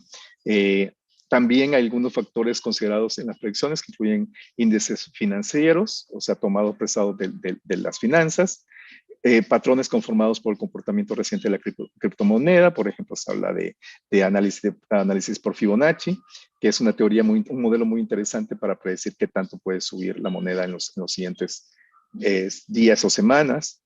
Y información auxiliares, tales como los volúmenes de venta tradicionales, el miedo que siempre está metido en las criptomonedas, de que va a llegar un día, el día de mañana las van a cerrar, mercadotecnia y otras que vamos a ver un poquito más adelante. Por ejemplo, aquí les presento un índice de volatilidad que se utiliza mucho en finanzas y que ahora ya está disponible para Bitcoin. Aquí se supone que entre más alto sea el índice de volatilidad, más probable es que la moneda caiga. Entonces, aquí, por ejemplo, debió haber una caída como por el 13 de febrero. Y si ustedes van a checar, hay una correlación muy impresionante, inversamente, ¿verdad? O sea, si el índice de volatilidad anda muy alto, es muy probable que la moneda caiga. Y ese es uno de las varias herramientas que hay. Hay otras herramientas que se basan en analizar. Aquí lo que estamos viendo es el costo del Bitcoin con respecto al tiempo, o sea, en el eje de las abscisas está el tiempo, en el eje de las ordenadas está el costo del Bitcoin, y lo que tienen aquí en estos numeritos son el análisis de Fibonacci, y cada barrita representa un nuevo nivel de Fibonacci para saber, en teoría, para intentar predecir si va para arriba o para abajo. Hay una serie de patrones que se analizan para tratar de resolver ese tipo de predicciones. También un poco más chusco, pero es una realidad en las criptomonedas. De repente hay personajes que influyen muchísimo.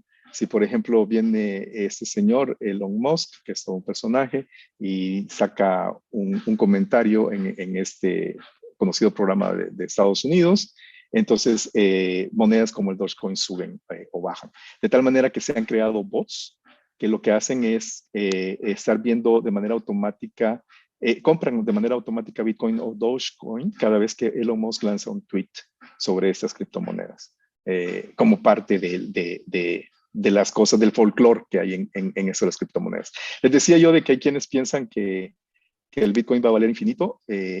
Los que lo piensan son los Simpson. Para aquellos de ustedes, yo sé que hay mucha audiencia joven aquí que crean fervientemente en las predicciones que hacen los Simpson.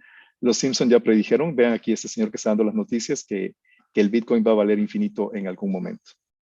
Con eso, creo que esto es un poco metafórico, pero lo que se está diciendo es de que va a subir bastante. Por ejemplo, ahora pues mucha gente pronostica que va a romper la barrera de los $100,000 durante este año. ¿Quién es Satoshi Nakamoto? Este es un enigma, digamos, que no se puede entender, no se puede aceptar. Es no aceptable y inaceptable y no se puede comprender. ¿Cómo puede pasar 12 años sin que sepamos quién es alguien en esa sociedad tan vigilada en la cual la privacidad, como lo sabemos también en nuestra área, se suicidó, ¿no? En el siglo XXI no hay privacidad. ¿Cómo es posible que no se sepa quién es Satoshi Nakamoto? Han aparecido varios candidatos, algunos atribuidos por la prensa. Este señor se llama John Dorian Nakamoto y es un ingeniero retirado que vive en California de origen japonés. Él es Craig Wright, es un empresario australiano que se autodeclaró Satoshi Nakamoto hace algunos años. Nadie le creyó. Él se ofendió muchísimo y se retiró, pero sigue diciendo que él es el verdadero Nakamoto. Otros piensan que Nakamoto podría ser una entidad porque tendría que ser un personaje que fuera genio en criptografía, en economía, en finanzas, en programación, porque decían que el sistema que entregó fue muy, muy bien programado. Y entonces quedan muchas dudas de que es un solo, qué hombre, como dicen en mi pueblo, ¿no? ¿Cómo pudo hacer tantas cosas? Sin embargo, también si tenemos la teoría de que Nakamoto son varios, ¿cómo es que ninguno de esos varios se haya gastado un 5 ni haya dicho nada acerca de ese secreto? Entonces eso es inaceptable. Y para los que también estamos metidos en la criptografía, pues este personaje lo conocemos muy bien, Edward Snowden, que hizo las revelaciones del programa de vigilancia de la NSA.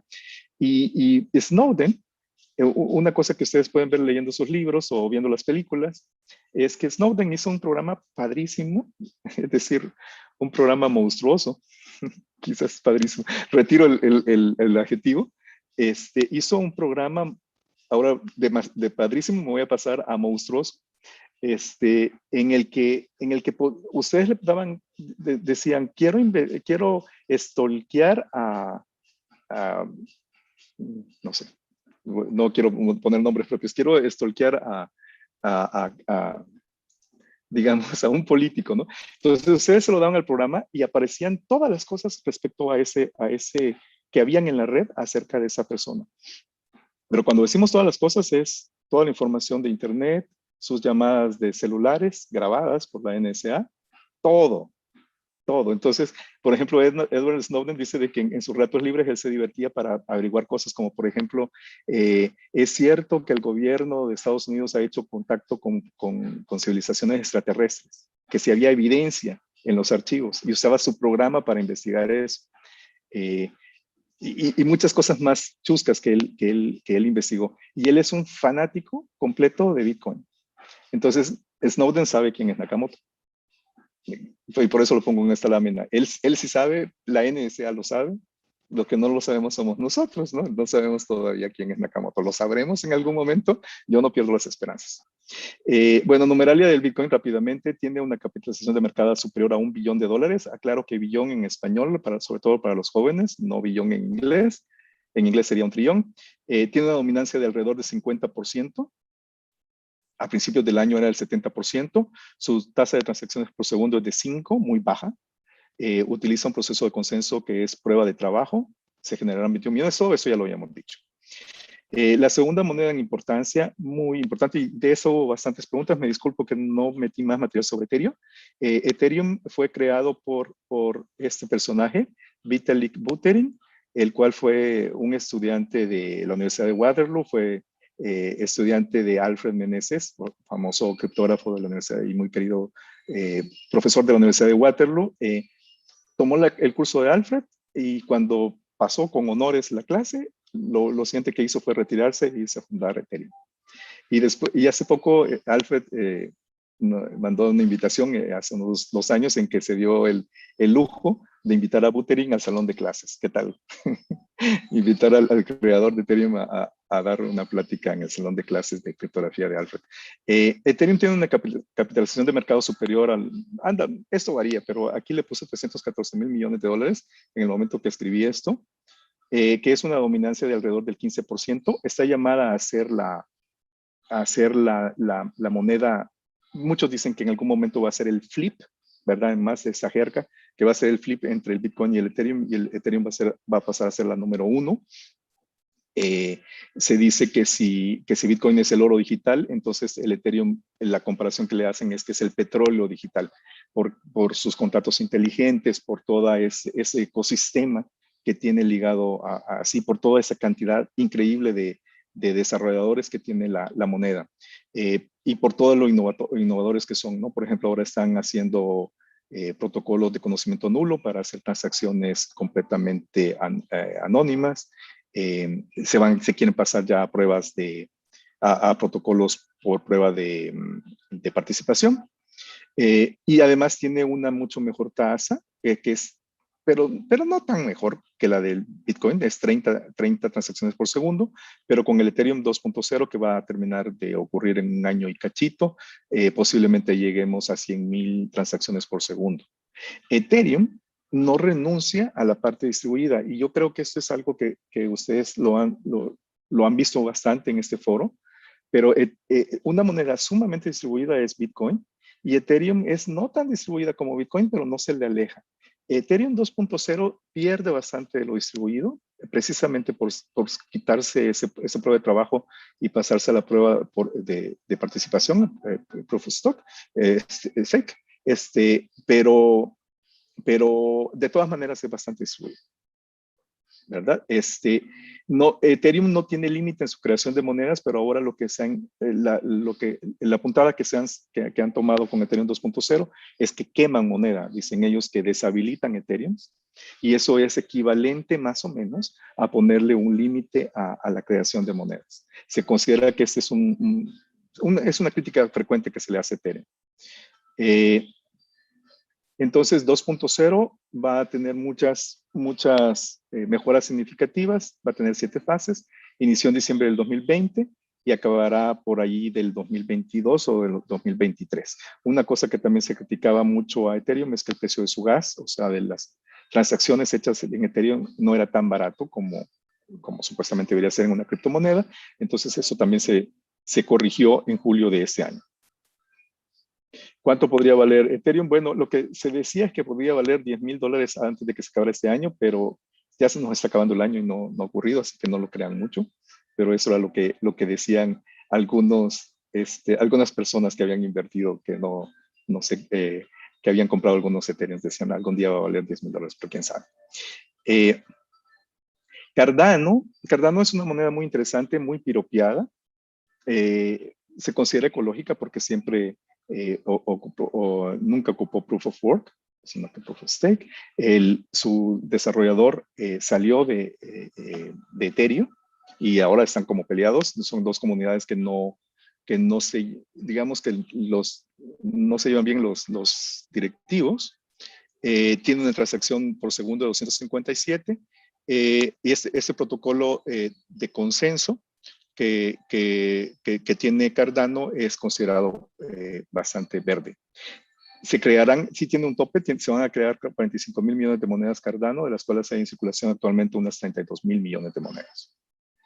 Se anunció recientemente de que la blockchain de Cardano se iba a utilizar en Etiopía, porque ahí parece ser que hay un problema bastante fuerte para la legalización de documentos académicos. Bueno, parece ser que ese es un tema mundial, pero en Etiopía tomaron la decisión de apoyarse en la blockchain de Cardano para que ahora cualquier persona pueda autentificar o apostillar o legalizar sus documentos académicos en ese país a través de la blockchain de Cardano. Y este se considera como, yo creo que es uno de los casos de uso más interesantes a nivel mundial de cualquier criptomoneda.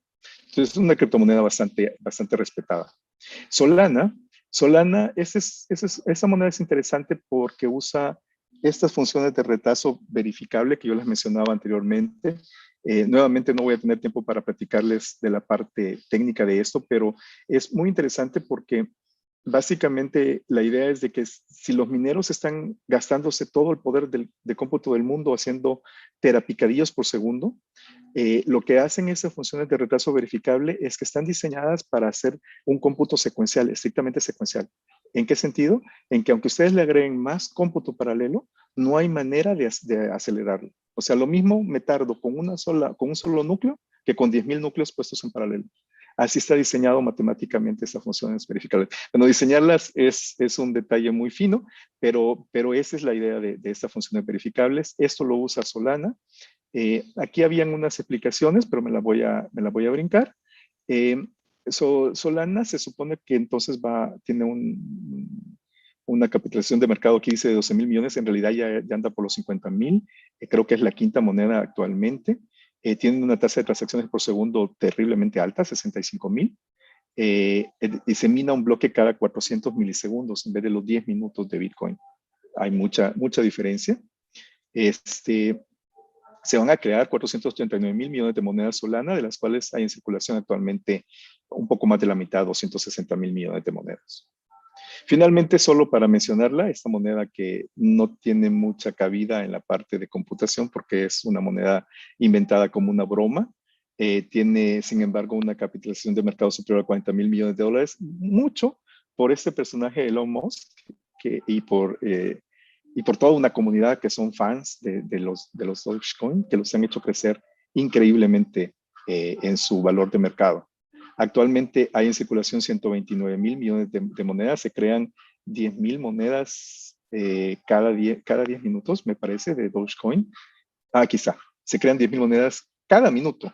utilizando la blockchain de Litecoin. Entonces no es una moneda como tal, sino que es una moneda parásita. De estas hay varias, son como que se cuelgan de las blockchains establecidas por otra moneda más respetable o más grande. El propio creador de Dogecoin, Palmer, abominó de ella y de todas las criptomonedas hace más de 4 años. Y actualmente se dice que no hay quien le dé mantenimiento al software de Dogecoin, porque ese es todo un tema. Bueno, estas criptomonedas no tienen CEO, no son una compañía, pero ¿quién les da mantenimiento? Porque estamos hablando de que tienen una capitalización de mercado terriblemente alto. En el caso de Dogecoin está completamente abandonada, aunque ahora se dice que la van a reformar a petición de Elon Musk para tratar de hacerla más eficiente. Sin embargo, habiendo criticado esta moneda bastante, como parece que no tiene sentido, es una moneda de broma que le quita seriedad al asunto. Sin embargo, en los últimos 7 años, Dogecoin, si ustedes la comparan cabeza con Bitcoin, ha tenido un crecimiento mucho más alto que el de Bitcoin. Bueno, entonces para terminar esta presentación, que les vuelvo a repetir, no toqué ningún tema técnico, solamente fue una presentación panorámica. Los problemas interesantes de investigación en la temática de criptomonedas, algunos quizás lo mencioné un poco de pasada. Una cuestión interesante aquí dice, perdón por el error de dedo, criptomonedas postcuánticas, porque bueno, sabemos de que vienen las computadoras cuánticas que acabarían con las firmas digitales como las conocemos, o sea, las de curvas elípticas irían al basurero literalmente, porque la computadora cuántica sería capaz de averiguar la llave privada, dada la llave pública. Entonces se han planteado varias soluciones. Una solución es que nunca se dé a conocer la llave pública. Entonces no puede haber ataque en teoría porque no se conoce a qué llave pública se quiere atacar, pero eso es un poco riesgoso. Y lo que se ha pensado es tratar de hacer criptomonedas postcuánticas. Ahora en el NIST hay un concurso de criptografía de llave pública para escoger a los nuevos estándares o al nuevo estándar en criptografía de llave pública con propiedades postcuánticas, y sería muy interesante tratar de adaptar ese tipo de nuevos estándares de criptografía de llave pública para firmas digitales al contexto de las criptomonedas. O sea, cambiar curvas elípticas, la criptografía de curvas elípticas por una criptografía postcuántica. Las transacciones completamente anónimas, quizás es el tema desde el punto de vista de criptografía más interesante, más exigente y más técnico. Cómo lograr un anonimato real en las transacciones de las criptomonedas. Eso no se logra. Si alguien pensaba de que el Bitcoin es anónimo, no lo es. Es seudónimo, no anónimo. Se sabe que tal dirección adquirió dinero, compró o vendió monedas, y en las que son completamente anónimas no se sabe nada. Nada, o sea, todo está protegido con un protocolo criptográfico muy interesante que se llama protocolos Zero Knowledge, de conocimiento nulo, y utilizando algo que se llama SNARK, que es un nombre muy afortunado porque coincide con el título de una novela de Lewis Carroll, el autor de Alicia en el País de las Maravillas, y que básicamente significa pruebas sucintas en criptografía inventadas por Mikali, que ahora es el creador de Algorand. Entonces, aquí todos los criptógrafos están metidos, o bueno, no todos, pero varios de los conocidos. Protocolos de consenso alternativos, bueno, esto es todo un tema, diferentes a la prueba de trabajo para ver cuál podría ser más interesante y en qué contexto, porque están las blockchains privadas y las que conocemos, las blockchains públicas. Bueno, eso es todo lo que les tenía preparado para el día de hoy. Muchas gracias. Muchas gracias, Francisco. Pues por el tiempo nada más tenemos chance de una pregunta. Entonces, voy a unir ahí 2 preguntitas que veo que creo que tienen que ver con altcoins y con stablecoins, ¿no? Que no doy tiempo de platicar de eso. Y Antonio Colín pregunta cuál es tu opinión acerca de Chia Project, acerca de su proyección y viabilidad. Y León García pregunta por qué en El Salvador se está pidiendo que se respalde la moneda en dólares si el Bitcoin es descentralizado. Si nos dieras tus respuestas a estas. Ajá. Sí, bueno, doy respuestas rápidas. Gracias por las preguntas. Muchachos, gracias, Chio. Sí, ¿por qué en El Salvador está lo de los dólares como respaldo para los bitcoins? Pues por la razón, creo que Salvador, dijo Rocío, la razón es porque la gente no quiere mantenerse en bitcoins porque fluctúa mucho. Entonces, todo el tiempo van a querer cambiarse a dólares y al revés, también de dólares comprar bitcoins. Entonces, si tú quieres que el sistema funcione, tienes que tener un sistema saludable de dólares disponibles en los bancos de El Salvador. Algo así como, y esa es otra de las preguntas que me hacen de las monedas estables, que una disculpa también que no lo mencioné y que es un tema fundamental para las criptomonedas, estos dólares digitales, ¿verdad? Que hay el USDT, el TUSD, el USDC, el Tether es el más conocido, y esto es un puente, ¿verdad? Porque todo el mundo tiene sus monedas, en algún momento las quiere convertir a fiat, como dicen los que están en la jerga, o las quieren convertir a otras criptomonedas.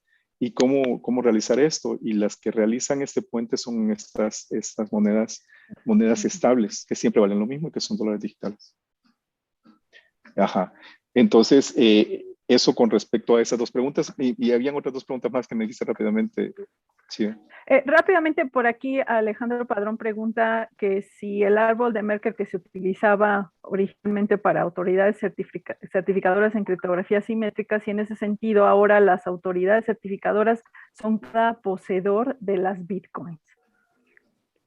Autoridades certificadoras poseedoras de Bitcoin.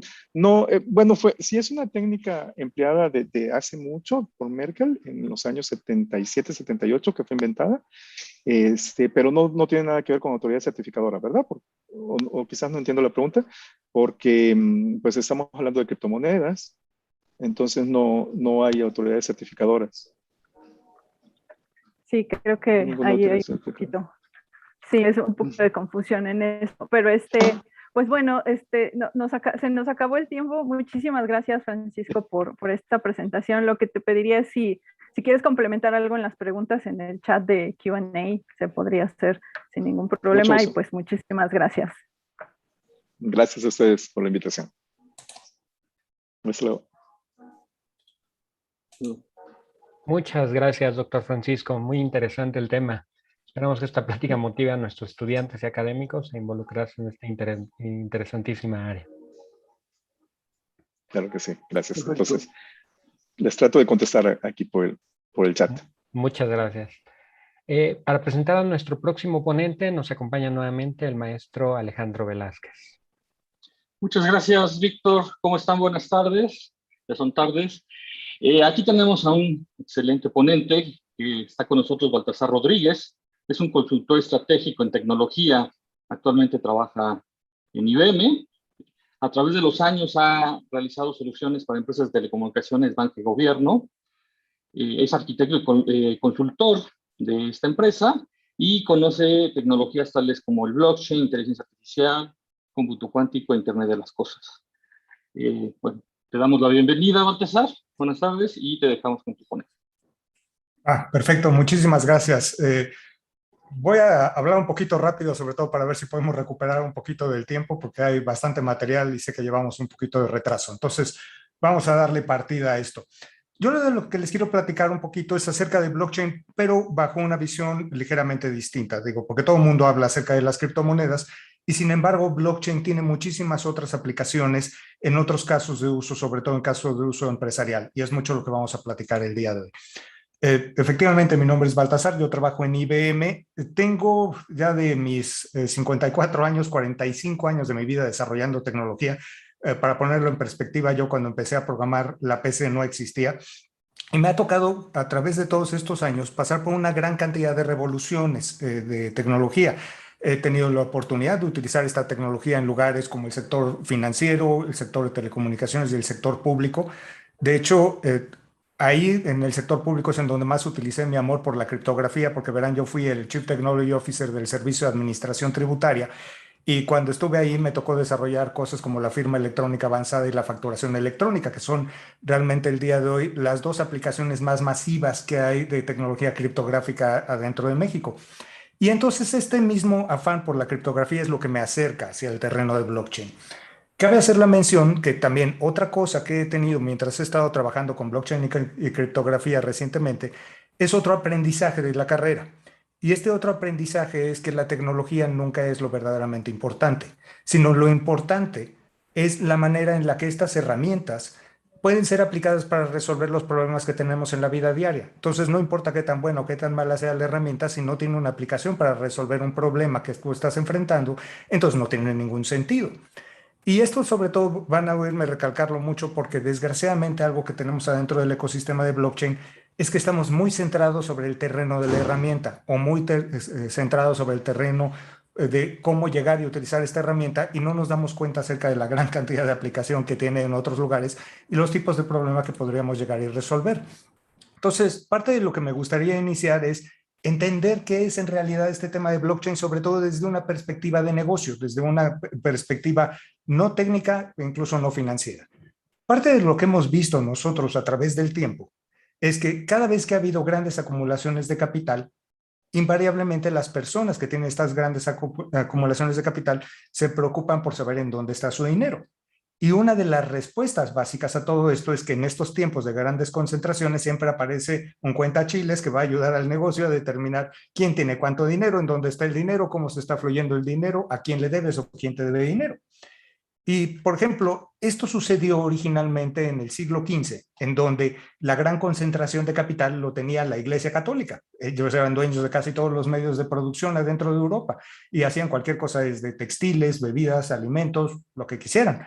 Y el que aparece como respuesta a esta necesidad de alguien que me diga en dónde están las cosas es este señor de la foto, Fra Luca Pacioli, que en el siglo XV, el señor que era un gran matemático y filósofo, también llega e inventa una cosa que conocemos desde el siglo XV para acá como la contabilidad moderna. Y así de bueno el invento que desde el siglo XV para acá le seguimos llamando moderna. Pero esto tiene que ver en nuestra historia del blockchain primordialmente por sus inventos. El primer invento que él hace para hacer que la contabilidad se vuelva moderna es la idea de la balanza, el libro de mayor o libro de diario que también pueden conocer así los contadores. Y para efecto práctico, lo que estaba haciendo esta balanza era tener un mecanismo en donde tú estabas centralizando la información de todo lo que sucedía dentro de tu organización para saber entonces cuánto dinero tenías, de dónde a dónde estaba fluyendo el dinero. ¿Debías? ¿Te debían? ¿A cómo estás comprando? ¿A cómo estás vendiendo? Toda la información de todo lo que hacemos nosotros adentro de una organización iba a dar a estos libros contables. Y esto es lo que habla acerca de la importancia que tienen las balanzas y por qué, por ejemplo, incluso cuando hablamos de blockchain, hablamos acerca de balanzas distribuidas. Pero bueno, este señor llega e inventa esta balanza. Y esta balanza, creo que un que era centralizada, otorga sobre todo dos grandes cosas. La primera es que otorga una visión de la verdad. ¿Quieres saber cómo estás? Ve a la balanza. Es el único lugar a donde tienes que llegar y checar esto. ¿Quieres saber cómo estabas también hace 6 años? Entonces te da el segundo valor, que es la idea de una verdad histórica. Entonces la balanza no nada más te está diciendo cuánto dinero tienes el día de hoy, sino te habla acerca de distintas fotografías en el tiempo en donde puedes trazar la manera en la que el valor se fue moviendo a través de la organización, entre las distintas partes de la organización y a través del tiempo. El otro mecanismo que también introduce Fra Luca Pacioli en aquel entonces es la idea de la partida doble. Y la idea de la partida doble es primordialmente un mecanismo de verificación. Y esta verificación la estás utilizando para efectos de determinar que lo que estás yendo a poner en esa balanza central es cierta y también te da una manera de tener trazabilidad alrededor de las transacciones para poder detectar con esto no solo errores, sino inclusive poder detectar la posición de fraudes. Y tan bueno el invento, casi como en el caso particular de blockchain, tan bonito el invento, que realmente nadie le tuvo que mover nada durante todos estos años. O sea, llevamos 5 siglos haciendo esto y nadie se ha quejado. Ahora, de una manera o de otra, parte de lo que estamos viendo con esto también es lo siguiente, que esto contó y que atendía un problema. Desgraciadamente no atendía a todos los problemas. Y esto nos habla acerca de la necesidad de por qué llegar y reinventar la contabilidad. Y el problema de reinventar esta contabilidad tiene que ver con el hecho de que las organizaciones no viven solas en el mundo. Tu organización vive con otras organizaciones allá afuera y gran parte de lo que nosotros llamamos administración o costo administrativo no es otra cosa más que gente generando evidencia, utilizando esa evidencia generada para transmitirla a alguien más y ese alguien más va a recibir esa evidencia, va a validar esa evidencia Y con esa evidencia lo que va a intentar hacer va a ser afectar sus propios balances contables. Entonces, una buena cantidad del trabajo que hacemos nosotros, administrativo el día de hoy, tiene que ver con el hecho de sincronizar nuestros libros contables. ¿A qué me refiero con sincronizar? Bueno, que lo que para ti es una compra, para alguien más es una venta. Lo que para ti es una cuenta por cobrar, para alguien más es una cuenta por pagar. Y en gran medida lo que estamos haciendo continuamente adentro de la administración de los negocios es ver cómo hago que mi balanza tenga una visión de la verdad que sea compatible con la visión de la verdad de alguien más. Y desgraciadamente esto no siempre sucede. Entonces, de repente hay cosas que saltan, hay errores que se cometen, hay disputas que se generan, y entonces lo que acaba sucediendo con esto es que si ya de por sí toda esa carga administrativa detenía el flujo del valor a través de las cadenas económicas, cuando hay disputas, el dinero se detiene. Y cuando el dinero se detiene, no le hace bien a ninguno. Realmente lo que estaba sucediendo con esto es, estamos deteniendo y todos estamos perdiendo dinero. Y el dilema es que también puede haber posibilidades de fraude, no nada más se trata de disputas por errores de interpretación, a lo mejor alguien está haciendo un ejercicio malicioso alrededor de la información y esto va a generar entonces discrepancias entre lo que dice tu libro contable y lo que dice el libro contable de alguien más. Y que si lo sabré, digo yo que trabajaba en el SAT, gran medida lo que hacíamos en el SAT era llegar y buscar esas discrepancias entre los libros contables. Y entonces, esto ha generado una gran cantidad de andamiaje administrativo en donde continuamente estamos haciendo trabajo no nada más para sincronizar, sino para evidenciar y validar evidencias. Y desgraciadamente todo esto va agregando una gran cantidad de fricción. Y entre más valor tienen las cosas, más evidencia generamos y más fricción se genera con esto. Entonces, estamos hablando de un entorno en donde realmente se está deteniendo o se está generando, perdón, una gran cantidad de costo derivado de esta fricción que tenemos entre nosotros. El valor no puede fluir de la misma manera. Estamos imponiendo resistencia ante el flujo del dinero. Ahora, y es que en gran medida, una de las razones por las que estamos haciendo esto es porque así como era importante el hecho de tener una visión de la verdad de lo que sucede dentro de mi organización, también de repente necesito una visión de la verdad compartida con los demás. Y esta necesidad de una visión compartida de verdad con los demás nos ha hecho incluso crear instituciones enteramente para esto. O sea, si yo te quiero vender una casa, es factible que tú desconfíes de que la casa es mía para vender o que yo no la tengo empeñada, por ejemplo, a través de una hipoteca. Y entonces para esto hemos creado instituciones como el Registro Público de la Propiedad que se convierten en la fuente centralizada de la verdad para saber quién es dueño de qué o si hay un gravamen encima de esa propiedad. Pero el dilema es que con todo y que te dan el beneficio de dar esa visión compartida de la verdad, es que lo han hecho a costo de todavía agregar más fricción, porque es tan poderoso el papel de ese registro público de la propiedad que entonces tienes que ponerle un chorro de candados encima. Porque imagínate que yo fuera el dueño del registro público de la propiedad, que me detendría, por ejemplo, a tomar tu propiedad y ponerla a mi nombre, o ponerla a nombre de un amigo mío. Entonces, para evitar ese mal uso, le hemos puesto todavía más candados encima, más temas administrativos y más papeleo. ¿Quieres ver un ejemplo claro de fricción? No tienes que ir a ver más lejos que el hecho de hacer esa compraventa de una casa, en donde el día de hoy, si quieres vender esa propiedad, te va a tomar cualquier cosa de 3 meses a 7 meses y te puede costar, bueno, incluso hasta un año, y te puede costar alrededor del 4 al 6% del valor de la propiedad el hecho de hacer la escrituración. Esa es la definición perfecta de poder hacer fricción. Y aquí es cuando el blockchain empieza a funcionar de una manera enteramente distinta. Porque la idea, como ya han visto en el caso de blockchain, seguramente en todas las demás explicaciones del día, lo que tenemos es una balanza, pero la balanza está distribuida. Y realmente lo verdaderamente clave de hacer una balanza distribuida es que todo mundo adentro de este ecosistema va a tomar las transacciones, todo mundo va a validar las transacciones y todo mundo va a impactar las transacciones si están de acuerdo adentro de sus libros contables, adentro de esa copia distribuida que tenemos de la balanza. Y entonces esto lo que hace es que el peso de la verdad se acaba derivando en un ejercicio de consenso en donde nosotros como participantes estamos determinando de manera colegiada qué es verdad y qué no. Y a la hora de hacerlo en una forma distribuida, el verdadero punto de brillantez de esta tecnología tiene que ver con el hecho de que ninguno de los participantes que es responsable de imponer la verdad tiene más poder que el participante de al lado. Entonces, esto empieza a cambiar el balance de poder. Y es por eso por lo que muchas personas hablan de blockchain como una tecnología para eliminar intermediarios. Dicho sea de paso, ese es un mitote. Estamos cambiando el negocio de la intermediación porque así como están desapareciendo algunos intermediarios, primordialmente los que su único valor es darte certeza, lo estamos sustituyendo por nuevas formas de intermediación en donde hay algunos actores que lo que están haciendo es utilizar el blockchain para resolver problemas de negocio y resolverlos de una forma enteramente distinta y con esto generar una nueva forma de intermediación. Pero en realidad el punto clave es que en el momento en el que estamos llevando esto a un ejercicio colegiado, podríamos cambiar el modelo de confianza y al cambiar el modelo de confianza, reducir el costo de la fricción y con esto transformar el mundo de los negocios.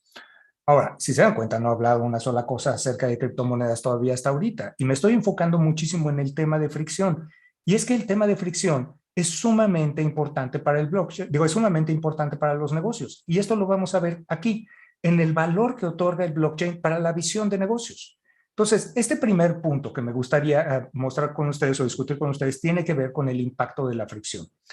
A lo mejor para ustedes no suena muchísimo el tema de la fricción, pero vean esto, donde en física la fricción es realmente la resistencia al movimiento entre dos cuerpos y cuando tienes fricción, esta fricción generalmente se manifiesta en forma de calor.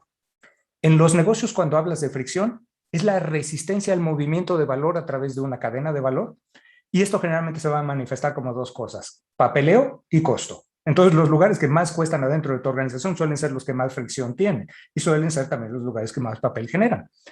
Y aquí me gustaría platicarles una historia de fricción que no necesariamente tiene que ver con el blockchain, pero va a estar alineado a esto, se los prometo.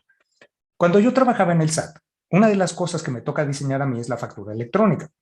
Y la factura electrónica, cuando empiezo a diseñarla, yo buscaba que fuera uno de estos elementos que acabaran con la fricción.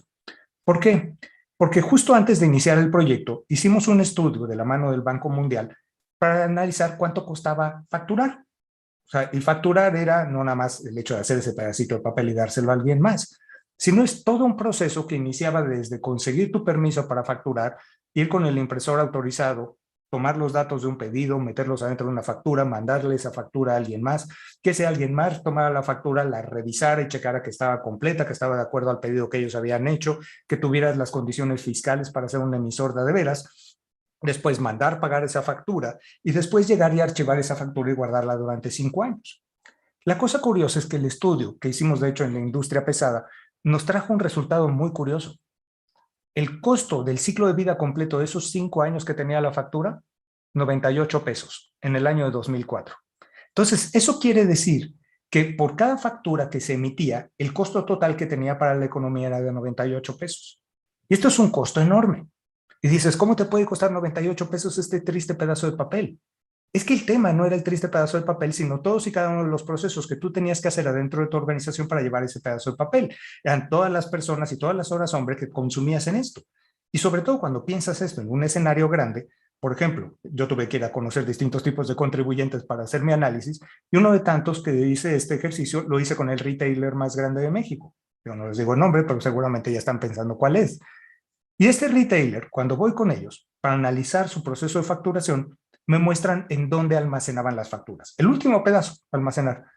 ¿Te puedes imaginar ser el retailer más grande de México? ¿Cuántas facturas emites y recibes al año? ¿Y cuánto espacio físico consume eso? Eran 3,500 metros cuadrados llenos de papel. Eran 2 naves industriales en Vallejo llenas de cajas y cajas y cajas de papel. Y el tema no era nada más esos 3,500, sino que de repente si llegaba el SAT y decía, oye, yo quiero ver la factura en número tal para revisar un fraude, alguien tenía que tener la capacidad de aventarse adentro de esos 3,500 metros cuadrados llenos de papel para encontrar la maldita factura. Hagamos fast forward a la época de la facturación electrónica. El día de hoy ya no existe el papel. Tienes la facturación electrónica, pero los grandes emisores y grandes receptores no nada más están utilizando la factura electrónica, sino que por el hecho de que tenían un medio digital que utilizaba criptografía para agregar confianza, se dan cuenta de algo similar a lo que hace blockchain, ¿qué fue lo que pudieron hacer? Pudieron automatizar sus procesos. Y entonces el día de hoy, el sistema administrativo del gran emisor o receptor habla con el de su proveedor y entre estos dos sistemas negocian un pedido, fincan el pedido, emiten la factura, registran la factura, validan la factura, pagan la factura y archivan la factura. Y como hielito fiesta, jamás tocado por las manos del hombre, de repente tuviste un proceso completo de punta a punta. Para los grandes emisores y receptores, el día de hoy, el costo del ciclo de vida completo de la factura anda alrededor de los 4 centavos. Entonces, imagínate esto, de 90 y tantos pesos a 4 centavos. Y eso lo pudiste hacer primordialmente porque agregaste modelos de certeza y automatización que atacaron el tema de la fricción. Si eso lo multiplicas por los 6.500 millones de facturas que se emiten todos los años en México, te puedes dar cuenta del tamaño del ahorro que puede ser posible a través de la automatización de estos elementos y a través de traer estas capacidades que te dan certeza. El único tema es que esto que hizo el SAT con las facturas electrónicas, desgraciadamente limita, o bueno, más bien está limitado al tema de las facturas. ¿Qué sucede, por ejemplo, si tú quieres hacer lo mismo con recetas electrónicas? ¿O qué sucede si quieres hacer lo mismo para ejercicios incluso conexos como el factoraje? Resulta ser que no puedes porque si al SAT no se le ocurre o a otra autoridad central no se le ocurre el hecho de armar esa gran base de datos central a donde todos podamos llegar y checar, como en el caso del registro público de la propiedad, entonces difícilmente podemos hacer esas automatizaciones. Y ahí es cuando juega el blockchain. Porque el blockchain nos permite hacer esos repositorios compartidos de verdad entre todos y cada uno de nosotros sin la necesidad de tener una autoridad central metida en medio de nosotros. Lo podemos atacar de manera colegiada. Y esa es la gran manera en la que el blockchain puede ser utilizado para disminuir la fricción que existe actualmente y cambiar la manera en la que estamos haciendo nuestras evidencias. Y la manera en la que lo vamos a hacer va a ser utilizando el blockchain para registrar, transferir y modificar activos digitales de valor. ¿Y qué es un activo digital de valor? Perfecto, practico cualquier cosa que tenga valor y que tenga una representación digital. Obviamente la primera fue dinero. Cuando tú piensas en algo de valor, lo primero que piensas es dinero. Pero la verdad es que adentro de las cosas que hacemos nosotros el día de hoy en situaciones empresariales es que hay muchísimas otras cosas que tienen valor. Y de hecho hay más valor expresado de otra forma que expresado como dinero. O sea, el día de hoy hay más dinero electrónico que dinero físico. El día de hoy hay más dinero metido en títulos de propiedad que en dinero físico. Entonces, sí podías digitalizar el dinero, y esto es lo que hace Bitcoin, es lo que hace Ethereum y casi todas las demás criptomonedas, pero también puedes digitalizar otras cosas, documentos, la factura la puedes digitalizar, de hecho ya existe y el día de hoy la podrías llevar a través del blockchain, puedes digitalizar información e incluso conceptos abstractos, cosas como tu identidad, y tu identidad tiene valor. Entonces, si de repente piensas un poquito más allá de las criptomonedas y piensas todas las formas de valor que existen en el terreno empresarial, que las pudieras digitalizar y que las pudieras mover adentro de un blockchain, entonces parte de lo que podrías empezar a hacer es empezar a manejar el flujo de todos esos valores a través de la economía sin la necesidad de tener todos los elementos de fricción. Ahora, ¿por qué digo que eliminar esos elementos de fricción? Porque lo que estamos haciendo es aprovechar exactamente el mecanismo de una confianza distribuida, que es lo que tiene el blockchain, en donde ya no necesitamos necesariamente de un repositorio central o de una autoridad central, sino que podemos armar grupos colegiados de interesados adentro de un área de negocio y entre nosotros estar validando todas esas transacciones. Y no es que blockchain sea una tecnología mágica, con todo el que hay gente que parece ser que lo piensa, que de repente llega, baja y desaparece con una varita mágica toda la desconfianza que hay en la economía. Para nada. Realmente blockchain lo que está haciendo es, se aprovecha exactamente de esa desconfianza, la apalanca. Porque si en algo puedes tener confianza es en el hecho de que todos son desconfiados. Y realmente lo que estamos haciendo, y esta es la verdadera crux del problema de blockchain, es en el hecho de que como todo mundo puede revisar, entonces todos los ojos están revisando la totalidad de las transacciones. Y lo que tú no puedas detectar, alguien más lo puede detectar. Y alguien más puede alertar al resto de los participantes dentro del ecosistema de que hay un problema. Entonces lo que estamos haciendo es un ejercicio de vigilancia colegiada. Y si entre todos estamos vigilando toda la información, entonces existe, por un lado, menos posibilidad de fraude y de error, y por el otro lado, existe la posibilidad de cambiar la manera en la que nosotros hacemos el ejercicio de evidencia. Vean cómo, por ejemplo, mucho de lo que ustedes hacen en evidencia el día de hoy en administración es transcribir evidencia. ¿Por qué? Porque tomas un pedazo de evidencia, tomas datos de ese pedazo de evidencia, los escribes en un nuevo pedazo de evidencia que empujas hacia el siguiente paso dentro de la cadena. El comercio exterior, esto es algo de lo que hacemos todo el tiempo. La mayor parte de la información sale desde el origen y la gente nada más lo va retranscribiendo de papel a papel. ¿Y qué sucedería, por ejemplo, si más bien hacemos con mecanismos criptográficos un expediente? Y ese expediente es compartido por todos los participantes adentro de una cadena. Entonces, cada uno de nosotros nada más agrega el pedazo de información que tiene que agregar y eliminamos el tema de la retranscripción. Y eso solo empieza a reducir la gran cantidad de fricción que tenemos entre todos nosotros. Y la visibilidad nos hace tener todavía mayor cantidad de confianza en lo que estamos haciendo. Entonces, este nuevo modelo, parte de lo que estamos haciendo es disminuir la fricción, con ello disminuir el costo y disminuir las posibilidades de fraude. Pero bueno, cuando yo estaba platicando también acerca de lo que hicimos con factura, parte del beneficio de la factura venía del hecho de darle elementos de certeza criptográfica a las facturas. Pero el verdadero gran ahorro se da en el momento en el que tú puedes llegar y poner automatización. Y ahí es en donde entra la siguiente gran figura que a mí me fascina del blockchain, que son los contratos inteligentes. Porque para efecto práctico, el contrato inteligente no es otra cosa más que reglas de negocio. O sea, esta analogía en contra de un contrato físico en donde tenías las reglas de negocio que gobernaban nuestra relación, bueno, ahora esas reglas de negocio están metidas en un programa. Pero es un programa que está protegido de la misma manera en la que proteges un contrato. Si tú no la firmas, no estás expresando tu voluntad de adherirte a las reglas de ese contrato, y si tú no o si alguien altera los datos de un contrato que no está firmado, entonces podemos detectar fácilmente que alguien está intentando hacer un fraude. Aquí estamos haciendo exactamente lo mismo, solo que estamos sustituyendo el contrato en prosa por reglas de programación, estamos sustituyendo la firma autógrafa por firmas criptográficas y lo estamos echando a andar adentro de una máquina virtual, adentro de un blockchain. Y la gran bondad que tiene esto es que esas reglas de negocio se traducen directamente en automatización. Y recuerdan cómo uno de esos grandes ahorros era el hecho de poder automatizar. Entonces, de repente yo puedo automatizar los procesos de negocio y ya no nada más los míos, sino los de una cadena completa de valor, en donde este contrato inteligente va a gobernar cosas como, por ejemplo, pago contra entrega, demuestro en un documento que estoy entregando y esto dispara automáticamente el pago. Entonces, estamos haciendo estas automatizaciones de la misma manera en la que los grandes emisores y grandes receptores de factura lo están haciendo. Y no nada más estamos haciendo este ejercicio de automatización, sino que lo estamos haciendo con mayor confianza y con una menor área de interpretación. ¿Por qué? Porque el día de hoy tengo a dos personas con copias del mismo contrato y los dos van a interpretarlo de manera enteramente distinta. Y de hecho, si interpretan muy distinto, va a surgir una disputa y entonces vas a tener que llevarlo a un tercero para que sea el tercero el que dé la interpretación definitiva, como por ejemplo un juez. Aquí ya no existe ese terreno amplio para la interpretación. La interpretación es la de la máquina virtual, punto y se acabó. Entonces, la cantidad de disputas que puede haber alrededor de esto se reduce. Y nuevamente esto nos va a reducir costos, nos va a reducir los errores, nos incrementa la certidumbre, reduce los tiempos y ataca muchísimo el tema del fraude. Entonces, todos estos temas son los que hacen que el blockchain sea interesante para los negocios, por encima del interés que ya existe alrededor de las criptomonedas. Entonces veamos cuáles son algunos de los grandes casos de uso que estamos viendo el día de hoy allá afuera, que no tienen que ver necesariamente con criptomonedas. Por ejemplo, el blockchain es muy bueno para dar trazabilidad. ¿Okay?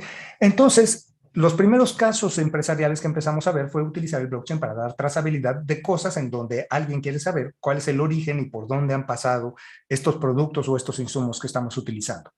Entonces, tenemos, por ejemplo, trazabilidad de alimentos. El día de hoy hay soluciones de blockchain que te permiten tener la trazabilidad de un alimento desde que sale de la granja hasta que está en el anaquel. Y el tema no es nada más el hecho de que salió de aquí, llegó acá, sino que puedas ver esto a través de los distintos procesos de transformación. Por ejemplo, donde trabajo yo en IBM tenemos un producto que se llama Food Trust, que de hecho creo que fue la primera red para hacer trazabilidad de alimentos, en donde el día de hoy tu producto puede haber nacido, por ejemplo, como zanahorias y llevar el procesamiento de esas zanahorias, saber por dónde fue transportado, en dónde fue almacenado, cómo fue transformado, por ejemplo, en puré, después cómo fue vendido a un productor de alimentos para bebé que lo fue y lo mezcló con otras tantas cosas más, después cómo ese alimento de bebé fue transportado y almacenado por otros lugares hasta que está puesto en el anaquel. Y de repente tienes el historial completo de un producto a través del origen de todas sus materias primas hasta que tienes ese producto terminado. Y esto se ha traducido en reducción de fricción, en una reducción de la cantidad de evidencia que tienes, pero también en una muy buena manera de manejar cosas como contaminación alimenticia. Cuando nosotros hicimos las primeras pruebas, por ejemplo, con Walmart, uno de los, de hecho, el segundo caso de uso que hicieron ellos fue con mango mexicano. Y la prueba que se hizo fue hacer un ejercicio de trazabilidad. Se empezaron a llevar mangos mexicanos que fueron pasados por una serie de procesamientos hasta que llegaban como un producto transformado al anaquel. Y el director de logística y suministro de Walmart le puso el reto a sus empleados diciendo, vamos a asumir que este mango está contaminado. Con todos los sistemas que tienen ustedes, díganme de dónde viene y cuáles son los otros lotes de este mango que podrían estar en riesgo. La respuesta les tomó casi 8 días. De hecho, 2 horas más y hubieran sido 8 días exactamente lo que les tomó. ¿Saben cuánto tiempo tomó hacer exactamente el mismo ejercicio en blockchain? 2 segundos. Entonces, ¿cuál es la diferencia de esos 2 segundos a los 8 días? No es nada más las horas hombre de todas estas gentes que estaban persiguiendo los mangos. El tema es que si estás en alimentos y te toma 8 días determinar cuáles son las posibilidades de que otros lotes estuvieran contaminados, 8 días es demasiado. Entonces vas a destruir el 100% de todos los lotes de mango que tienes, porque no tienes manera de saber cuáles pudieron pasar por esos puntos en común. Y entonces de repente con esto tú podrías llegar, trazar, ver cuál fue la cadena por donde pasó el mango contaminado, ver qué otros mangos pasaron por esa cadena, analizar en dónde se encuentra el punto de contagio más cercano y determinar cuáles lotes tienes que tirar y cuáles lotes pueden permanecer. Entonces esto se traduce en un ahorro enorme. Lo estamos haciendo también, por ejemplo, para trazabilidad de minerales. El día de hoy no es nada más minerales como los diamantes, que eran conocidos como diamantes de sangre, sino, por ejemplo, el día de hoy que estamos en una sociedad cada vez más móvil, consumimos más baterías, y entonces de repente esto hace que minerales como el litio y el cobalto sean muy importantes. Desgraciadamente, al igual que con los diamantes, el litio y el cobalto se explotan primordialmente en países de muy poco control ambiental, en países de muy poco control laboral, en donde también se utiliza mano de obra esclava, por ejemplo, o mano de obra infantil. Entonces, una de las cosas que está sucediendo es, por ejemplo, el regulador europeo le está diciendo a todos los fabricantes de baterías y de equipos electrónicos que si quieren vender sus equipos adentro de sus países, tienen que demostrar que el litio y el cobalto que están utilizando en sus baterías son explotados de manera honesta, que no utilicen mano de obra infantil, que no están yendo, por ejemplo, para financiar revoluciones. Y entonces la idea con esto, al igual que con los diamantes, fue empezar a registrar todo esto adentro de blockchain. Desde, por ejemplo, Everledger, que fue el primero que empezó trazando diamantes, hasta MineHub, que el día de hoy ya hace un ejercicio muchísimo más amplio de todos los minerales. Se está haciendo trazabilidad de todos los productos minerales desde el momento en el que están explotados y se va llevando una calificación de honradez ambiental y social alrededor de todos estos productos, para con esto darle la evidencia que quiere el regulador europeo, por ejemplo, para el caso de las baterías. Fármacos, que es uno de los que me parece más importante. La OMS nos dijo hace cerca de 3 años que a nivel mundial cerca del 20% de los fármacos que se comercializan son piratas. Entonces piensa eso, una de cada 5 pastillas que te tomas, en el mejor de los casos es un placebo. En el peor de los casos te están metiendo otra sustancia o te están dando un fármaco que ya había expirado y nada más lo volvieron a envasar. Entonces, estás hablando de una gran cantidad de problemas metidos ahí dentro. Por esto, estamos haciendo trazabilidad de fármacos para eliminar la cantidad de evidencia que necesitamos, hacer que fluya más rápido, pero al mismo tiempo incrementar la certeza de que el fármaco que tú estás tomando es un fármaco adecuado. Cadena de suministro en lo general. No sé si recuerdan ustedes los teléfonos móviles, estos Samsung que estallaban cuando los ponías a cargar.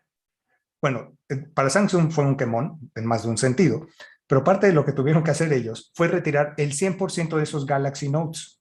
Y todavía durante varios años te subías a las aerolíneas, en la aerolínea te decían que si tenías el Galaxy Note fulano de tal, te tenías que bajar porque no te querían con el riesgo de que incendiaras el avión. Un detalle que casi nadie sabe de esa historia es que eran menos del 20% de los teléfonos Samsung Galaxy Note que tenían ese problema. El problema al final del día se supo que venía de 2 fábricas de baterías en China, de una gran cantidad de fábricas de baterías en China y en otros países que hacían las baterías de ese teléfono. El problema estaba puesto en 2 fábricas. Pero el gran dilema que tenía la gente de Samsung es que la gente de Samsung no tenían manera de saber qué baterías habían ido a dar a qué teléfono. El día de hoy, si tú en una cadena de suministro empiezas a llevar todo el ensamblaje de todas estas piezas adentro de un blockchain, si de repente tienes un problema en un equipo, tú podrías llegar y saber cuáles otros de esos equipos eran los que tenían este problema en común. Entonces, asumiendo el caso de Samsung, parte de lo que podría haber sucedido es que de todos los teléfonos afectados, lo más seguro es que no todos estaban en manos de clientes. A lo mejor estaban puestos en bodegas, en tránsito, incluso en tiendas. Estos los podrías haber retirado sin hacer mucho ruido. Y después, si adicionalmente hubieras llevado un registro de qué le vendías a quién, podrías haber llegado a preguntarle a esas personas y decir, si usted todavía tiene este teléfono, le ofrezco un cambio por un teléfono mejor. Y hubiera sido un excelente ejercicio de servicio a clientes en lugar del quemón. En finanzas lo estamos viendo en otras cosas que no tienen que ver con criptomonedas. Por ejemplo, el ejercicio de Know Your Customer. La identidad es una de las cosas que puedes llevar el día de hoy adentro del blockchain, incluso en ejercicios de Zero Knowledge, como es el caso, por ejemplo, del Self-Sovereign Identity. Entonces, esto nos permitiría, por ejemplo, armar soluciones de identidad en donde en lugar de que cada banco tenga que hacerte pasar por un ejercicio de Know Your Customer, o ahora cada institución financiera, incluyendo las fintech, te tenga que pasar por un ejercicio de Know Your Customer, algo que podría suceder es que el primer actor dentro del sector financiero con el que caes te hace pasar por el ejercicio de Know Your Customer y queda registrado adentro de un blockchain distribuido en Know Your Customer, basado en Zero Knowledge, en donde si de repente tú vas a abrir otra cuenta de banco, se te pregunta si tú ya estás registrado, tú dices que sí, das permiso, el acceso a que puedan checar y verificar tus datos, se verifican tus datos y ejecutaste el ejercicio de Know Your Customer con un costo muchísimo menor que el que estamos haciendo el día de hoy. y en lugar de estar pagando 20 a 25 dólares por fulano por cada registro, a lo mejor el día de hoy pagarías 20 dólares por el registro de un fulano únicamente una vez adentro del ecosistema financiero. Y con la ventaja agregada de no nada más reducir costos, sino que tú fueras dueño directamente de tus datos de identidad y que nadie más pueda consultarlos sin que tú tengas conocimiento de ello. El tema de factoraje, digo, a lo mejor te lo menciono porque yo soy muy amigo de las facturas, pero el día de hoy en factoraje uno de los dilemas que tienes es que no hay nada que te evite, digo, al ser una factura digital, se vuelve muy difícil porque no existe el concepto de original. En el mundo digital todas las copias son tan originales como lo que hay allá afuera. Y entonces, de la misma manera en la que Satoshi se enfrenta al dilema del double spend, aquí la idea es que no tengas la idea de un double use de esa factura electrónica. Si de repente, por ejemplo, las empresas que se dedican al factoraje financiero habilitaron entre ellos un blockchain, esto permitiría entonces registrar una factura como garantía de algo, registrarla y ponerla en posesión de una empresa de factoraje. Entonces, si alguien intenta fraudulentamente volver a poner esa factura con otra empresa de factoraje, ya no pasaría porque existe la evidencia de que la primera factura está ahí. Y esto incluso nos permitiría armar nuevos casos de negocio, como por ejemplo podrías tener el factoraje sindicado, donde en lugar de venderle tu cuenta por cobrar a una sola empresa, se lo vendes a un grupo de empresas allá afuera o un grupo de interesados que compran una fracción de esa cuenta por cobrar. Y incluso podrías hablar hasta de factoraje financiero sin bancos, en donde los mismos miembros de una cadena de producción podrían estar invirtiendo su dinero o obteniendo dinero de otros miembros dentro de la cadena de producción, haciendo un ejercicio de economía circular en donde entre todos ellos están dando el financiamiento. En seguros, por ejemplo, bajo la figura de seguros paramétricos, en donde yo puedo tener dispositivos de Internet de las Cosas que estén registrando información adentro de un blockchain, con lo cual les das palabra de honor, generas evidencia. Y de repente esa evidencia podría ser utilizada para automatizar el proceso, por ejemplo, de registro de un siniestro y el registro del pago de ese siniestro sin la necesidad de que tuvieran que entrar, por ejemplo, temas como ajustadores. Adicionalmente, este tema adentro de una cadena de suministro le daría visibilidad al vendedor, al transportista y al comprador alrededor del estatus de estos bienes que se están moviendo, por ejemplo. Y también para temas de prevención de fraude. De hecho, en México, uno de los primeros proyectos en los que tuve oportunidad de trabajar fue un proyecto de un blockchain para la Asociación Mexicana de Instituciones de Seguros, en donde todas las empresas que forman parte de la AMIS que emiten seguros automotrices están registrando evidencia de esas pólizas, de tal manera en donde otra empresa de seguros puede no consultar la póliza, pero sí puede verificar la póliza para que en caso de un siniestro pudiera validar que efectivamente la póliza que estás enseñando tú es una póliza de veras y que la cobertura que dice tu carátula es la que tienes tú, o para que la autoridad pueda validar que efectivamente tú estás cumpliendo con el hecho de tener un seguro de auto obligatorio, digo, es obligatorio por ley, en donde ya no le tengas que enseñar un papel porque ese papel puede ser falso. Y ellos pueden hacer una validación digital, con lo cual tienen manera de saber que la póliza existe y que lo que dice la carátula es realmente la cobertura que tienes tú. Entonces, se dan cuenta, estos nada más son algunos casos de uso que podríamos llegar a mencionar rápidamente alrededor de la manera en la que estamos utilizando blockchain para efectos de hacer una transformación de negocios. Pero aquí todavía tenemos alguna serie de retos. Y los retos, me atrevo a decir, el más grande de todos es la idea del tribalismo. ¿Por qué? Porque parte de lo que veo yo, ¿sí? Oh, perdón. Parte de lo que veo yo adentro de esta figura de tribalismo es lo siguiente. El día de hoy la gente es muy apasionada alrededor del blockchain y esto es bueno, pero el tema es que de repente esta pasión se desborda y empieza a haber bandas. Y estas bandas son gente que dice que si no es Bitcoin no es blockchain, otros que dicen que si no tiene una criptomoneda no es blockchain, otros que dicen que si no es pública no es blockchain, o que si es permisionada no es blockchain, y empiezan las discusiones de cuál de todas estas es mejor. Ahí es gente hablando y defendiendo de herramientas. No hay tal cosa como una herramienta absoluta para todo. Es más, incluso cuando ves una navaja suiza, esta navaja suiza, que en teoría debería ser una herramienta universal para casi cualquier cosa, es una pésima herramienta. ¿Quieres un mal cuchillo? Es el que viene adentro de la navaja suiza. ¿Quieres un mal desarmador? Es el que viene adentro de la navaja suiza. ¿Quieres una mala lupa? Es la que viene adentro de la navaja suiza. Generalmente, la mejor herramienta para un problema es una herramienta más especializada. Y entonces, parte de lo que sucede es que se ha generado una gran diversidad de herramientas allá afuera, de la misma manera que hay una gran diversidad de criptomonedas, pero parte de lo que tenemos que hacer es elegir la herramienta adecuada y el modelo adecuado de nuestro blockchain para el tipo de problema que estamos intentando resolver. Por ejemplo, el anonimato, que es una de estas cosas que son más defendidas alrededor del blockchain, son muy buenas para manejar dinero en efectivo, eso es innegable. Pero de repente para hacer un ejercicio como Know Your Customer o para poder hacer transacciones en un sector regulado como el sector bancario o el sector salud, definitivamente no sirven para nada. Incluso en el terreno mercantil, cuando tú llegas y le vendes algo, a lo mejor te importa muy poco a quién se lo estás vendiendo, digo, a menos de que lo vendas a crédito. Pero cuando tú compras algo, por ejemplo, materia prima o un producto, normalmente a ti sí te interesa saber a quién cuerno se lo estás comprando para el caso de que haya un problema. Y entre más valor tiene eso que estás comprando, más te interesa conocer la identidad del participante. Entonces, de repente, estas ideas así absolutistas de que tiene que haber anonimato no tienen mucha cabida dentro del universo empresarial. Entonces, blockchains públicas, blockchains privadas, blockchains permisionadas, con o sin moneda, todas tienen su lugar. Pero el que determina cuál de todas es el que hay que utilizar es el problema.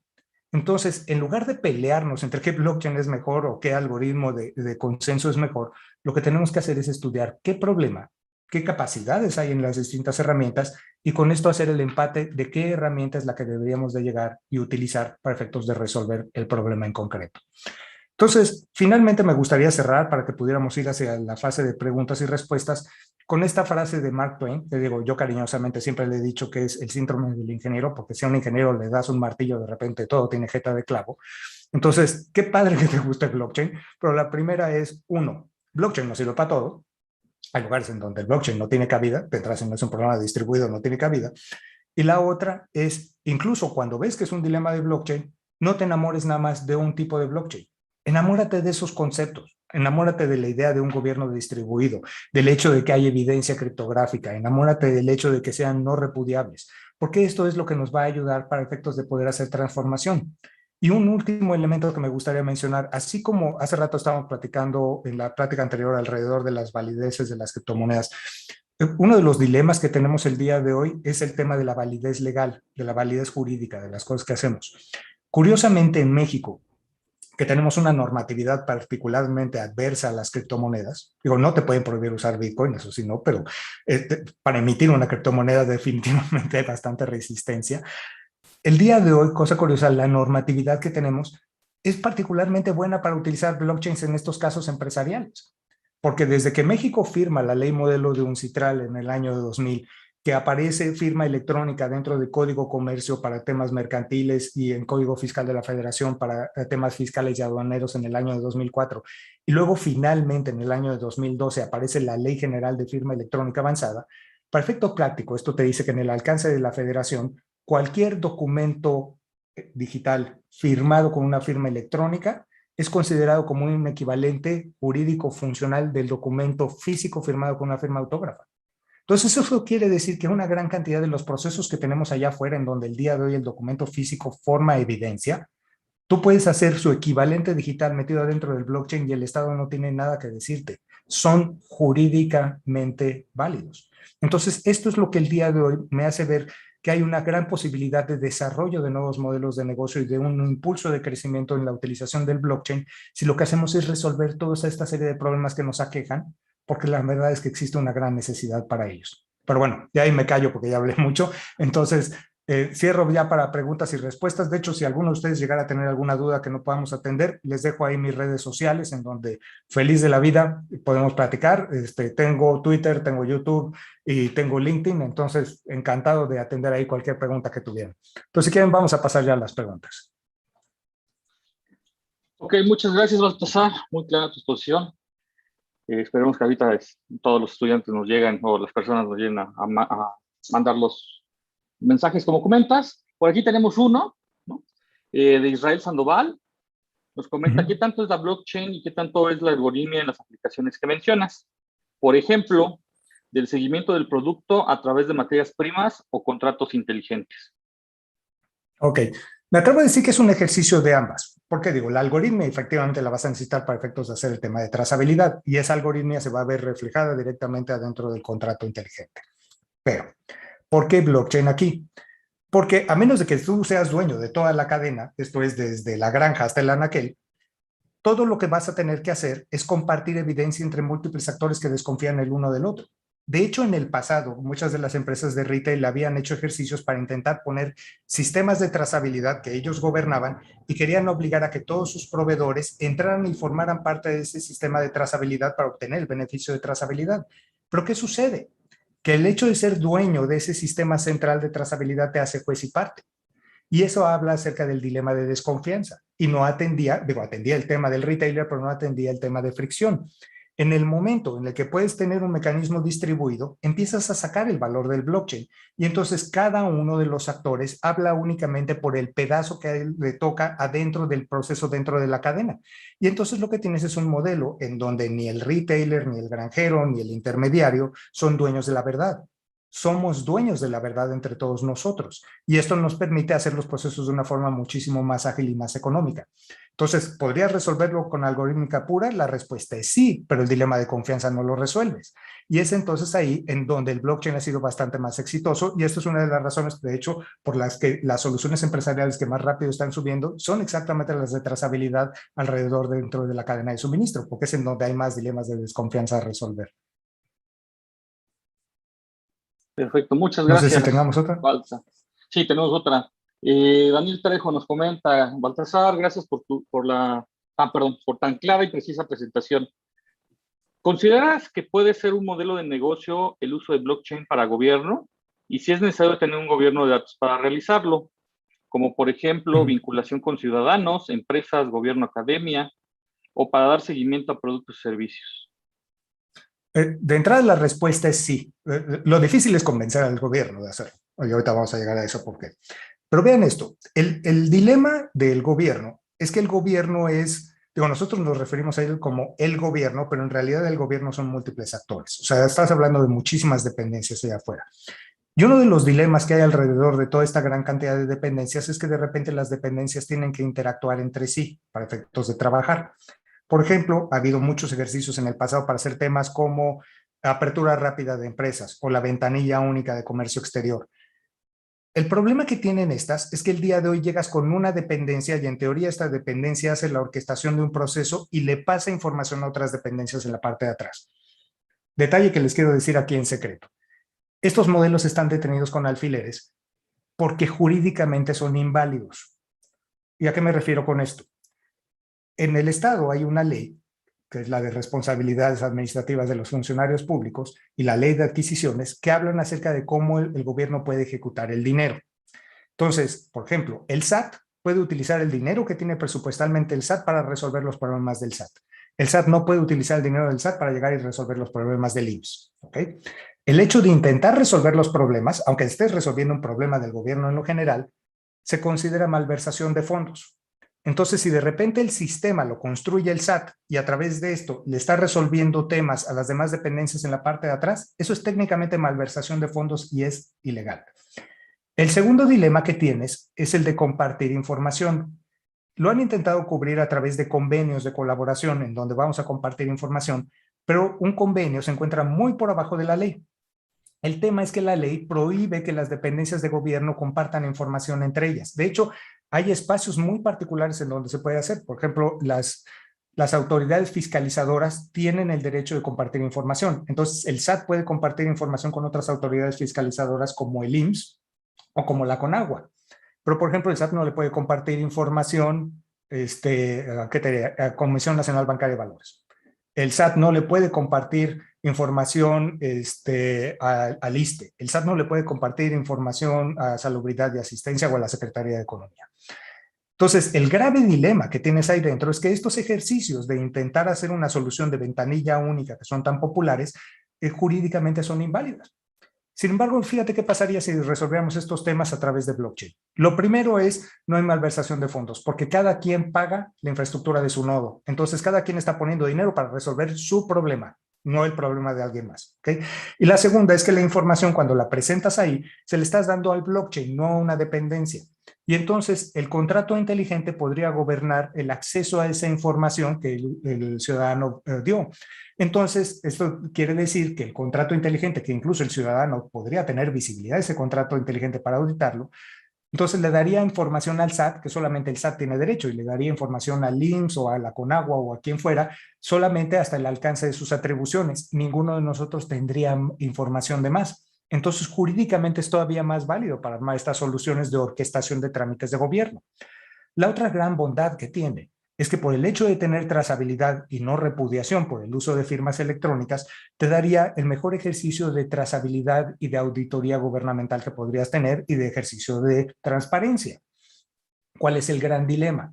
Que a los políticos les fascina hablar de transparencia en campaña, pero cuando les pides que ejerzan transparencia, entonces te vas a dar cuenta que toda la información la reservan, y la reservan bajo seguridad nacional sin que exista realmente una figura de seguridad nacional alrededor de ello.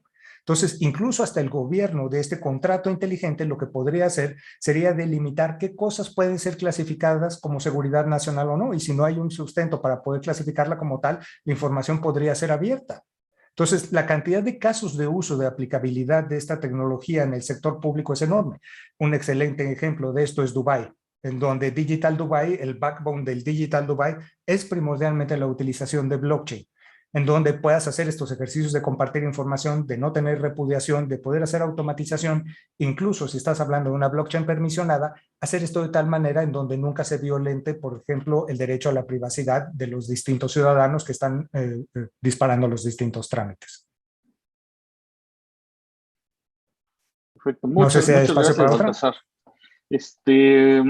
Creo que sí. A ver, vamos a comentar. ML comenta, ¿qué opina de un único KYC y que todo el sistema bancario se base en un único expediente de cada persona bancaria y no cada banco tenga su KYC y estar tus datos por todos lados, ¿no? Mil gracias por la pregunta. Exactamente. Es sumamente factible el hecho de hacer un ejercicio de un KYC basado en un blockchain. De hecho, ya hay varios lugares en donde esto existe. Canadá, de hecho, fue el primer lugar en donde se hizo un consorcio de bancos y este consorcio de bancos está operando un KYC basado en blockchain. Ahora, hay varias maneras de intentar atender este dilema. La forma en la que lo atacaron originalmente en Canadá fue levantar un blockchain, pero este blockchain es un blockchain que es propiedad de un consorcio de bancos. Y al ser propiedad de un consorcio de bancos, lo que está sucediendo es, están guardando los datos y los datos se encuentran adentro del blockchain y todos los bancos tienen acceso a esa información. Entonces, ¿qué sucede con esto? Lo primero que hicieron fue reducir el costo del KYC y hacerlo muchísimo más confiable. Pero, desgraciadamente, esto implica también que los bancos tienen acceso a esa información porque la tienen adentro de sus sistemas. Si tú adicionalmente a reducir los costos del KYC, lo que quieres hacer es también proteger los datos de identidad, tienes que poner una capa por encima de ello. Y esa capa se llama Self-Sovereign Identity o identidad autosoberana, en donde tú eres dueño de tu identidad y más bien lo que sucede es que tus datos de identidad nunca están almacenados adentro del blockchain. De hecho, yo soy medio fanático de no guardar datos sensibles adentro del blockchain exactamente por la debilidad cuántica que se estaba platicando dentro de la plática anterior. Entonces, ¿a mí qué me agrada guardar adentro de un blockchain? Lo que me gusta guardar adentro de un blockchain son elementos de evidencia, de zero knowledge. Entonces, en lugar de que guardes mi nombre adentro del blockchain, guardas el hash de mi nombre. Entonces, cuando alguien quiere pedirme mi información, tienen que venir conmigo para que yo les dé mi información. Y cuando yo les doy mi información, yo lo que les voy a dar es únicamente mi nombre, que ellos corren por el algoritmo de validación, que sería sacar el hash, y lanzan el hash al blockchain de verificación, y el blockchain de verificación les dice si hay match o no. Entonces, el blockchain no está guardando mis datos, lo único que está diciendo es si son datos ciertos o no son datos ciertos. Este es el principio básico del Self-Sovereign Identity. Y creo que es mucho hacia allá hacia donde nos va a empezar a llevar estos ejercicios, no nada más de KYC, sino incluso ante la idea de una identidad nacional basada en Self-Sovereign Identity. De hecho, esto daría mucho para qué platicar. Les recomiendo que busquen el sitio de sovereign.org. Sovereign como si fuera sobrino, pero en lugar de con B grande, con B chica. Entonces, sovereign.org, y ahí van a encontrar todo alrededor de estos modelos de identidad autosoberana, que me parece un tema súper relevante para efectos del desarrollo social utilizando blockchain hacia el día de mañana. Okay, muchas gracias. Nos llegan más preguntas. ¿Tienes tiempo para una más? Porque sabemos que andas un poco corto de tiempo. Venga. ¿Sí? Ok. Para los amigos de la UNAM, lo que quieran, siempre. Muchas gracias. Y bueno, si las demás nos las puedes contestar en el chat que tenemos ahorita, o bueno, ahorita tenemos tiempo, pero no sé cómo andas. ¿Sí? Ok. Ricardo nos comenta, ¿qué tan factible ve usted el manejo de blockchain en sistemas para procesos de producción industrial? Ok, creo que puede ser muy relevante, sobre todo en el proceso de ensamblaje. Como hablamos hace rato, cada vez nuestras cadenas de suministro son muchísimo más complejas. O sea, antes hablabas de que vivías en un mundo en donde un producto era fabricado adentro de un único lugar. O sea, si nos vamos hacia atrás en el tiempo, podemos ver cómo Henry Ford se vanagloriaba que en sus plantas entraba caucho, madera y acero y del otro lado salían carros. Pero el día de hoy esto ya no es así. Nuestras cadenas de integración de valor se han hecho muy complejas. Entonces, lo más seguro es que el día de hoy, este vehículo que dice estar ensamblado en México, en realidad está ensamblado en una infinidad de países que han venido ensamblando desde cosas más pequeñas o produciendo cosas más pequeñas, y esto se va acumulando a través del mundo. O sea, el día de hoy, si ves, por ejemplo, un iPhone toma en su ensamblaje cerca de 80 países.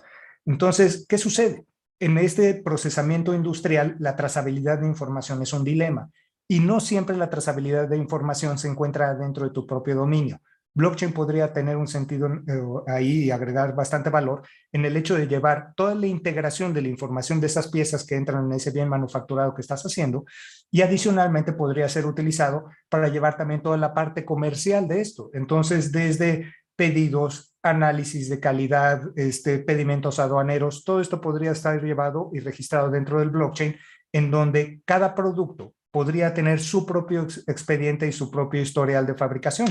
Entonces, la ventaja que te da esto es te da una visibilidad total sobre el producto que estás elaborando y te da incluso visibilidad inmediata. Una solución que, por ejemplo, no les platiqué es que nosotros tenemos un blockchain que lo que hace es trazabilidad de transportación marítima, en donde el día de hoy el 66% de los contenedores marítimos multimodales están siendo registrados en un blockchain.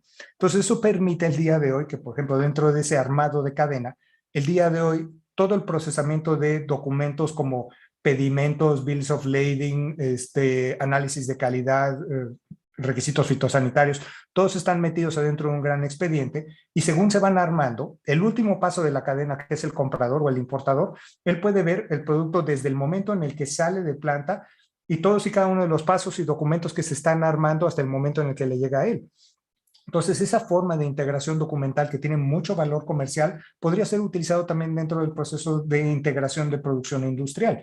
Ahora, si el tema fuera nada más en una empresa autocontenida, entonces ahí sí definitivamente blockchain no tiene sentido y más bien busca una base de datos.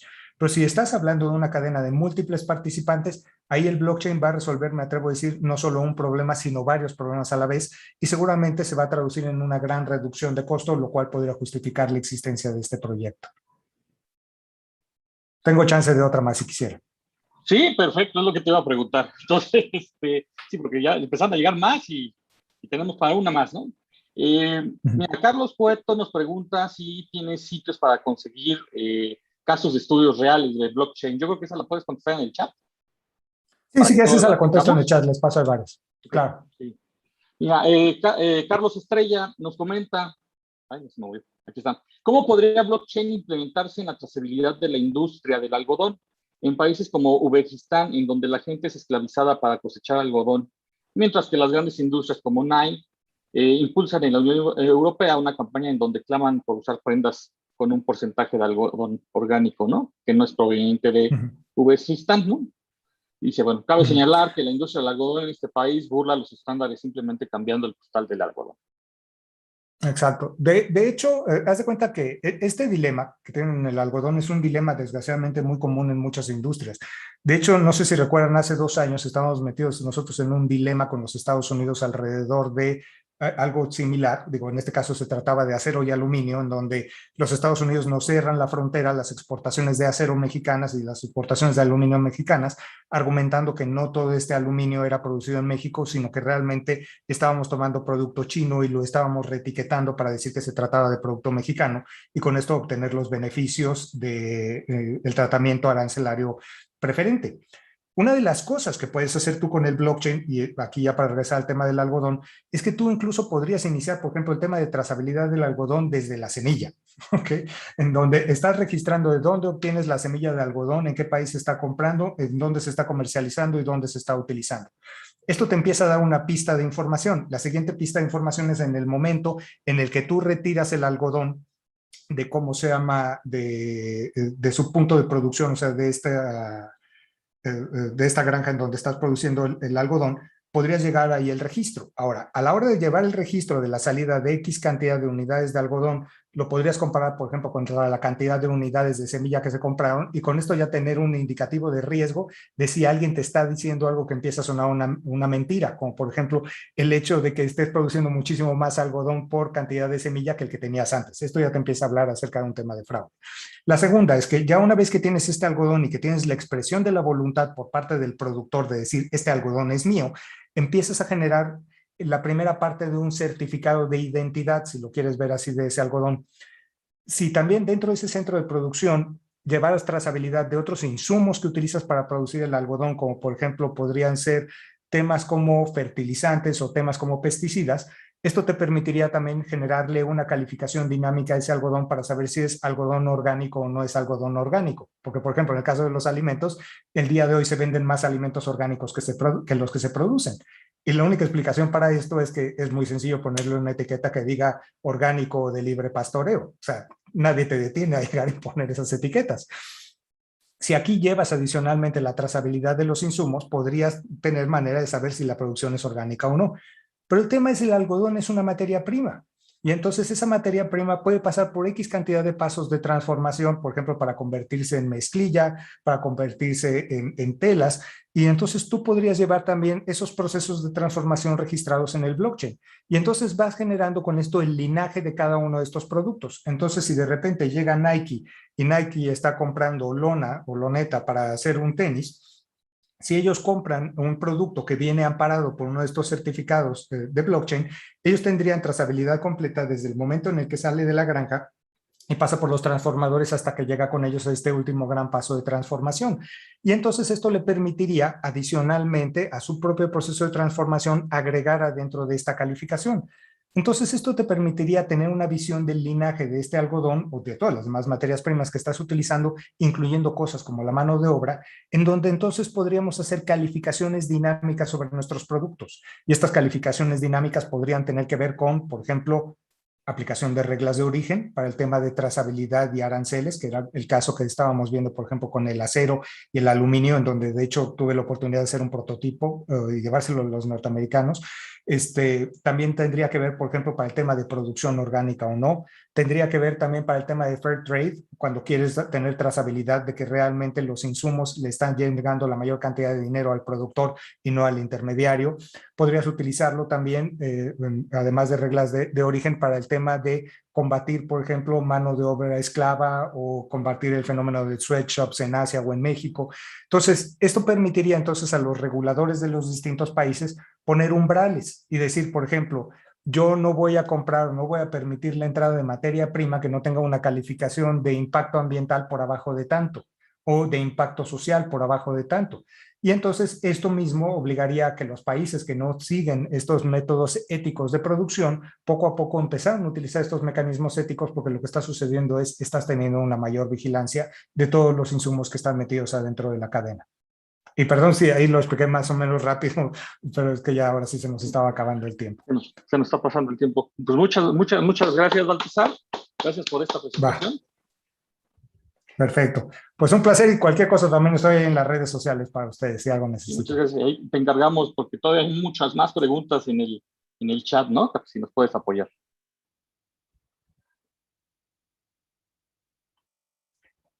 Ahora los invitamos a unirse nuevamente al seminario a las 2 de la tarde. Contaremos con la presencia del doctor Maurice Herlihy de la Universidad de Brown y Mark Rakmilevic, director senior de Administración de Blockchain en Oracle. Nos vemos a las 2 en punto.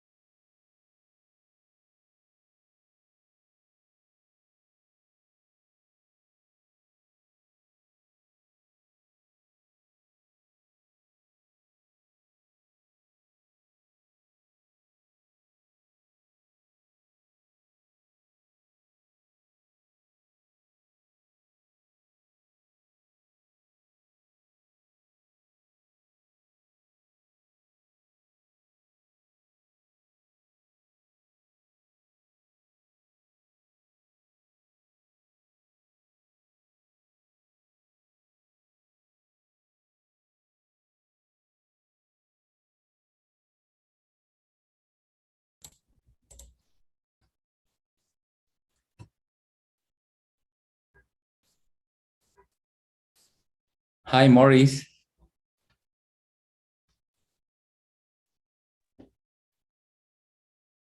I don't know. I don't know if you can hear. I probably. Oh, there. Hi. Hi, Maurice. How are you? Good. Fine. Good to see you. Hope to see you in person someday. Hopefully. Hopefully. So, how things are? You're in the States, I guess, no? Yeah. So I was on sabbatical for 2 years, and Hi, Sinoe. I just returned to teaching. Oh, really? You mean online or No, I put on a mask and I walk into a room full of 50 students. Oh, wow. Really? But everybody's vaccinated. It's a requirement.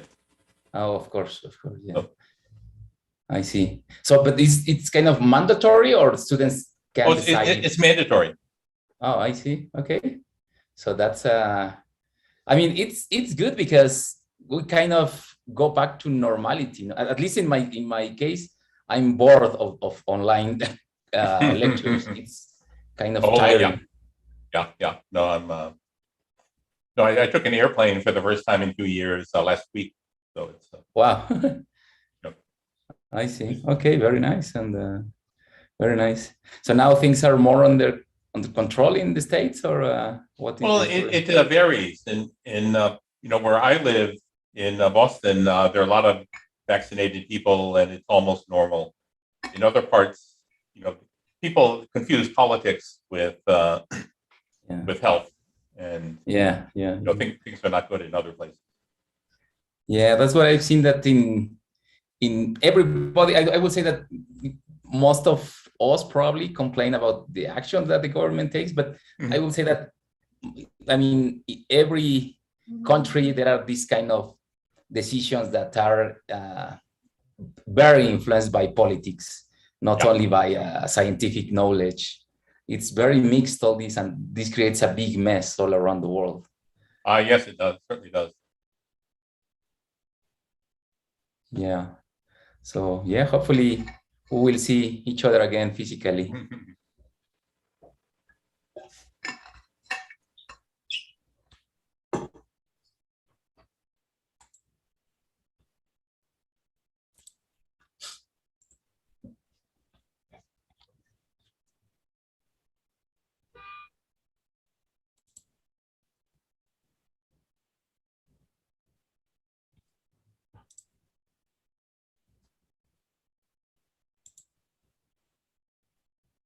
So are you teaching at the UNAM now? Is that I'm teaching, I'm teaching complexity theory this semester, but it's online. Even though that I don't have many students, it's a small group, eight students. So we could, it's kind of master's advanced course, so there are not that many students in theoretical, in theory of computer science.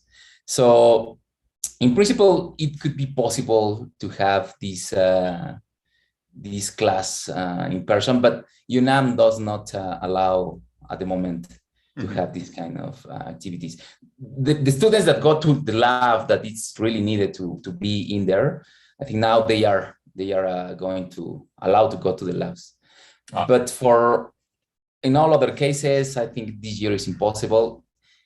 I don't know, next year it could be possible. That's my guess, that because now they are the younger people is being vaccinated. It's in the process. So not all students are fully vaccinated. So it's not safe. I mean, even though they are young and they are stronger, and they don't get so bad when they get infected. But usually the classrooms are packed. So it's very easy. If there is one infected guy, the virus spreads very easily. Yeah, so it'll be dangerous. Yeah, let's see what happens next semester. I think we will have more activities as we used to have. I hope. I don't know. I hope. Yeah.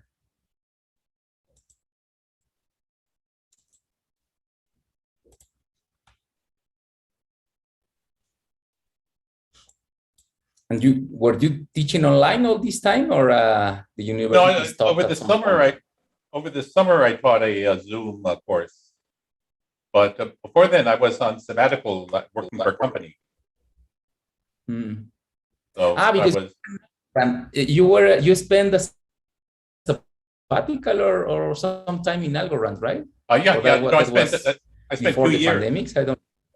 I went for a year before the pandemic, and then after it was over in the middle of the pandemic, and Algorand wanted me to stay, and the university was happy to not pay my salary because they were having financial squeeze. So of course. Yeah. I see. And how was your experience in Algorand? Oh, it was a lot of fun. So after writing papers, I get to see how the sausage is made.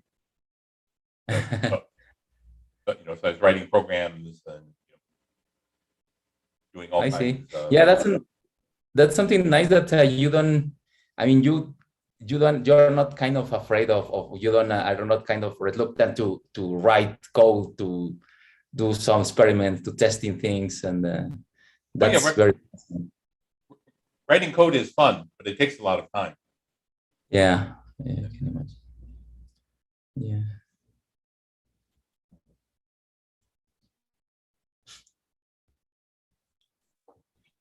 Hi again. Hi. Hi, Victor. Hi, Armando. Nice to meet you finally on person. Sinux, how are you? Okay, well, it is almost 2 o'clock. So let's honor our word to start on time.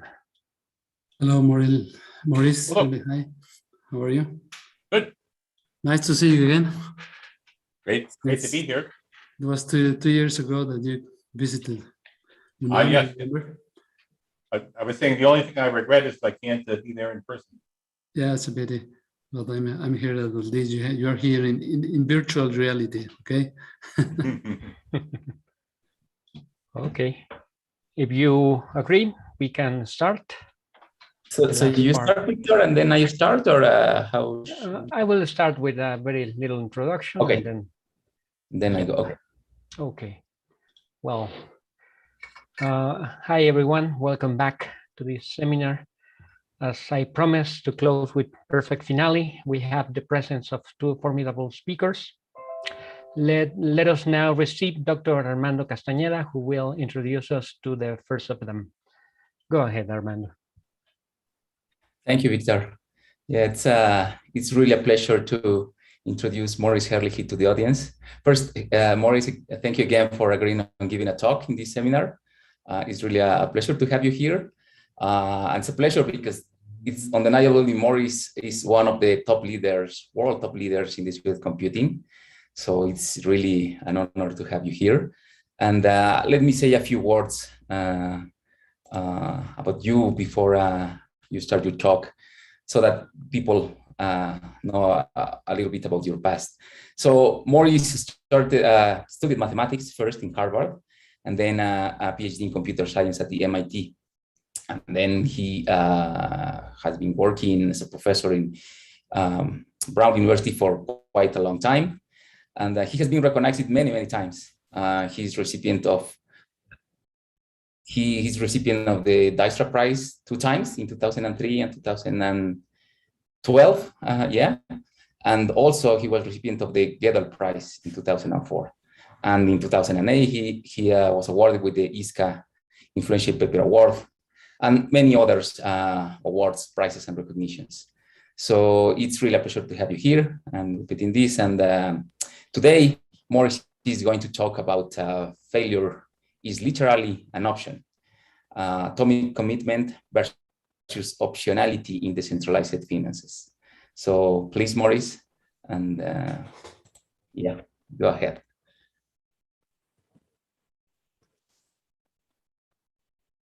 Let me I'm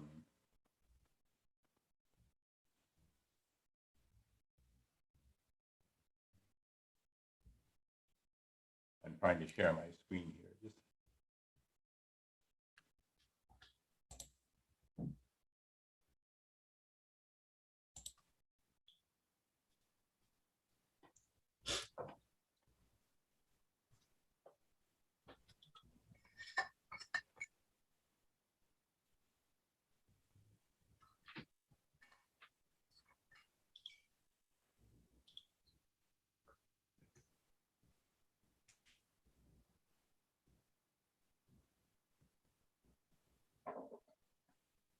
There we go.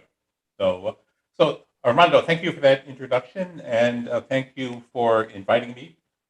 This is Maurice, you are showing us your controls. Yeah. Yeah, we're looking at. Perhaps you can start the screen share again and select the second desktop.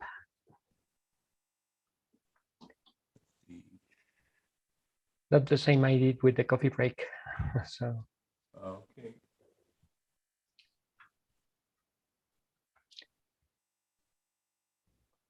Perhaps this is it because you have two monitors. Yep. Yeah, yes, controls. Yeah, again. Again, try again. Controls out there. Is it PowerPoint? This is PowerPoint, yes. Okay. There is one control to disable the controls in PowerPoint. Let me check. I can try sharing the. Do you have? Sorry. Do you have two screens, Maurice? Yes, I have two screens. Oh, that must be the problem. If you can disconnect the second one. Oh, that's great. Oh, now it looks better. Yeah. Yeah. Okay, so that's the. Now try to start the presentation. Let's see if it is working fine.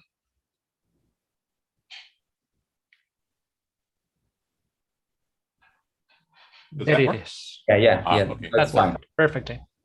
Okay, thank you. So the this is me.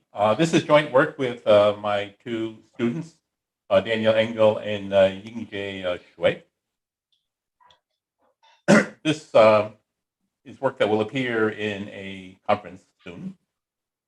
So the basic premise is that in the future, there will be many different blockchains.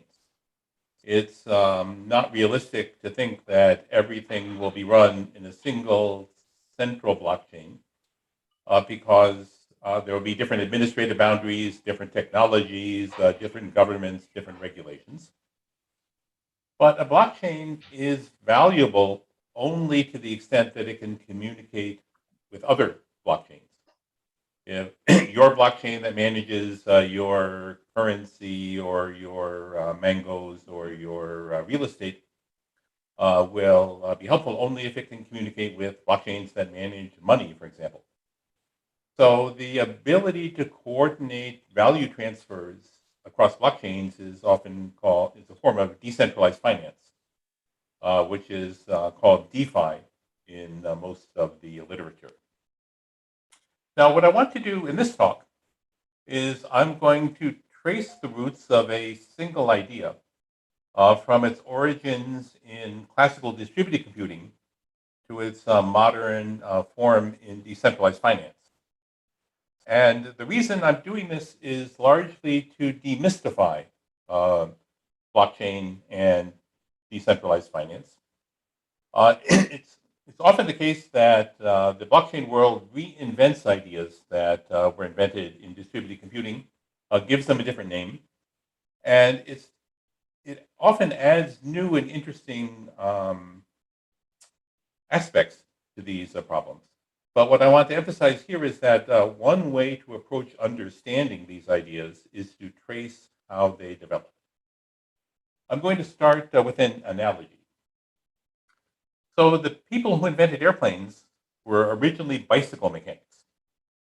So the Wright brothers, for example, had a bicycle shop. They were good at building bicycles. And in fact, the first airplanes looked like bicycles. If you look at the frame on this airplane, it looks like a bicycle frame. And the engineering that went into them was basically bicycle engineering.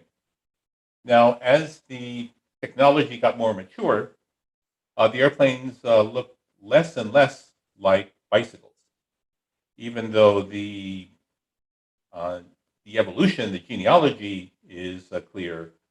It's hard to tell by looking at this plane that its ancestor was a bicycle. And today, modern planes look very little like bicycles. And yet the jump from each picture to the next is something that where you can see that one is linked to the other. So what I'm going to do here is to trace an idea from distributed computing, into decentralized finance and into more and more specialized financial instruments. And what I want to claim is that the DNA behind these ideas is very much the same. And that if you understand the way that these ideas developed, it's much easier to understand, where they are going and how they are built. So I'm going to explain why all these ideas, while they may look superficially very different, are in the core very much the same thing. So I'm going to start with something called two-phase commit. So imagine here we are in the late 20th century, long before blockchains were invented, before the word was coined. And we have two characters, Alice and Bob, and they make an agreement that Alice will give $1 to Bob at a New York bank, and Bob will give €1 to Alice at a Paris bank. And so these, the New York bank and the Paris bank are obviously, far apart. This isn't a blockchain world. This is a distributed database world. And this has the property that, say, the software on both banks is run by the same company, so there are no trust issues. So in New York, Alice wants to give the dollar to Bob. In Paris, Bob wants to give the euro to Alice. But naturally, you have to make sure that both of these transfers happen or none or neither transfer happens. So we want to guarantee atomicity here. Now, the classical adversary in this kind of distributed systems are basically operational failures of hardware. So nodes can crash, networks can lose messages, network switches can become overwhelmed, and messages can be delayed and reordered. So when we design a fault-tolerant algorithm, we can think of ourselves as trying to outwit an adversary that can cause hardware failures. Notice that we trust all of the participants to follow their roles. So the adversary can do crashes, it can play games with timing, it can omit messages. So the database technology, basically there's a stable state which doesn't go away. And the committed stable state is in some sense the permanent state of the database. So in New York, we have a record that says that Alice owns $1, and in Paris, it says that Bob owns €1. Now, when we make these changes, we make them tentatively, speculatively. So we make a tentative change saying, okay, let's set Alice's dollar balance to 0 and Bob's balance to 1, and vice versa on the other database. Now we have to make sure that either both of these changes happen permanently or neither one does. So we appoint a trusted centralized controller. This was easier then because both databases were built by Oracle or someone like that. So we're not worried about betrayal of trust. And the centralized controller in phase 1 of the protocol says, okay, both of you prepare to commit. And both databases write their tentative changes to stable storage. So at this point, if a crash happens, the tentative changes will not be lost. Then each database responds saying, yes, I vote to commit, or no, something happened, never mind. And then the centralized controller says, well, if everybody voted to commit, then commit. And what does it mean to commit? Commit says, I'm going to replace the old value with the new value, the old state with the new state. And now we have successfully ensured that both the dollar and the euro have been transferred at separate, independently failing databases. This is one of the oldest techniques in the distributed database literature. Now, if something goes wrong, if there's a crash or something, then the protocol will restore the database to its previous state. If somebody votes not to commit, then the controller will say, okay, never mind, abort the transaction, throw out all of our changes. So this is a very simple protocol. It can be made, there are many optimizations and so on, but there's a key idea here. Now, let's fast forward from late 20th century finance to today. So actually, maybe instead of today, maybe it's tomorrow. We'll see. So we're going to look at something called cross-chain swaps. So Alice has a beautiful pink Cadillac, which she wants to sell, and she wants to sell it for Bitcoin. Now, Bob, it turns out, has lots of Bitcoin and is dying to acquire a pink Cadillac. Now, this is the future, and the titles to cars are managed on a blockchain, and Bitcoin is, of course, managed on a blockchain, but they are different blockchains. So now, instead of coordinating changes on a database in New York and a database in Paris, we need to coordinate changes on an automobile blockchain and the Bitcoin blockchain. We now have a more formidable adversary, however. So instead of worrying about crashes, there are intelligent people out there who have lots of time, who are trying to do everything they can to pick your pocket, to steal your money. And the range of attacks that they have are wider and much more subtle than just crashes. There is, I won't go over each of these, but you have to be very, very careful if you're going to operate in this, because the newspapers are full of stories of people who have been swindled out of large amounts of money. So the main thing that we're going to use is something called the smart contract. So first thing is, smart contract is a marketing term. A smart contract is not smart, and it's not a legal contract. A smart contract is really more like of a script. It's like a bash, a shell script. And what it does, it's used to escrow an asset. So escrow is a term from finance, which means that the contract takes custody of an asset. So the contract has temporary ownership of the asset, and it has authority to either give it back or it can give it to the other party.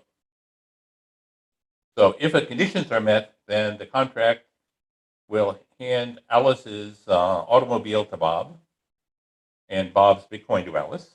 If the conditions are not met, if something goes wrong, then the contract will refund the car to Alice and the coin to Bob. So the contract acts like a middle party. The contract is trusted because it's open source code, and the blockchain correctly executes the code. One thing I'll say is when I talk about is that the contracts I'm describing are probably most naturally expressed in a blockchain like Ethereum. They can be done on Bitcoin, but it's more challenging. Now, the key technical term that we're going to use, or the key technical device, is something called the hash lock. This is a very simple construct which we need to explain. So one party has a secret. Secret is just a large number chosen at random. And a hash lock is you take that secret and you hash it. Hashing it means you mix it up in a complicated way. And this has the property that if I know the hash of S, I cannot reconstruct S. If I have S, I can reconstruct each of S very easily, but I cannot go backwards. So what the escrow contract is going to say, the escrow contract has possession of the asset, and it knows the hash of the secret, but not the secret. And if you come to me and you give me the secret, that is, if you give the contract the secret, the contract will give you the asset. So the secret is, the contract can tell if you know the secret because it can hash the secret, and if the hash matches the value it had, it says, okay, you are correct. It's like knowing a password. But this is the only technical mechanism that, that we need. Oh, one more thing. We need to have a timeout because it's possible that if you have a multi-step protocol, one party might crash, one party might walk away. So pretty much what the contract will say, if nothing happens in a certain amount of time, then I'm going to abort the transaction. I'm going to give everybody their assets back and just go home. So here we are. Alice has her automobile title and Bob has his Bitcoin. There are two blockchains, one that controls the title, the legal document for the car, and one that controls the coin. And again, don't be, this could be any coin, not just a Bitcoin. And Alice invents a secret, which she doesn't tell anyone because it's a secret. And she creates a contract that says, transfer the car title to Bob if he produces a secret matching the public hash within 48 hours. Then Bob produces a contract that says, give my Bitcoin to Alice if she produces a secret that matches the hash within 24 hours. So in the first phase of the protocol, Alice gives over ownership of the car to the smart contract on the car title blockchain. When Bob sees that Alice has done this, and only afterwards, Bob places his own Bitcoin in escrow.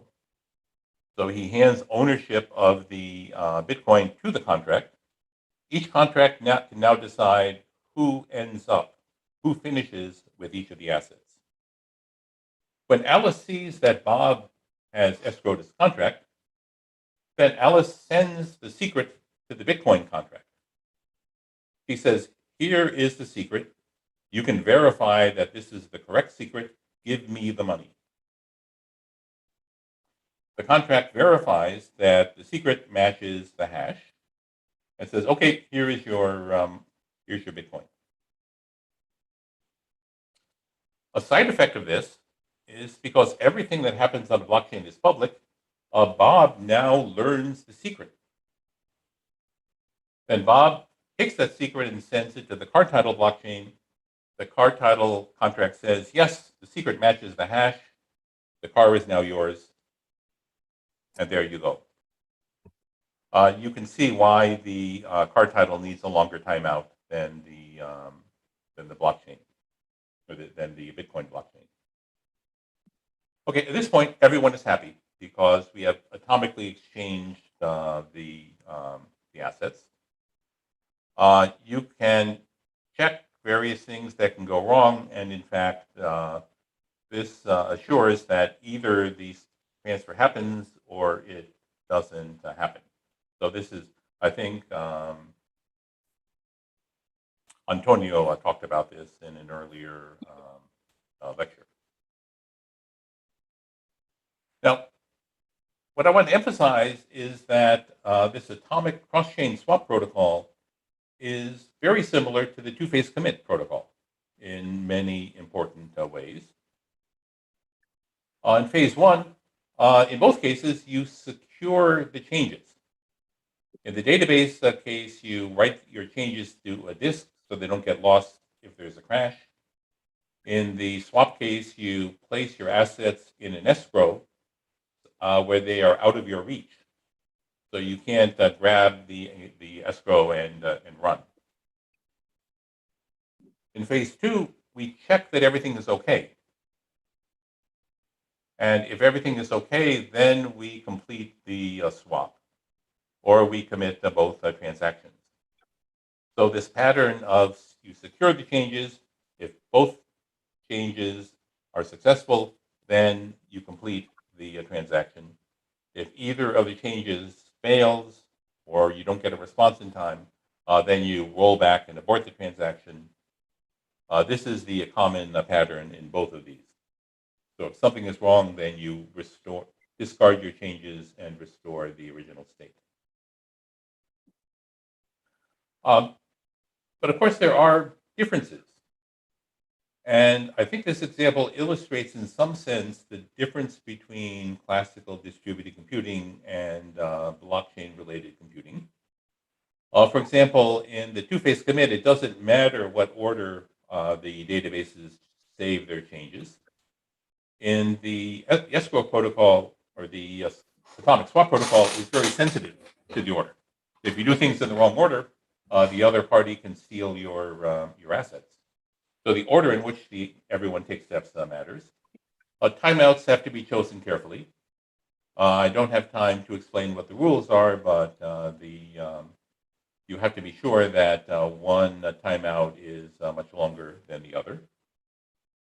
There is no central coordinator. Each party does what it wants.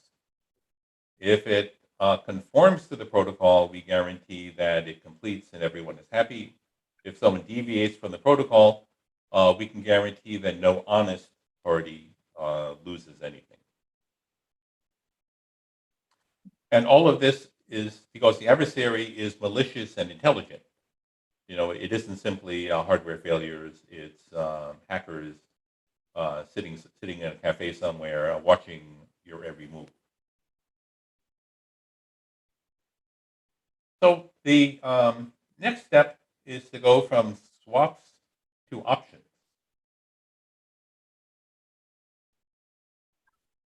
So the idea here is, let's revisit the steps in the protocol and see what happens when things go wrong.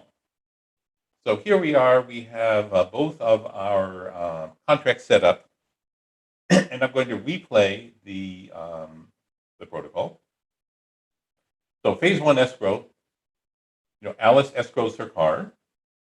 Now Bob is supposed to escrow his Bitcoin at this point, but instead he says, well, you know what? I have 48 hours to decide whether I want to complete this deal or to just let it be undone. So Alice's car cannot be stolen.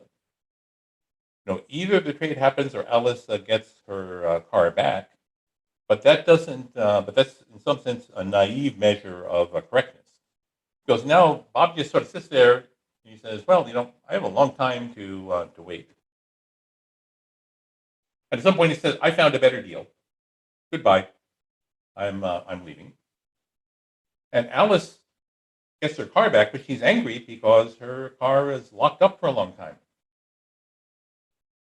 So she didn't gain anything, but she could have sold that car to someone else. She could have driven the car to see a restaurant, So Alice can't really win in this situation because Bob has complete power to decide whether to complete the swap at this point. Alice has given up her ability to affect things. If Bob decides, then it must be the case that Alice's profit improved or Bob's profit must have improved at Alice's expense. So if Bob is getting a better deal, then Alice is getting a worse deal. And so Bob can walk away if the deal turns against him. He can complete the deal if it goes on in his favor. So Bob is getting a very good deal at this point. If Bob chooses not to go through the deal, then Alice pays nothing and Alice's asset is locked up, which is a kind of an expense for Alice. So it's not enough simply to say, well, nobody can steal anyone else's assets. We also need to take into account what's called optionality, that the fact that Bob has power and Alice doesn't at this point. Now, in fact, we have rediscovered one of the oldest financial instruments. If you explain this problem to someone who does finance, they say, oh, that's called an option. So in an option, Bob pays a premium, a fee to Alice for the right, but not the obligation to complete the swap in the next 48 hours. So really what's going on here is before Bob had complete power, he could walk away without penalty. But if you set up such a deal on Wall Street, the person who's offering the option will say, okay, give me a 1% or 2% fee, so that at least if you walk away, then I have some compensation for having my assets locked up. So if Bob completes the deal, then Bob gets the car, Alice gets the coins, plus she gets a premium. If Bob says no, then Alice keeps her car, but she gets a premium.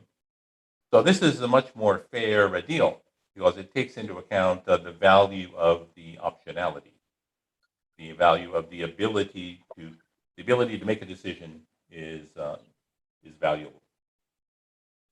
So some observation is if Alice's car is locked up but unclaimed, then Bob should pay her, say, Q coins. That's the fee for having the privilege of being able to decide whether to take Alice's car. If you look at the protocol carefully, there's also a window where Alice has optionality. So at the very end, Alice can decide whether to release the secret. And if Alice decides, no, the market is moved against me, I'm not going to release the secret, I'm going to just wait for the timeout and take my car back. The same kind of argument happens that says if Bob's Bitcoins are locked up but unclaimed for a long duration, then Alice should pay Bob. So it's, and she should pay him P coins. So how can we change the protocol to do this? The premiums are computed according to well-known formulas for valuing options. Well, here's how we can do this. So Alice prepares two fees, one P and one Q. And Bob prepares one fee Q because the protocol, it turns out, is not symmetric. So in the very beginning, Bob puts his premium, his fee in escrow. On Wall Street, a premium is usually about 1% of the value of the swap. And Alice puts P plus Q into escrow. Now, this may seem surprising since Alice is only supposed to pay P to Bob, but I'll show you why you need to do this. Then Alice puts her car title in escrow, and Bob walks away because he doesn't want to complete the deal. So Alice gets back her car. Alice gets Bob's premium because she locked up her title and Bob didn't claim it. Bob never locked up his Bitcoin, so Alice is refunded her premium. And so in the end, Alice gains a Q coins the way that, as we agreed. If we go the other way, if Alice decides to walk away, then both sides get their assets back. The car contract says, well, Alice's car was locked but unclaimed, so we pay Alice, even though it was Alice's fault. But the contract can't tell the difference. But the other contract says, well, Bob's Bitcoins were locked up but unclaimed, so let's refund Bob. And in this way, Bob gains P coins. So the point here is that designing protocols to support options, going from a swap to an actual option, is non-trivial. And doing this in more general cases requires some amount of work. But I think you can see that this is a kind of a form of nested two-phase commit. So this option swap, which we'll call the hedged swap, is like almost like two-phase commit with two phase ones. So this is phase one where we deposit the premiums. There's another phase one where we escrow the cars, and then in phase 2, we check that everything is okay and redeem it. So in essence, we've made a small evolutionary leap from a swap that is unfair to each party because of it doesn't account for optionality, to a slightly more complicated protocol that pays one party if the other party walks away. And again, what I want to emphasize is that this is very much similar to two-phase commit. It's more like 2 + 1 phase commit, but the ideas are roughly the same. So now, one problem you might say is, well, as soon as Alice deposits her premium, Bob could just walk away, and Alice will get her premium back. But we seem to have the same problem that we had before. But in fact, the premium is usually pretty small, 1% of principal. So maybe Alice doesn't care that much. So if you want to lock up an automobile for 48 hours, that's a lot. But if you want to lock up $10 for 48 hours, that's maybe that is tolerable. If it's not tolerable, then we can bootstrap. We can have multiple rounds of locking up. I can put in 10 cents, then $1, then $100, then the car, and you get basically the risks shrinks exponentially with each round that you deposit. Again, this is a very interesting subject, and if you want to read about it, we have a paper talking about how parties can protect themselves against other parties that walk away from a deal. Okay, so now I'm going to add one more ability to this option protocol. So I'm going to talk about transferable cross-chain options. And again, here we're moving into territory that looks like it's very far away from the simple 20th century database protocols. But I'm going to insist that it's still very much a similar idea, but well disguised. So here we are back in the middle of the protocol, and Bob says, well, here I have 48 hours to decide whether to take the car. Alice is happy because she says, my car is locked up, but I was paid a fair premium. So, I would prefer it if Bob completes the swap because I want those Bitcoins, but I will tolerate it if Bob walks away because I will be compensated for my trouble. Now, Bob decides, you know what? I don't want this car. I want to walk away, but I paid a premium. Maybe I could sell this option to someone else to help cover the cost. So maybe someone else would like the ability to complete this trade, even though I don't want it. And this is also something that, if you speak to people who do finance, this is everyday quotidian business for them. So you can buy an option, you can sell an option. There's a vigorous market in options. Reproducing this on cross-chain protocols, we'll see, is highly non-trivial, but it is something that it's a natural problem. So someone else comes along, say Carol, and tells Bob, I will buy your option rights.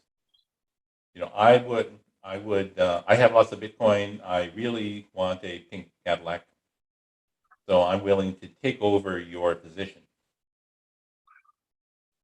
And so we could do this so that I'm going to show you a very naive protocol that doesn't work. So Carol can come along. Carol can escrow her Bitcoin. Carol, when Alice reveals her secret to claim the Bitcoin, then Carol says, I just learned the secret. She forwards the secret to the other blockchain and claims the car.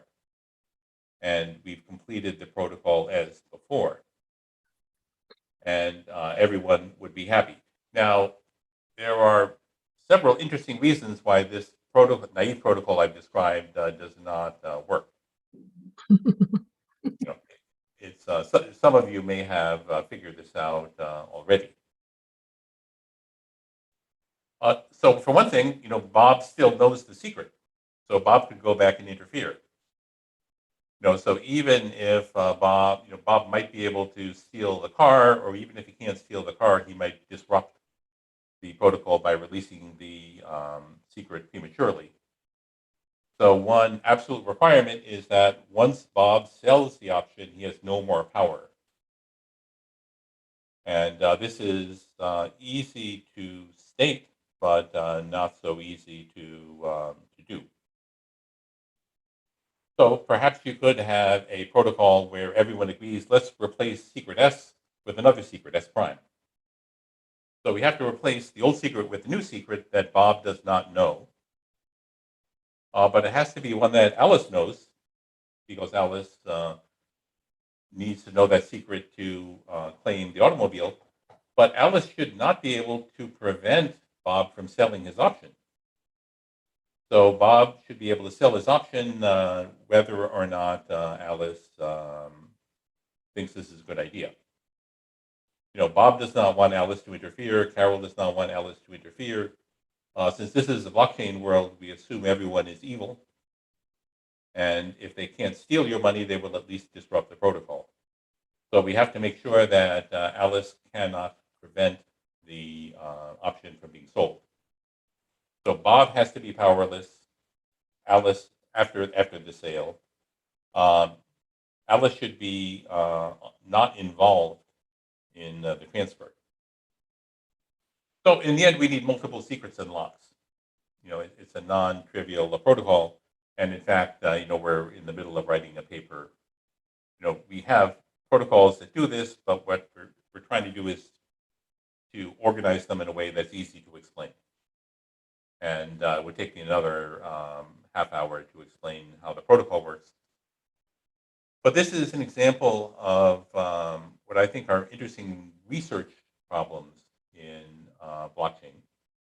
Because these are protocols that people want to do. If you look at the options market on Wall Street, it's billions of dollars. If you think that blockchains are going to take over the world, then they have to be able to support things like options markets that are already very popular in the paper world. So this is a kind of a necessary problem that needs to be solved if blockchains are to be successful. And I think there are many open questions. What's the right model? What's the right technology? What are the properties that you want? And these things have been extensively studied by people who study finance and economics, but not in the context of blockchains. So the economic theory behind options and transferable options is well understood, but the blockchain mechanics are still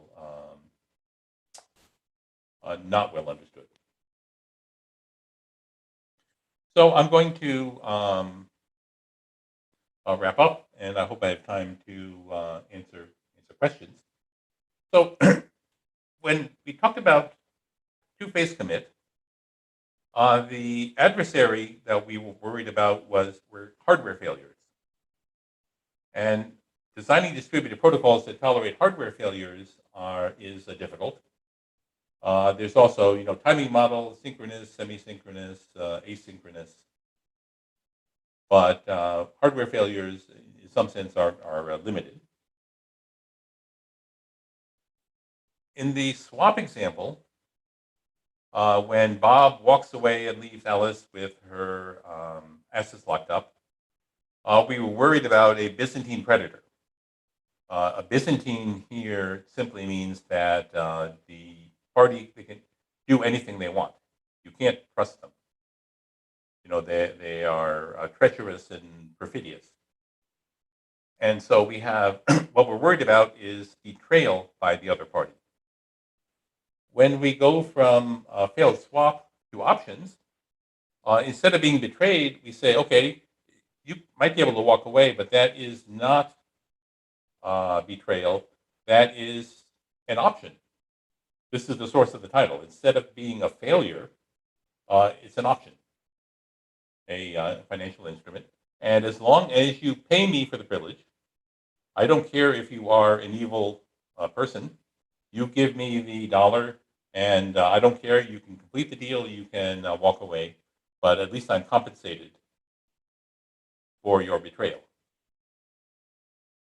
And of course, the technical challenges are that they exchange roles. At one point, Bob has optionality. Another point in the swap, Alice has optionality. If the deal falls apart, then you have to make sure that the protocol can figure out who is to blame and who has to pay whom. And this is non-trivial.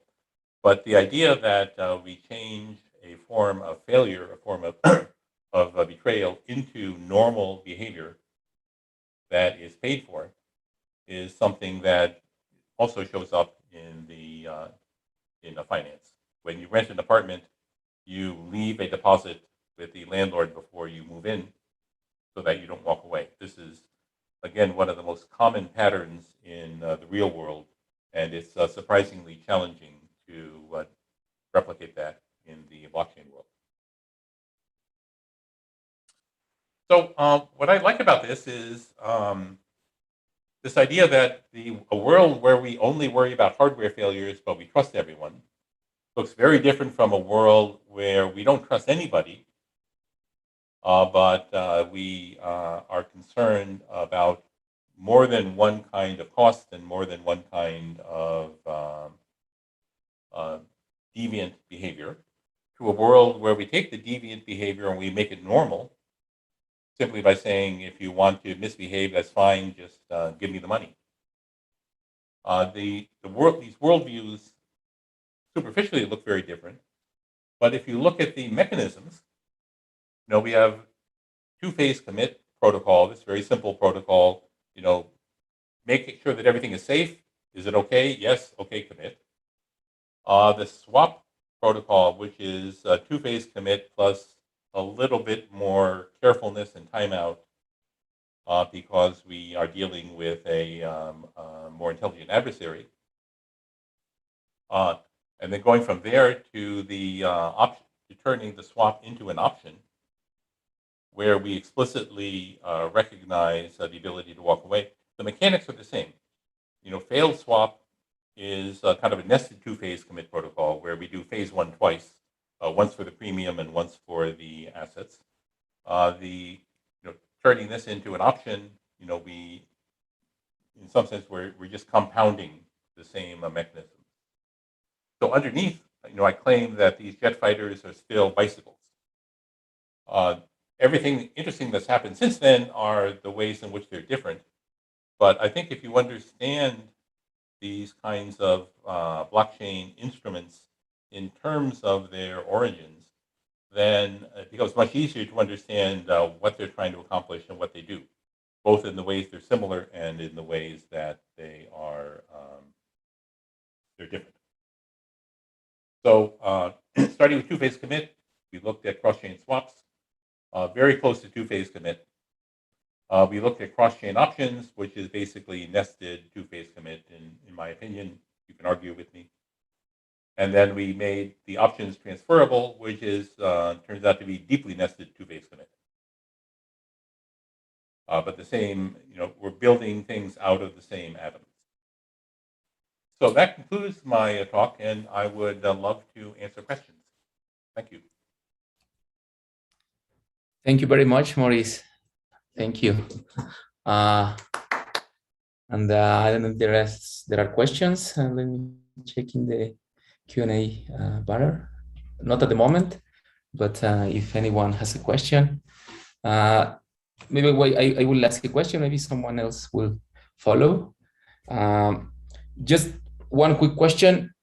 Do you know if any of these algorithms or similar algorithms are used in practice nowadays, or this started more like theoretical research that the atomic swap is used by several companies. The simple atomic swap. The options, I believe there's one, there's certainly been papers describing options.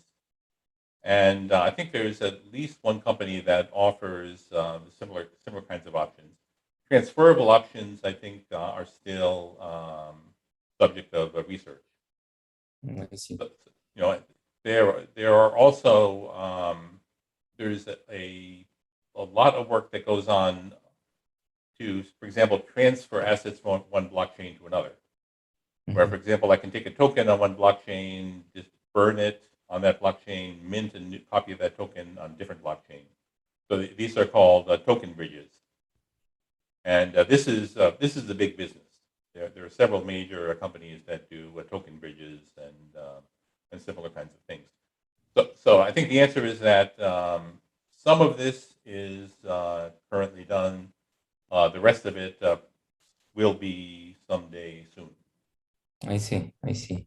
And just I'm curious about the name premium. Yeah, this is the fee, no, that is paid. So Yes. this premium is fixed always, like this in this your example, this 48 hours is fixed, or it's possible to say if you do this transaction after 1 hour is this amount of money, if in 2 hours this amount of money, and so on until the 48 hours. So like kind of dynamic behavior.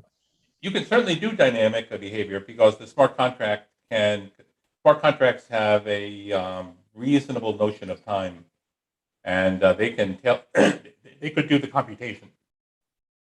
The actual computations are Black-Scholes and other kinds of fairly sophisticated mathematical formulas, which might be expensive to compute dynamically on a blockchain, but there are ways around that. So certainly you could do this dynamically. For simplicity, I presented it as if they were constant. And I guess these interactions could include more than only two parties, like only like three guys trying to exchange different things in three different blockchains. Oh, yes. In fact, you could take any directed graph and set up a kind of a multi-way swap, and the complicated part is that if some things break down, then each contract has only a local view of the world. And in order to decide who is guilty, you need a global view. And this is why we need to do complicated things like transferring P plus Q instead of just P. So there are definitely ways to generalize all of this to multiple parties. I see. Here I see that there is a question from Carlos Estrella. How open-minded financial institutions are about implementing blockchain solutions through smart contracts in order to enhance and optimize financial instruments like financial derivatives and letters of credit nowadays? So this is changing rapidly. So today, there are companies like Coinbase and Voyager, that are primarily blockchain-based, that do billions with a B of dollars in business. More mainstream financial institutions are starting to adapt some of these. Now, the problem here is that a lot of decentralized finance is basically unregulated. And there is a lot of uncertainty and fraud and so on.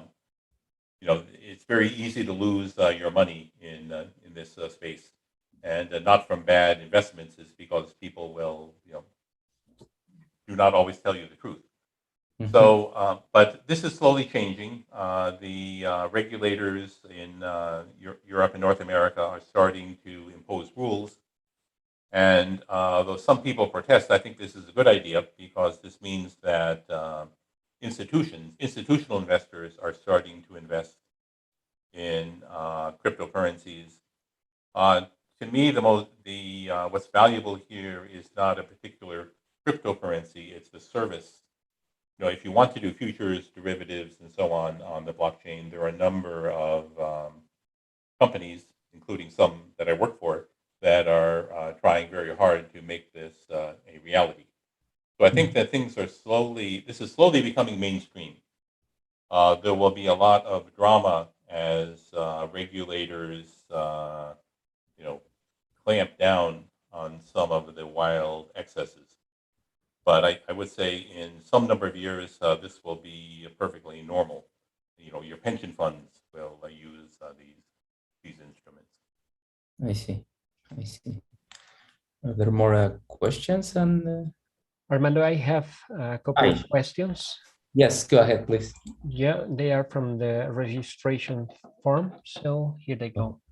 Jorge Alberto Cabrero asks, if a consensus is needed for each cryptocurrency transaction, and this takes time and computational effort, how is it possible that cryptocurrency exchanges can handle many transactions?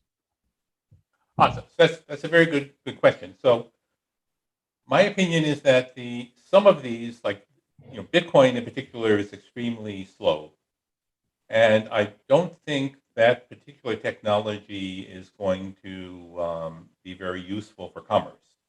Bitcoin is primarily like a speculative lottery ticket, and I think it's probably going to stay that way. Newer blockchains are much faster. So Bitcoin, if you buy something valuable, it takes an hour plus before you can receive delivery, before you can be sure that your transaction is on the blockchain. There are a number of blockchains that will do the same thing within seconds. So it's certainly the case that scalability remains a challenge, but the newer blockchains, which use other forms of consensus, not a proof of work, but things like proof of stake, are much, they use much less energy, they're much faster, they're frankly more secure. And so I think that the situation is changing, and the older blockchains like Bitcoin are not going to be able to keep up in the long term. But Bitcoin doesn't exist for things like stock trading. Bitcoin exists more as a gambling device than anything else. Okay, thank you very much. The next question is almost in the same sense. It's from Laura Itzel Rodriguez. She's a student, a bachelor student at UNAM. How viable could voting in elections be using blockchain? So I have reservations about using blockchains. I think there are many challenges. Blockchains are public by nature, whereas voting is, some parts of voting have to be private. So whether you voted can be public, but there are people who design electronic voting systems. It's important, for example, that you cannot reveal how you voted. So if someone wants to give me $1 million to vote one way, they're more likely to want to do that if I can prove to them how I voted. If they pay me $1 million to vote for Alice and I can still vote for Bob and no one can tell, then they're less motivated to try to pay me. So these are difficult problems. So I think it's eventually perhaps this will be useful, but I think there are very difficult challenges before blockchain systems can be used for voting. Okay, thank you very much. There is another question, Armando, if you want to ask it. There is one more in the Q&A banner. Yes. Yep. This one is from Hugo Rafael Ibarra Alarcón. While the digital properties like the ownership of the car is put in escrow, how are physical properties like the actual car handled? Are there employees that watch the car in the name of the blockchain organization? Does it work on the honor system? That's a very good question. Many blockchain advocates tend to be libertarians. They don't like government, they don't like courts, they don't like police. But if you're going to sell your car, you need to have these legal instruments. So I'm assuming that the government recognizes the blockchain, the title on the blockchain. So if I sell you the title to my car and I drive the car around and don't give it to you, then eventually you'll report it to the police and they'll say, Morris stole my car. Here's the title. And they will stop me and take the car. So something on the blockchain that represents physical property like real estate, automobiles, even stock to some extent, requires a legal system to back it up. So, I'm not one of these people who say that blockchains are great because we can ignore government. I think that's a very naive and dangerous idea. Blockchains are great because when you combine it with, a well-organized society, then it can be very useful. So I would say the title to the car on the blockchain has the same power as the paper title that you would normally use when you sell a car. And that's very interesting. But if I can say something, that is very interesting, but it requires an extra step, which is maybe even harder than the ones that we've been discussed, because that involves laws and the government, and that's pretty slow usually, right? So. Oh, well, yeah, but if you're selling a car, if you sell a car in some sense in the same way, we could meet somewhere. I give you the paper, and then I jump in the car and drive off very quickly. It's the same problem. No, I mean in the sense that the government should recognize these digital blockchains and as something legal. I don't know how fast that could be, or when that will happen. Oh yeah, this particular story happens in the future. Yeah, I don't know when exactly, but hopefully it will happen. No, I think that's probably not too far away. Oh, I see. Not next week, maybe not even next year, but 5 years maybe. Okay, that's interesting. Very nice.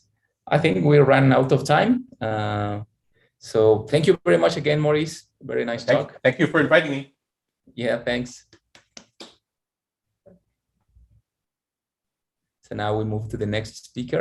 So Victor, please, you have control on the things. Okay. We thank Dr. Herlihy for his participation in this seminar.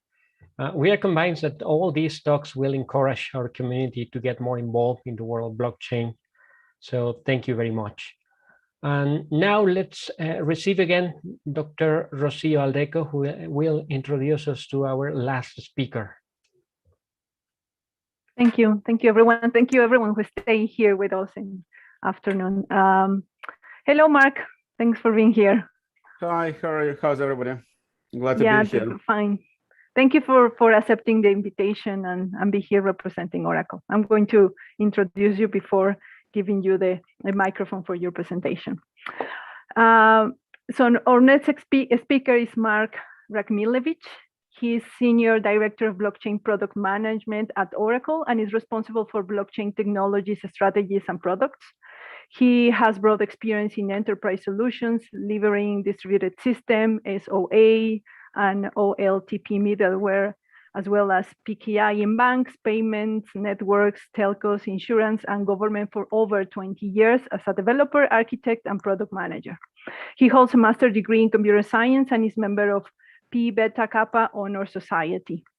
Mark delivers customer workshops and seminars, writes on blockchain topics and on Oracle blockchain blog and elsewhere, frequently speaks at industry conferences on enterprise blockchain and hosts Hyperledger Silicon Valley meetups. Thank you, Mark. Mark, you have a very broad experience and I'm sure our people listening will enjoy very much. I will let you start with your talk. Thank you. Sure, thank you very much. Let me go ahead and share my deck here and make sure that we can see it. We can see your screen now. Let me put it in presentation mode here. So, and a second. Yeah, now we see the presentation. Okay, great. Yeah, so I'm going to talk today about the impact of enterprise blockchain and how some of the technical advances over the last few years have actually made it possible. Oracle has been in the space for about 5 years now. We first began investigating the blockchain based on the interest in smart contracts to see how our enterprise customers and government organizations could leverage that technology when it first came out in Ethereum days. And since then, of course, a lot of new capabilities have emerged, and permissioned blockchain networks have emerged, which are really being used a lot in enterprises and government organizations and so on. And we have been doing a lot of work around improving those capabilities, participating in the Hyperledger community primarily, and doing a lot of work to take advantage of the open source capabilities, but at the same time, adding a lot of engineering value based on Oracle's background in systems management, data management, databases, middleware, transaction management for many of our customers across various industries. And so I will show you how we try to make the adaptation of blockchain into enterprises easier, faster, simpler, with variety of new capabilities and tools. And then we'll share some examples of the customers as well that have been using it. So we'll try to cover both kind of introductory aspects of blockchain, which I'll go through quickly because I think most of by now, since I'm the last speaker, hopefully most people understand the basics of the blockchain. And I'll try to focus more a little bit on the impact and some of the capabilities in the blockchain technologies that make it enterprise grade and production ready, and share some of the examples of customer deployments, customer projects across a number of industries. And then we'll just finish with a few thoughts on how anybody can get started in a blockchain journey and some of the capabilities and tools that we can provide, and some of the things that are available for free at Oracle. So let's begin. Our fundamental premise, right, is that many organizations today suffer from the issues associated with structured data silos within an enterprise, as well as across ecosystems when many companies doing business together. We certainly see companies that have multiple systems of record, back office systems, ERPs, what have you, that are not communicating well. And sometimes across business units or subsidiaries or legal entities across different geographies. And of course, companies that work with other companies, supply chains, banks, payments, regulators, right? No company works alone in this world. They're all part of some ecosystem. So they often exchange data through things like EDI, file transfer, B2B file transfer, or often just spreadsheets attached to email, right? So there's a lot of sort of data integration, quote unquote, happening by people simply emailing spreadsheet attachments. And that makes it very inefficient and creates high reconciliation costs when your systems of record are unreconciled, when there are discrepancies that impact operations. There is risk of human error and fraud. There is potential expense and cost from intermediaries often involved in the process, lack of real-time visibility, lack of audit trail and traceability when you're dealing with supply chain, for example, multi-tier supply chain and so on.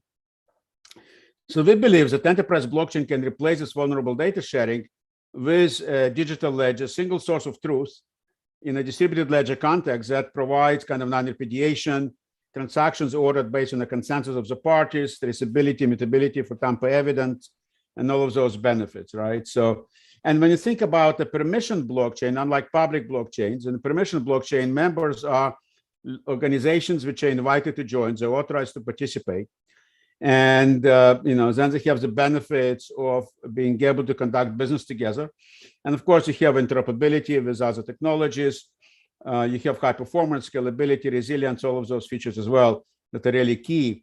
And ultimately, if you are using blockchain to track sort of digital twins, if you will, of some physical or digital assets, that enables you now to participate in a tokenized economy as well. So, we think there are some really great value proposition for using enterprise blockchain, and we've seen a number of our customers taking advantage of those technologies.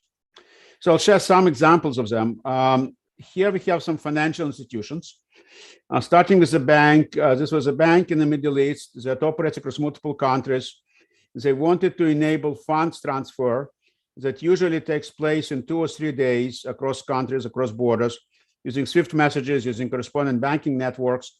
They wanted that to be available on a same-day basis, same-day funds availability. So they used our blockchain in order to bypass correspondent banking networks, and now funds are available literally in seconds or minutes through the blockchain connectors that integrates the e-channel core banking system, AML, anti-money laundering. If everything is verified based on customer requests, a message is put on the blockchain network, and an event is generated in one of the other nodes that are owned by other subsidiaries. The blockchain connector retrieves the payment message and makes it available basically in the core banking accounts and other things of the participating organization. Another bank has implemented the blockchain platform as part of the KYC offering for immediate account opening and user onboarding, replacing a process that used to take 10 days to verify identity and verify documentation. They now can do that in real time using a mobile app that allows for scanning of identity cards, signatures, a video call with a call center, filling out the form, and then being able to actually keep audit trail of all of this on blockchain, creating a digital eKYC profile, which the bank can share with other organizations under self-sovereign control. So users have to authorize its sharing, and that's also stored on the chain. But fundamentally, then multiple organizations can request access, retrieve, if the user permits it, get access to KYC profile and use it then to provide offers and services to the participants in this anonymous network. Another financial institution running as a service bureau supporting multiple banks offers watch list services or blacklist, right? So you often hear about certain organizations or individuals being added to a watch list, maybe by US Treasury Office or others. So banks are not supposed to do business with them. Well, there are applications running in the banks, but they need to get updated with that data. And that process used to take sometimes many hours, occasionally days, requiring downtime and so on. Instead, by using a blockchain, they're able to feed those updates into the bank watchlist system on a real-time basis and capture the audit trail of all of the updates being done, so nothing falls through the cracks. Some of the examples in financial services. Other examples in global trade and logistics, government, manufacturing, and so on. One of the largest consortiums involved in maritime shipping, called Global Shipping Business Network, GSBN, has been working with us for a long time. They are responsible in terms of container shipping companies and terminal operators at port for about 1 in 3 of containers around the world, including a lot of those containers parked outside that cannot make it into ports right now, right, because of all of the congestion and supply chain issues. But 1 in 3 containers in the world of maritime shipping is handled by these companies that are participating in this consortium. They have introduced a documentation exchange based on blockchain that allows for all of the shipping documents to be available and updated in real time, replacing a process that used to take a long time, result in a lot of inefficiencies. And because documentation and logistics information is available, they're able, for example, to accelerate cargo release process when a container of parts for Tesla arrives in port and needs to be released so it can be brought over to the factory.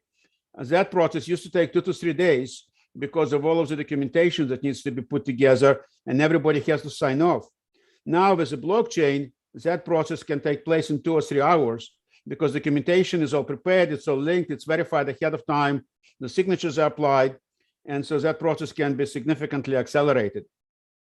They also recently announced the work they're doing with a number of banks in Hong Kong, Singapore, mainland China, around trade finance, where logistics information from this blockchain is fed into the trade finance networks and is able to then trigger payments faster than before, because the banks don't have to wait for physical proofs and documentation when goods get loaded on a ship, when they arrive in port and all of that. So there is a lot of activity in global trade and logistics. Another example in public sector or government, Oracle has contributed and donated a number of capabilities and solutions to US government to fight the pandemic. And one of those systems was a blockchain-based solution for US Health and Human Services Department that enables them to better collect COVID-19 testing results when they started approving testing devices for use at home, at workplaces, point-of-care facilities such as nursing homes, etc. What you find is that those non-standard environments outside of regular labs did not have a good way of reporting the data to HHS, to CDC, and so on. And so they were concerned about, tampering with the data, improper access, etc. we created a blockchain network that allowed organizations that were test manufacturers like Abbott Labs, created by Now Test, many other, Loom and others got approved for at-home testing, now can come in through our blockchain nodes and put the test results through an API called on the ledger that now makes it available to HHS and CDC, and then through CDC to various states in the US. And so all of that is now flowing through this network. And there is over 4.5 million test records now on that network since it's been running in production starting about January of this year.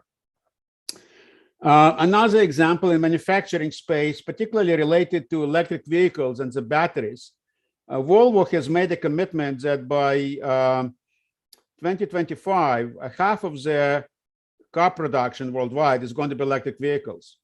That's a lot of batteries, and each battery consumes around 10 to 20 kilograms of cobalt. Cobalt is being mined in some really unsavory places like Congo. 70% of it comes from Congo. A lot of issues with child labor, war zones, conflict problems, all of that. And so Volvo asked their battery suppliers to ensure they have full traceability from the mining site to ensure it's legitimate and doesn't use child labor and all of that through the transportation, refining, manufacturing. There is also recycling being used to recycle old batteries to get minerals like cobalt out of them. And those recycling processes also had problems with ethical sourcing. So Volvo requires them to do that, implemented by a partner of ours, Circular, on our blockchain platform, 7 deep supply chain, right? And that's all being traced now. And I have a little bit more details to share with you on this, but not only for Volvo, Daimler, which obviously runs Mercedes-Benz, found out some of their battery suppliers are coming from the same places. And so they are, they were joining this network. But what they wanted to do was, in addition to tracing the provenance of the minerals, like cobalt, mica, and others, they were concerned about CO2 emissions and the impact of the battery production and the mining it's having on the environment. It's an interesting fact that an electric vehicle is responsible for generating around the amount of CO2 by the time it rolls off the assembly line before it drives the first mile, equivalent to a regular vehicle driven for 50,000 miles, just because battery production releases a lot of CO2 emissions. So Mercedes-Benz wanted to find where it's coming from. And so we were able to work with this partner to enable impact assessment and tracing of the CO2 emissions at all steps of the process to find anomalies, find places where they could impact it. Another car company is Polestar, which is all electric vehicle company, joins us recently as well. This network. This is a growing conflict minerals kind of network, and it's going beyond cars, electronics, aircraft, etc. A lot of things that need to be traced regarding critical minerals and conflict minerals. And so there's many other examples. I'm going to come back to some of them a little later, but you see financial services, traceability of everything from diamonds to leather. In fact, leather sourcing in Mexico for footwear and healthcare, education, trading, food provenance. I talked about electric vehicles and so on, farming. So I wanted to take a couple minutes just to go a little bit into what fundamentally makes up the blockchain before we start talking about some of the technical advances that make it possible. All right, and so at its core, fundamentally, it's a distributed collection of nodes that maintains a distributed ledger. And the technology relevant to this is how you're going to maintain the distributed ledger in real-time basis in peer-to-peer networks with unalterable records, right? So there's basically a mechanism for multiple parties to interact in the business securely.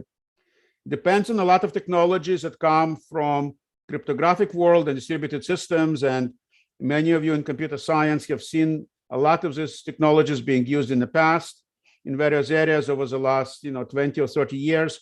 What's unique is being able to bring them all together, right? And put them together in a way that creates this distributed ledger capability with cryptography and PKI integrated into it. Now, there is a number of different ways of approaching it. Of course, it started with Bitcoin, Ethereum, but there have been many different frameworks that take those underlying primitives and put them together in different ways. One of the strongest ones, as we believe, is a Hyperledger Fabric, which is an open source project from the Linux Foundation.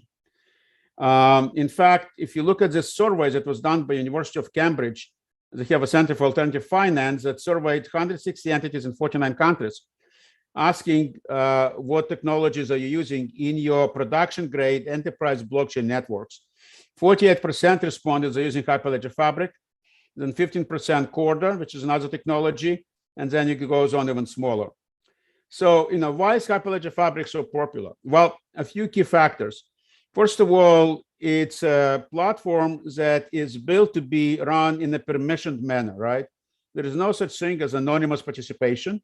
There is membership service providers, companies, organizations, entities get enrolled, they get certificates issued, and they participate by signing transactions with their certificates.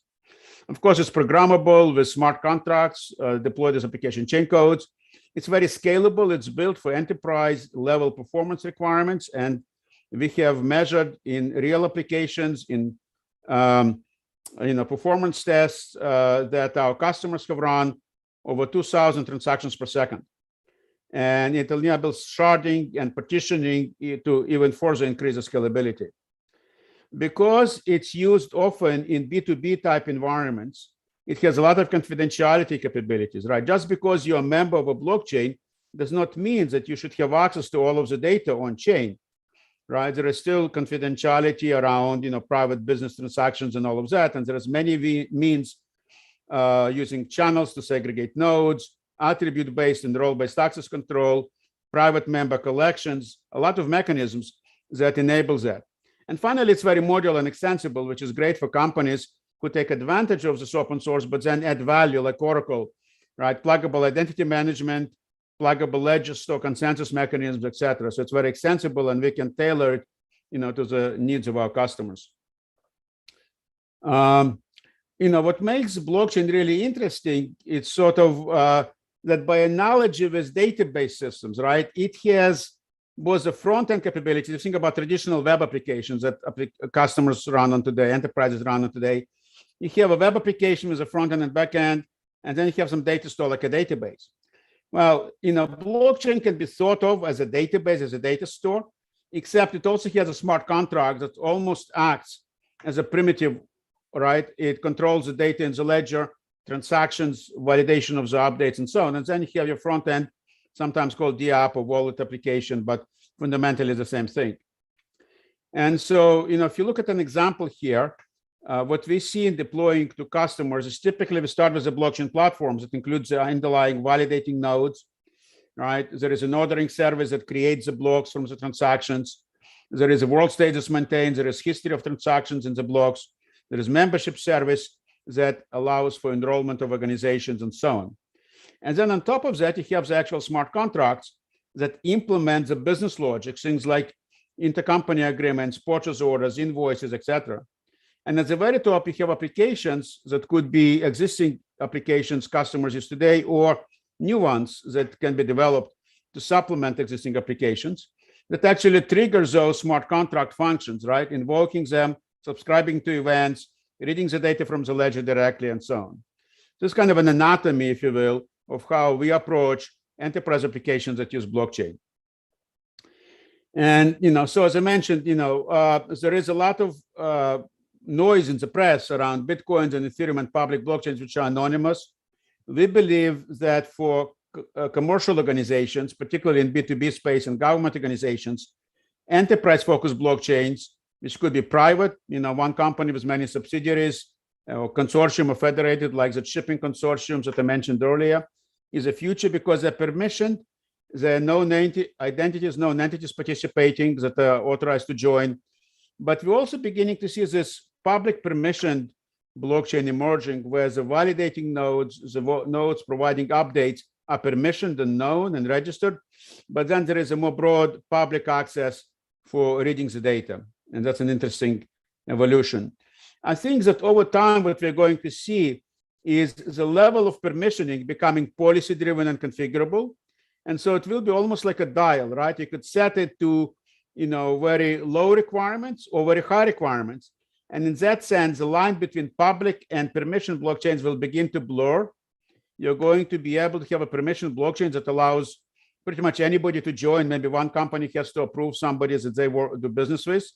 Or you could have networks where 50% of the members have to approve, or maybe there is just one central organization that has to approve. If you're thinking about, let's say, central bank digital currency that is going to use a ledger controlled by the central banks, they have to approve, other nodes joining. So I think there's going to be a spectrum policy-based of membership controls, and that will blur the lines between public and private, and we're going to see that probably in the next few years. So what makes up a key enterprise blockchain technology set, right? So of course, a shared ledger for distributed system of record, smart contracts that have the business logic that executed on top to validate any updates, execute transactions, get multi-party endorsements. Privacy and confidentiality for access control is very important. Proof of transactions is very important, digital signing. And then membership governance, what I mentioned earlier, right? Policy-based controls that determine who gets to decide who's allowed to join, what is the policy, is it majority, is it ruled by one, is it anybody can join? So whatever policies and the implementation and tracking of those steps, voting procedures done on blockchain itself is what membership governance is all about. So those kind of the basic fundamentals, right? In Oracle, we believe in this vision of business and organizational networks using blockchains to significantly optimize their capabilities using trusted transactions to maintain single source of truth. We focus on making it easier for customers to adopt this technology. We actually provide a Hyperledger Fabric-based solutions both as a cloud offering and on premises. We also provide a supply chain management application on top called Intelligent Track and Trace as a SaaS offering for business users that's built on top of the blockchain platform, but they don't have to actually get into details of blockchain. And we recently started introducing crypto-secure data management into Oracle database as well. And some attributes of blockchain technologies are actually available in Oracle database. So we have like 4 entry points as a platform, blockchain platform based on Hyperledger Fabric with Oracle enhancements and extensions around highly available and resilient deployments, smart contract development tooling, tokenization we have recently added into this, confidentiality management, API gateway, etc., integration with other technologies like database and live analytics, interoperability across multiple clouds. We also have an enterprise edition of this for on-premise deployments in countries where there is data sovereignty needs or customers want to deploy on premises. And then we have the SaaS application, which is Intelligent Track and Trace for business users, and the database blockchain tables, which are essentially taking a page from the core blockchain world as insert-only database tables. So you cannot delete the data, you cannot update the records, you can only insert with cryptographically hash-chained rows that enable tamper-proof verifiability. Just like the blocks have crypto hashes that link them, same thing about the rows. We just add that as metadata, and then optional user signing as well as database signed digest for non-repudiation. The good thing about this is that it does not require deployment of a full blockchain infrastructure. It's available within the Oracle database as a standard set of features available through SQL and all of the standard toolings that many enterprises are using today. And it's a great tool to protect more of a centralized ledger rather than a distributed ledger, but still where you need to be able to trust in the data, whether it's financial records or any kind of other records that are important for the organization. Let me run a quick video here to show you a little bit more about the platform and how it operates. And I just want to make sure that I can enable the sound here to share. It will take about 3 minutes.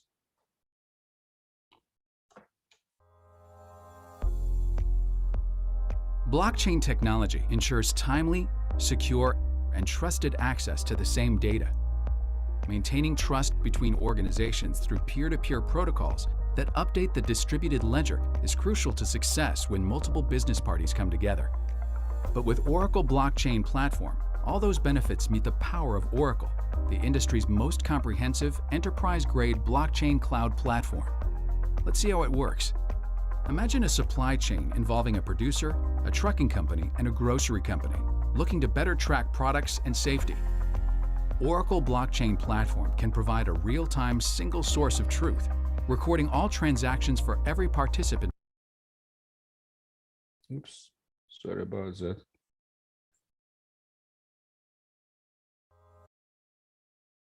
real-time single source of truth, recording all transactions for every participant in the network. Each participant's record system is integrated with the blockchain to create and read records on a distributed and shared ledger with decentralized data accessible by all approved participants. Behind the scenes, each party has their own view of the Oracle blockchain platform hosting the instance. The main dashboard shows the health of the network, channel activity, peer activity, and partition information showing transactions performed on the VMs. Cycling through the tabs, we see the trucking company has invited 4 participants to the network. Find resources that are in control of the trucking company, view the 11 channels set up on the network that all participants can join, and various installed chain codes. Next, let's see how Oracle Blockchain Platform simplifies the life cycle of product creation to distribution. First, the producer company logs into their separate order management system, or SOR, to create a new product called Chicken Nuggets, entering all relevant product details. This is recorded directly to the blockchain, synced directly to all participants in the network, and available to order immediately.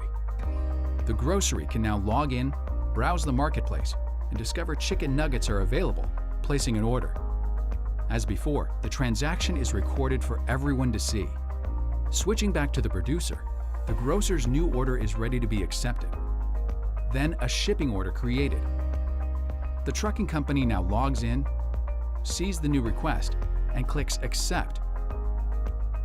The grocer can then dive into orders, view the shipping confirmation, and accept the delivery. The timeline of transactions is clearly recorded in the history. This blockchain system becomes even more crucial if things go wrong. Suppose the FDA demands a recall on chicken soup. The producer requests the recall, enters a description, and submits the request, instantly triggering a notification wave to all parties. Each blockchain update has a specific ID that any party can locate behind the scenes on the Oracle Blockchain Platform instance. Approved parties can log in, dive into their channel, and see the functions called for the recall with the same transaction ID and detailed data for everyone. Find out how you can drive innovation, accelerate business, and reduce cost and risk with the Oracle Blockchain Platform. All right, so you just saw a little bit of an introduction. You saw a little bit of a UI in terms of our platform technology and so on. So we have, as I mentioned, started with Hyperledger Fabric open source. We started in 2017 and released this as a cloud offering in 2018, adding a lot of underlying capabilities from Oracle Cloud Infrastructure on managing containers, identity, events, off-chain data sync, and so on, to basically create this as a production-ready out-of-the-box solution. So it's all pre-assembled, and it can be deployed in a matter of 10, 15 minutes instead of spending days and weeks and months working on the open source basis. It's also open based on Hyperledger Fabric protocols. It can operate with other members. So we have a number of production customers running multiple nodes across Oracle Cloud, IBM, Azure, AWS, Alibaba Cloud, etc., right, based on Hyperledger Fabric. And also on premises, we have an enterprise edition that deploys on premises. One of the key things that is really important for blockchain to take hold in an enterprise is integration with enterprise systems. A blockchain that sits there and just used for just new applications by itself is not going to see as much value as something that integrates with existing back office systems and ERPs and so on. So we focus a lot on integrating it using adapters from different integration tools in our environments with SaaS and on-premises applications with different ERP systems, Oracle and third-party, REST APIs as well to make it easy to do kind of low-code, REST-based integration, client SDKs, and so on. We've added a lot of enterprise technology in there, like membership governance, fine-grained access control, high resiliency and availability. This platform actually delivers 99.95% SLA, which is financially backed as part of our commitment to customers, and a lot of automated DevOps tooling to make it easier to operate and manage and so on. We've invested a lot of engineering work to add into the open source to make it easy to provision in Oracle Cloud, but also fully automated redundancy and replication for high availability, run it as a managed service, so we take care of operations monitoring, patching with zero downtime, and so on. identity management integration with federation to make it easier to manage identities across multiple organizations on the network, added security and auditability features such as on-chain audit logs, crypto-hash integrity validation tooling, API gateway for integration and for event-driven subscription, operations tooling and console, a development tool to build the chain code, in fact, a low-code development environment to automatically generate smart contracts, so we don't have to depend on handwriting all of the smart contract chain codes, because that takes a lot of time. And the most recently token support as well that we've added into this. We've replaced the underlying ledger with a stronger capabilities, so we actually have customers with tens of millions of records. They can scale the ledger into terabytes and the state DB into hundreds of gigabytes, because the underlying open source capabilities in Fabric weren't quite up to the task. And also integration with data pump to synchronize data from the ledger into Oracle database in order to enable things like analytics, visualizations, in order to do things like AI and machine learning on top of the data and so on, and make it easier for customers to take advantage of the values that the data can provide. Very easy to deploy in our cloud. If you go into the console menu, you drop down to developer services and blockchain platform, and you can create it. The things that we found when we started working with open source was that it took a long time to get all of the underlying technical resources and dependencies together. So we packaged all of it in a way that automates all of the underlying infrastructure resources provisioning, actual Hyperledger Fabric nodes in different configurations for development SKU, for enterprise SKU, etc., and all of the Oracle add-on components. So you basically go to the blockchain platform, fill in a couple fields, and 10-15 minutes later, you get an email notifying you it's been provisioned, you have full managed blockchain as a service available. And so making this easy, making it trivial, helping people not to make mistakes in the configuration is really very, very important from an enterprise perspective. We added the management consoles that you saw earlier in the video, easy way to manage your network channels, chain codes, smart contracts, developer tooling, etc. Full lifecycle management for smart contracts, starting with our developer app builder, and then all of the other things around policies and private data collections, monitoring, visualizations, troubleshooting tools like this diagram that shows the topology view of different peer nodes mapped on different channels, right? And being able to easily manipulate that and add them to different channels. So some of the key advantages that really the enterprise customers liked is ability to use, for example, SQL to enhance productivity of the chain code developer. So instead of querying using CouchDB query language and complex JSON structures, you could use standard SQL, which many developers are familiar with. Easy integration with data visualization and reporting and live analytics. Ability to add organizations, particularly those low-tech members that you might have in parts of the supply chain, for example, as enrollments without requiring them to run their own nodes and infrastructure. Many networks today require that participants deploy and run their own node. Not everybody's up for that, right? It's complex technology sometimes. So we could have shared multi-member nodes, but they still are represented as an organization. They get enrolled, they get a certificate to sign the transactions. Attachment confidentiality, access control list, audit logs, bidirectional integration. None of them are rocket science, but they're all very important to make sure that enterprises can take advantage of this easily and quickly. On a developer tools basis as well, developers are not as easily available in enterprises to do this kind of work. And so we try to facilitate and simplify the capabilities that developers need in order to be able to do, starting with a blockchain app builder, which provides GUI tools and, as I mentioned, uses templates to automatically, or specifications to automatically generate chain code. So making blockchain easy is actually a big deal. Making it easy for customers to start and test ideas. It's an emerging technology, right? So the return on investment is not always clear. People want to experiment, but they're not going to experiment if it's going to take them 6 months and 5-10 people with very unique skills to do something. They want to get in very quickly, out of the box environment. Let me try my use case. Let me see if I can generate some chain codes automatically. maybe spend, a couple of weeks, maybe a month, 6 weeks, and determine if the use case is actually going to be useful, if it's going to generate value for the organization. And if not, maybe move on to another one. But making it easy all the way through, from deployment to integration, security management, operations, and so on, without requiring a PhD in blockchain, and ultimately evolving and adding new nodes and new members. We see customers often start with 2 or 3 nodes in the permission blockchain, and then they scale out after they've done the initial rollout, and they add more nodes. So making it easy to add, whether it's Oracle or non-Oracle nodes, other Hyperledger Fabric nodes, we try to make it very easy for them.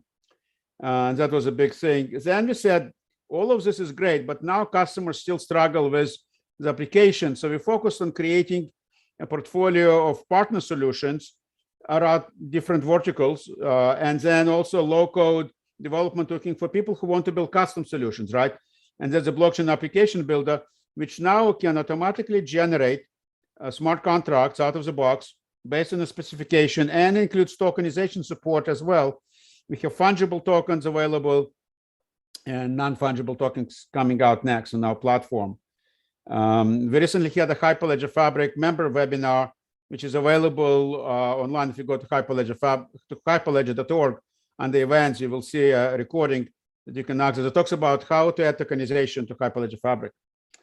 The development tooling and the processes involved, we try to fit into, again, the life cycle. So you start with a specification file where you can, in a declarative manner, define the data assets you're going to manage. It could be a document description, it could be a token, it could be other things. And we will automatically scaffold the project, generate the code. You can add custom methods, you can deploy and test locally. You can run debuggers in the Microsoft Visual Studio Code extensions, and then ultimately package and deploy this on chain, either using our enterprise edition or cloud. This was really a great advance, I think. A lot of customers still struggle with developing chain code. You can start instead with the specifications that declaratively defined. In this case, we have a token used for a grant, like a government grant system. And we define the parameters and the attributes and verifiability of it, validation rules based on a token taxonomy framework. We then generate the actual code automatically, and that automatically exposes APIs that customers can invoke to start interacting with the system.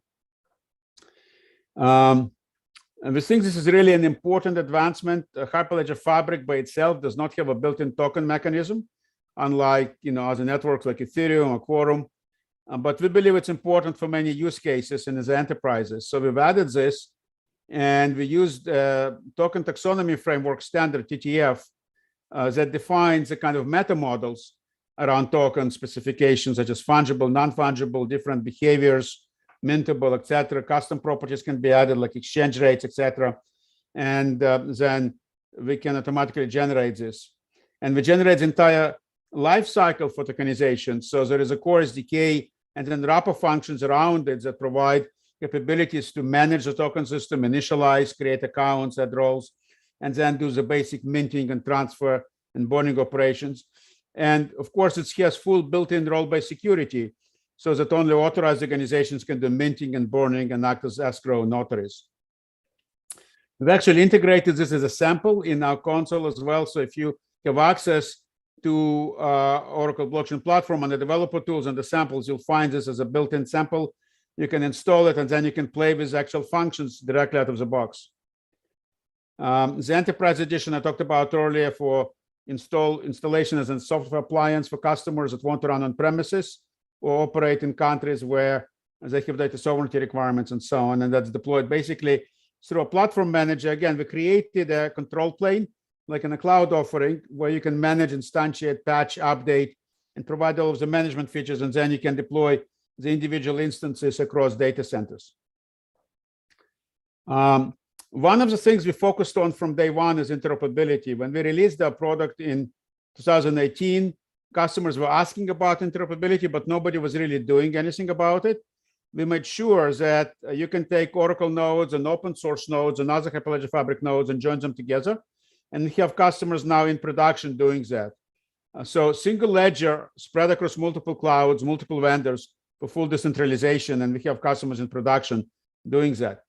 There is also interoperability at the level of third-party smart contract frameworks.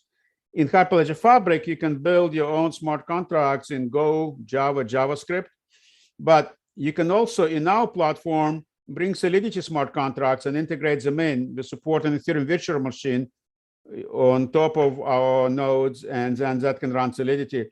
Also, digital assets DAML is supported as well. We also have cross-ledger transaction integration and interoperability between Hyperledger Fabric and Oracle Blockchain Platform, but also things like Corda, Quorum, Ethereum. This is a partner-based solution called Overledger, which provides orchestration across multiple blockchain networks. And the solution recently demonstrated in the Hyperledger seminar that I mentioned. I'm not going to spend a lot of time. I want to quickly show you some of the customer examples, right? We have over 250 customers who've been successful on our platform, financial services, supply chain, some public sector, and so on. So this is the bank that I mentioned earlier, right? This is a bank that used to take 2 to 3 days for funds transfer across border. Now they have same-day funds availability, literally in seconds or minutes across this network with full audit trail. This is the KYC that I mentioned, an application, a mobile app that allows them to collect the data stored on blockchain for security, immutability, etc., and also all of the user approvals who can access this data. This is a great tool to achieve financial inclusion and remove friction in the lot of current onboarding processes.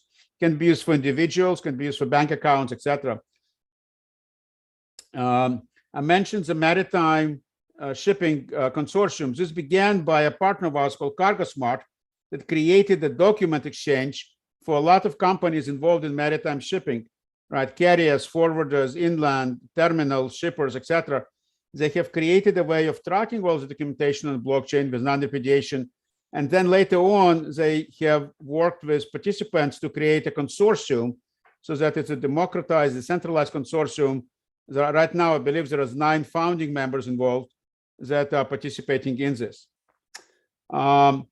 India recently rolled out in the Ministry of Commerce a secure logistics document exchange to facilitate export-import business. Again, using our blockchain, they are able to enable they can enable carriers, banks, exporters, importers, customs, and agents to exchange in real time 36 common documents, the bill of lading and the like. This used to take place as a physical document with a lot of problems and costs and delays and fraud.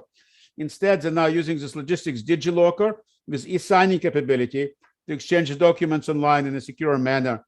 And this facilitates, of course, for banks, full trade finance capabilities and speeds up trade documentation. Decathlon, which is a sports retailer, a big chain of stores, particularly in Europe, that sells a lot of sports goods, right?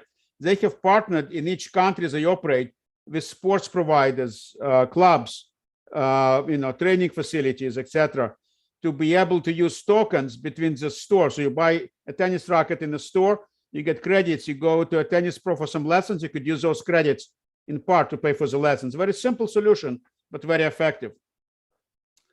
A manufacturing company that has a lot of materials flowing through the certified supply chain. It's a patented fabric for maintaining body temperature to concentrate. They have some chemicals, volcanic sands involved, master batch. Third parties make fiber, yarns, and ultimately fabrics and garments. So they track inventory. They used to do this with spreadsheets. Now they track inventory across this entire ecosystem, and the royalties coming back, they get paid by the royalties, are all tracked on blockchain as well. And we track the contribution each particular component makes to the next intermediate product. And ultimately, you can click on a particular garment and see all of the history of all of the components and materials that went into it, which fabrics, which yarns, which volcanic sand batches, etc. Here's the circular companies that I mentioned that Volvo's been working with, and Mercedes-Benz and Polestar, on tracking the critical materials that go into batteries. They've started working with us in 2018. They've created a solution, and then they basically took CATL and LG Chem, which are 2 main battery producers around the world, and enables them to track the entire supply chains. They have all of the capabilities to go from the origin to track the identity of who's actually supplying it all the way through to manufacturing and final assembly, and provides a traceability around basically the digital twin and the blockchain, but also all of the physical aspects of this being tracked. Manufacturing companies that use a lot of computer-controlled machines, CNC machines, which are very expensive, they're collecting granular machine data on blockchain from multiple suppliers to offer manufacturing as a service for predictive maintenance analytics based on that data. They can use the data to fine-tune machine operations, and the data is coming from multiple factories, multiple suppliers with a reward system, again, using our tokens. This is a metals manufacturer that has a lot of outsourced manufacturing. So they create metal-based products, aluminum and steel, and then there are companies called tollers that finish them up for specific customer requirements. Very messy documentation process to track all of that. Now it's being done on blockchain in India, and all of it is now being visible and transparent on the blockchain. Food provenance, extra virgin olive oil from Italy, a lot of it is fake. So this company, Certified Origins, wanted to ensure they can trace this end-to-end. They source olives from over 100,000 farms, and they produce the oil in 900 mills. So the entire processes around purchase orders from clients, stores and warehouses, job production and oil mills operation data, and then the shipments are all linked together on the blockchain. So the client ultimately can scan the bottles, the consumer going into the store can buy the bottles, they can scan it, and they can then from the app get full traceability, visibility across all of these different organizations involved that touch the oils that went into that bottle. In the fashion world, sustainability management and brand trust are big issues. So there is this company, Retrace, based in Germany, that maps out supply chains for fashion companies, right? Clothing, shoes, etc. And they're able to go very deep to map out the supply chain. Those supply chains are very dynamic, so they provide mobile apps for scanning. And then this solution enables full traceability then between suppliers and manufacturers down to individual employees for handmade products. And now to consumers that can then scan the product using their apps. And that increases customer returns. The brands that use them have seen 20% increase in returned customers, right? So there is, for example, handmade shoes, Cano shoes, from Mexico, in fact, and they trace individual employees. Diamonds, I talked about earlier, tracing diamonds, where they came from, ensuring they're not conflict diamonds. Unique identifiers being scanned. There's around 40 different data points, and all that information is available, entire ownership transfer chain, who worked on it, if you go to a store to buy a diamond at the retailer. Pharmaceutical industry, cold chain and anti-counterfeit drugs tracking in India. A lot of fake drugs in India, and they wanted to really make sure they can track from manufacturer all the way to the retail shop. So they've implemented our blockchain to trace all of the touch points, handoffs, as well as IoT data that's coming from the delivery vehicles, from trucks, temperature controls, because a lot of drugs have to be maintained in cold temperature, location center, geolocation. And so all of that information together with integration with manufacturing ERP systems, inventory systems, point of sale systems, CRM systems, all of that's tracked on the blockchain, and they have full end-to-end visibility. Turning the tide on plastics. This is a company in Greece that wanted to facilitate better traceability of pollution. This is basically collecting plastic waste from Mediterranean coastal areas and beaches. It is then being used in recycling and manufacturing of new products, and consumers ultimately who buy them can scan the tags, and they can see the entire history, who manufactured it, where it was recycled, what beach it was collected from. So they see exactly what went into their products. And there are certification programs that this company, Keep Blue, established for all of the participants, right? There's a number of companies across Europe in particular that are involved. Education records, right? It's a pretty common use case. This is done in China for healthcare workers who need to maintain ongoing training. They have to attend certain hours of training every year, and those certification records are being tracked. A lot of vendors across many industries, right? This is partners that have built solutions. So you see a lot of different use cases across the enterprise blockchain. There are some partners here. The last one I want to touch on is this partner called Zua, which has implemented an NFT marketplace build capability as a low-code platform where companies can come and build NFT marketplaces on top of our blockchain platform. There is a company that's doing live event streaming. Headline artists, popular artists can co-create work with their fans, mint as NFTs. And other companies that can take video from sports events, sports moments, concerts, and allows the fans to personalize it and then mint NFTs. And then another company we're working with, which is a large news organization around the world, they have archives of a lot of content, and they also have freelance contributors who contribute photos and articles and data, and they want to enable them to essentially use this marketplace to mint NFTs. So Xuo provides the user-generated content type minting, as well as operator minted marketplace for companies that have their own IP and they want to enable NFT minting, whether it's rights in media or potentially, like I said, entertainment, sports and many other areas.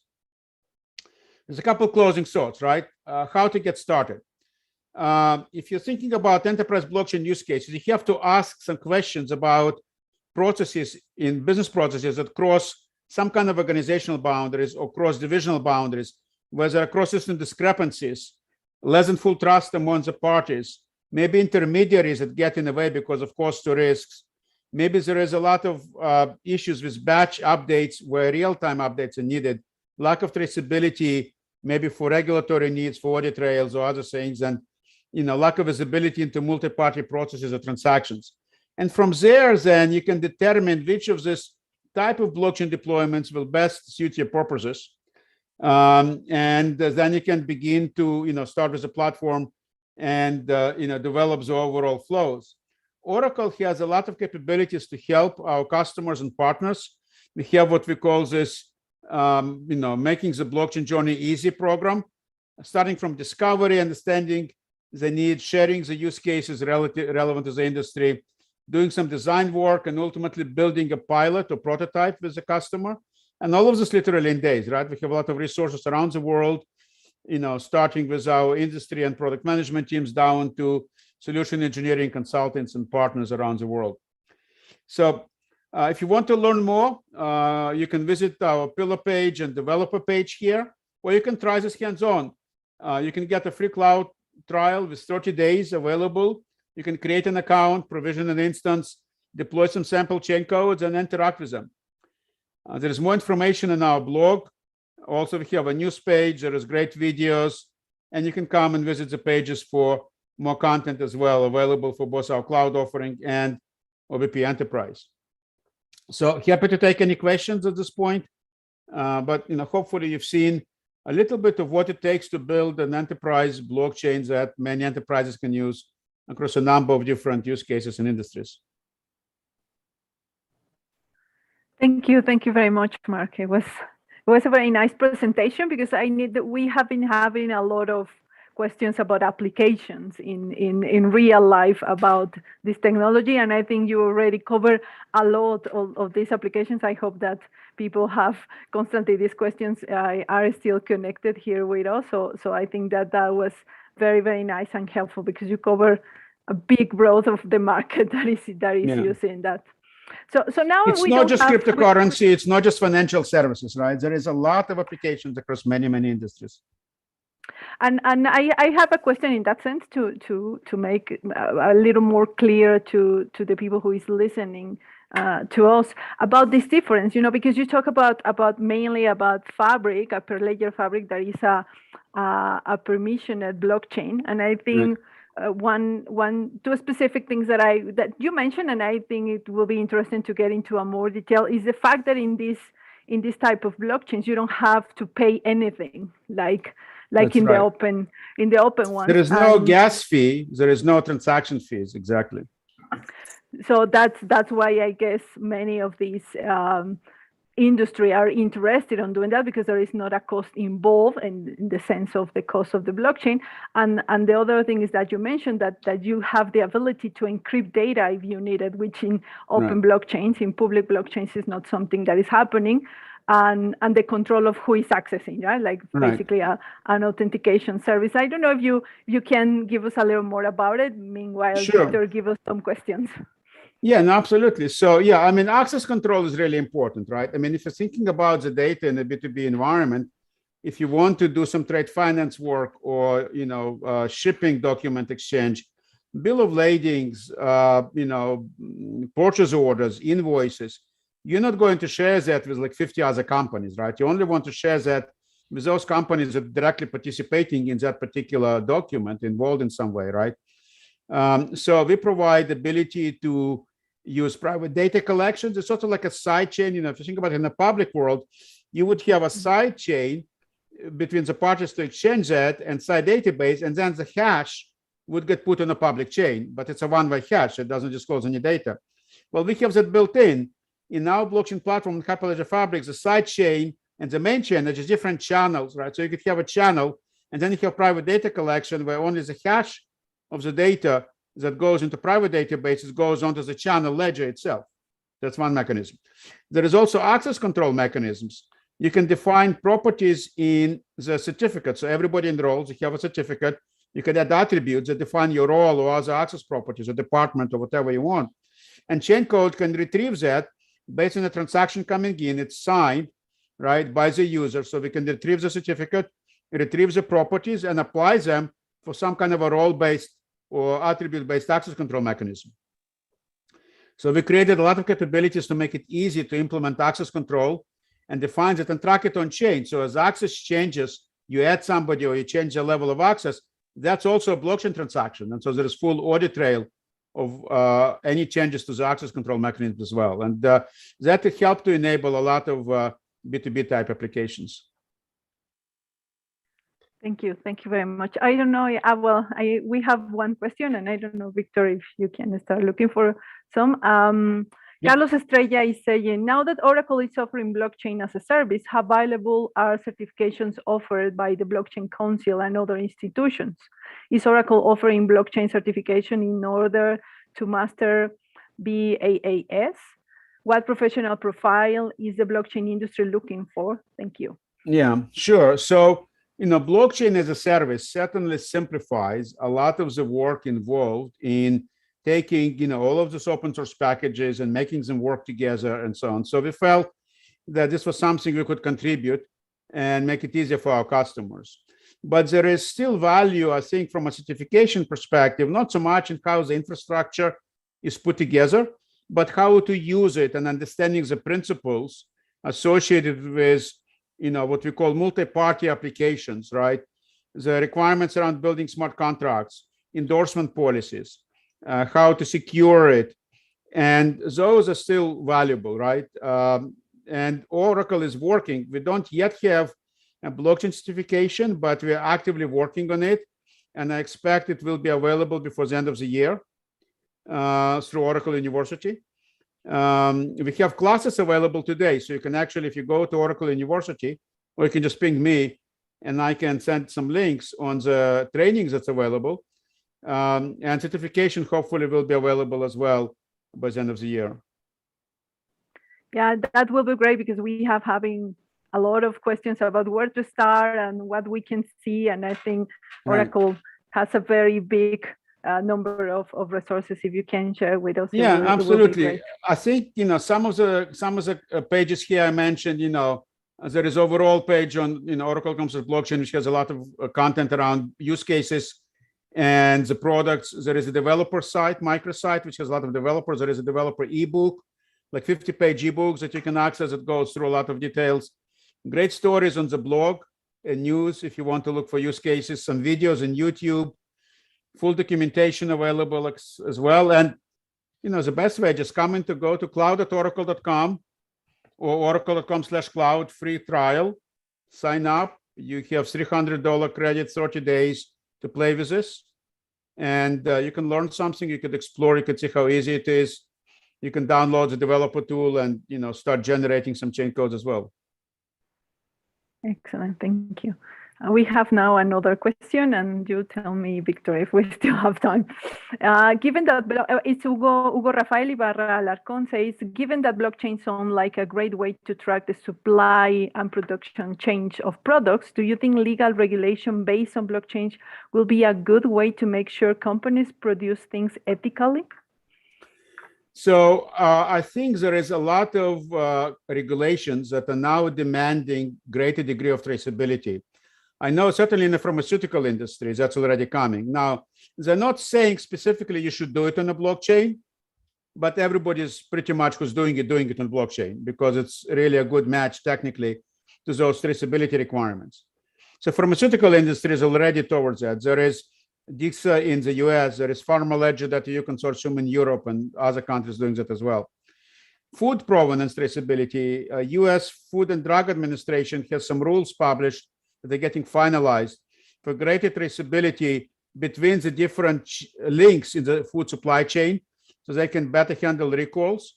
And we're working with some companies that are looking at how best to comply with those regulations in the next year or two.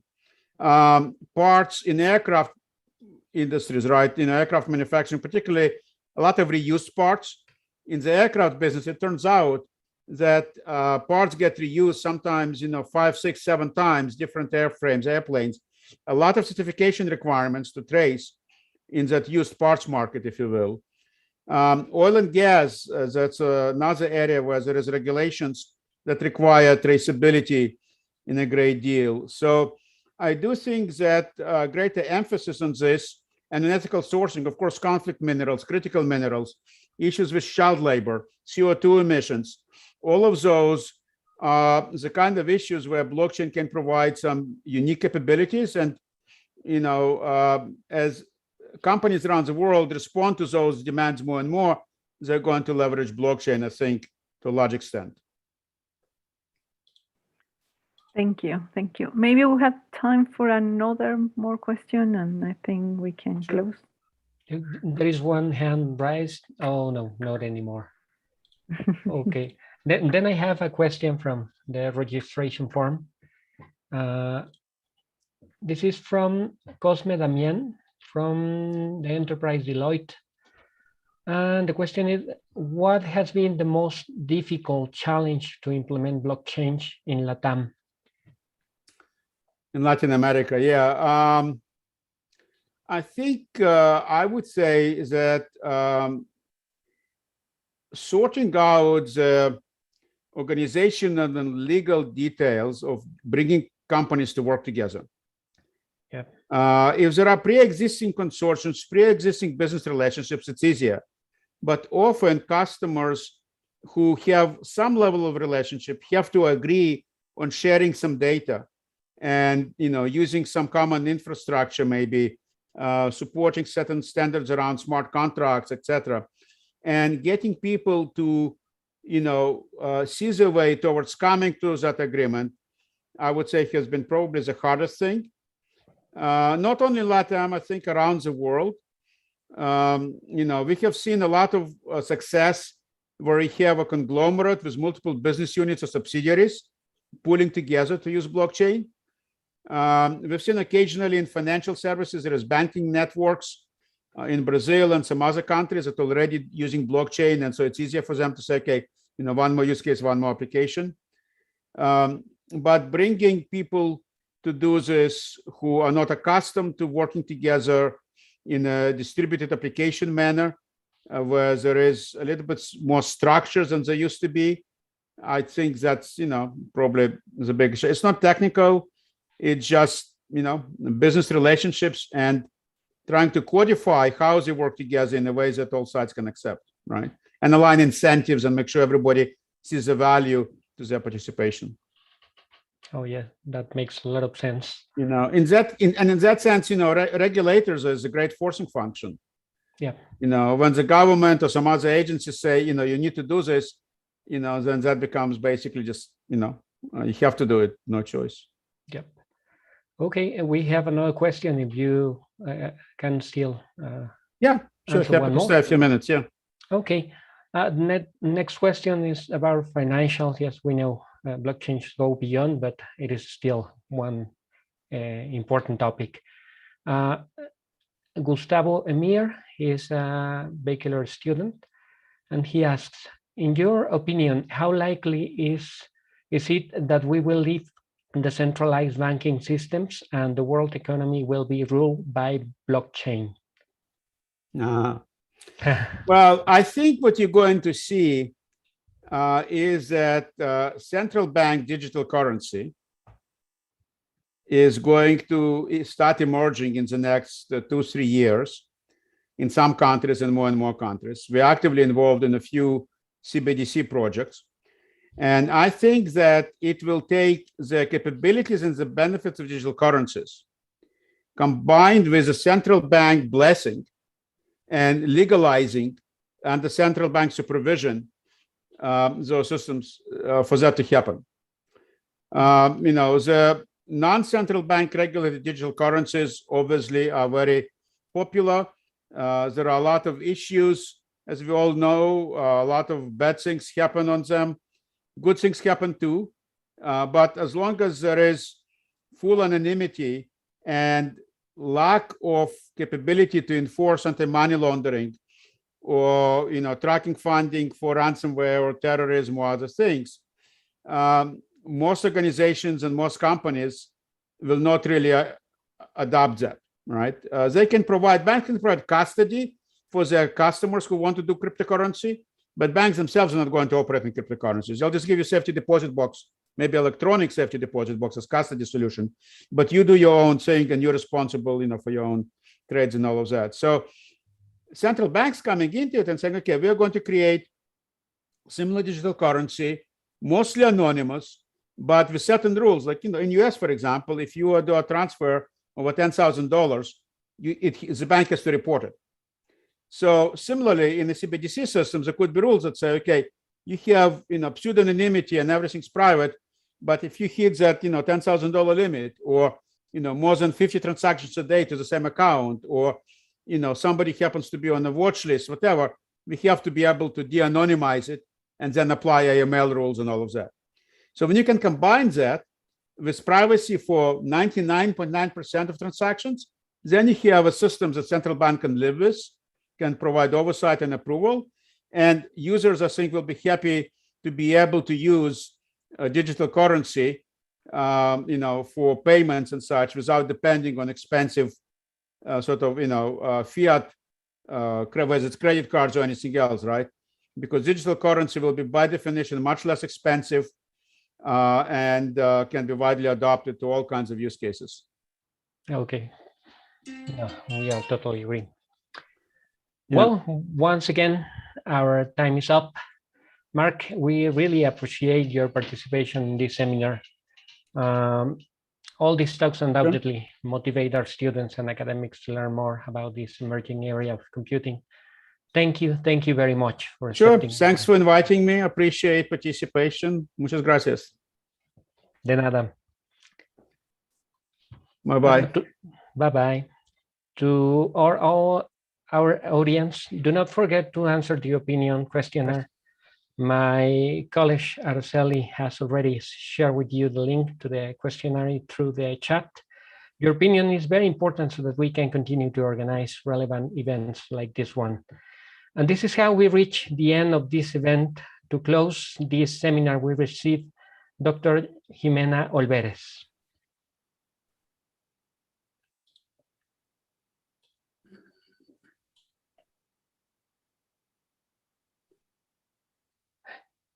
You don't have your voice enabled.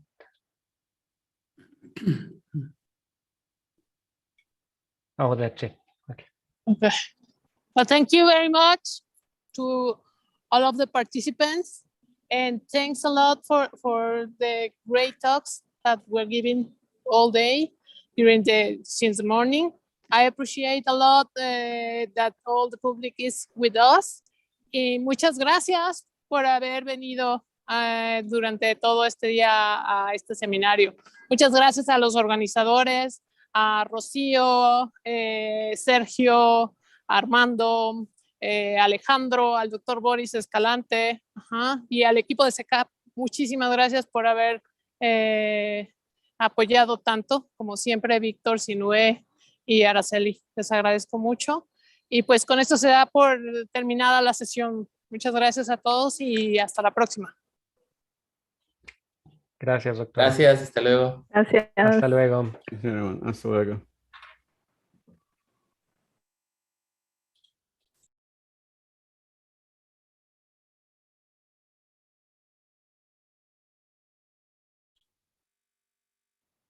Dejo activo el seminario, doctor Boris, un segundito.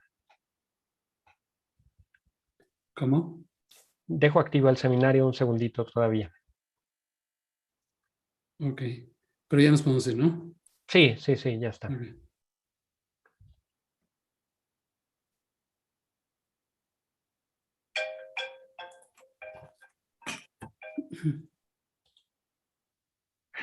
Hello. ¿Qué pasas, ibas a ir tú y me dices, va. No es cierto, tú me dijiste que lo ibas a intentar.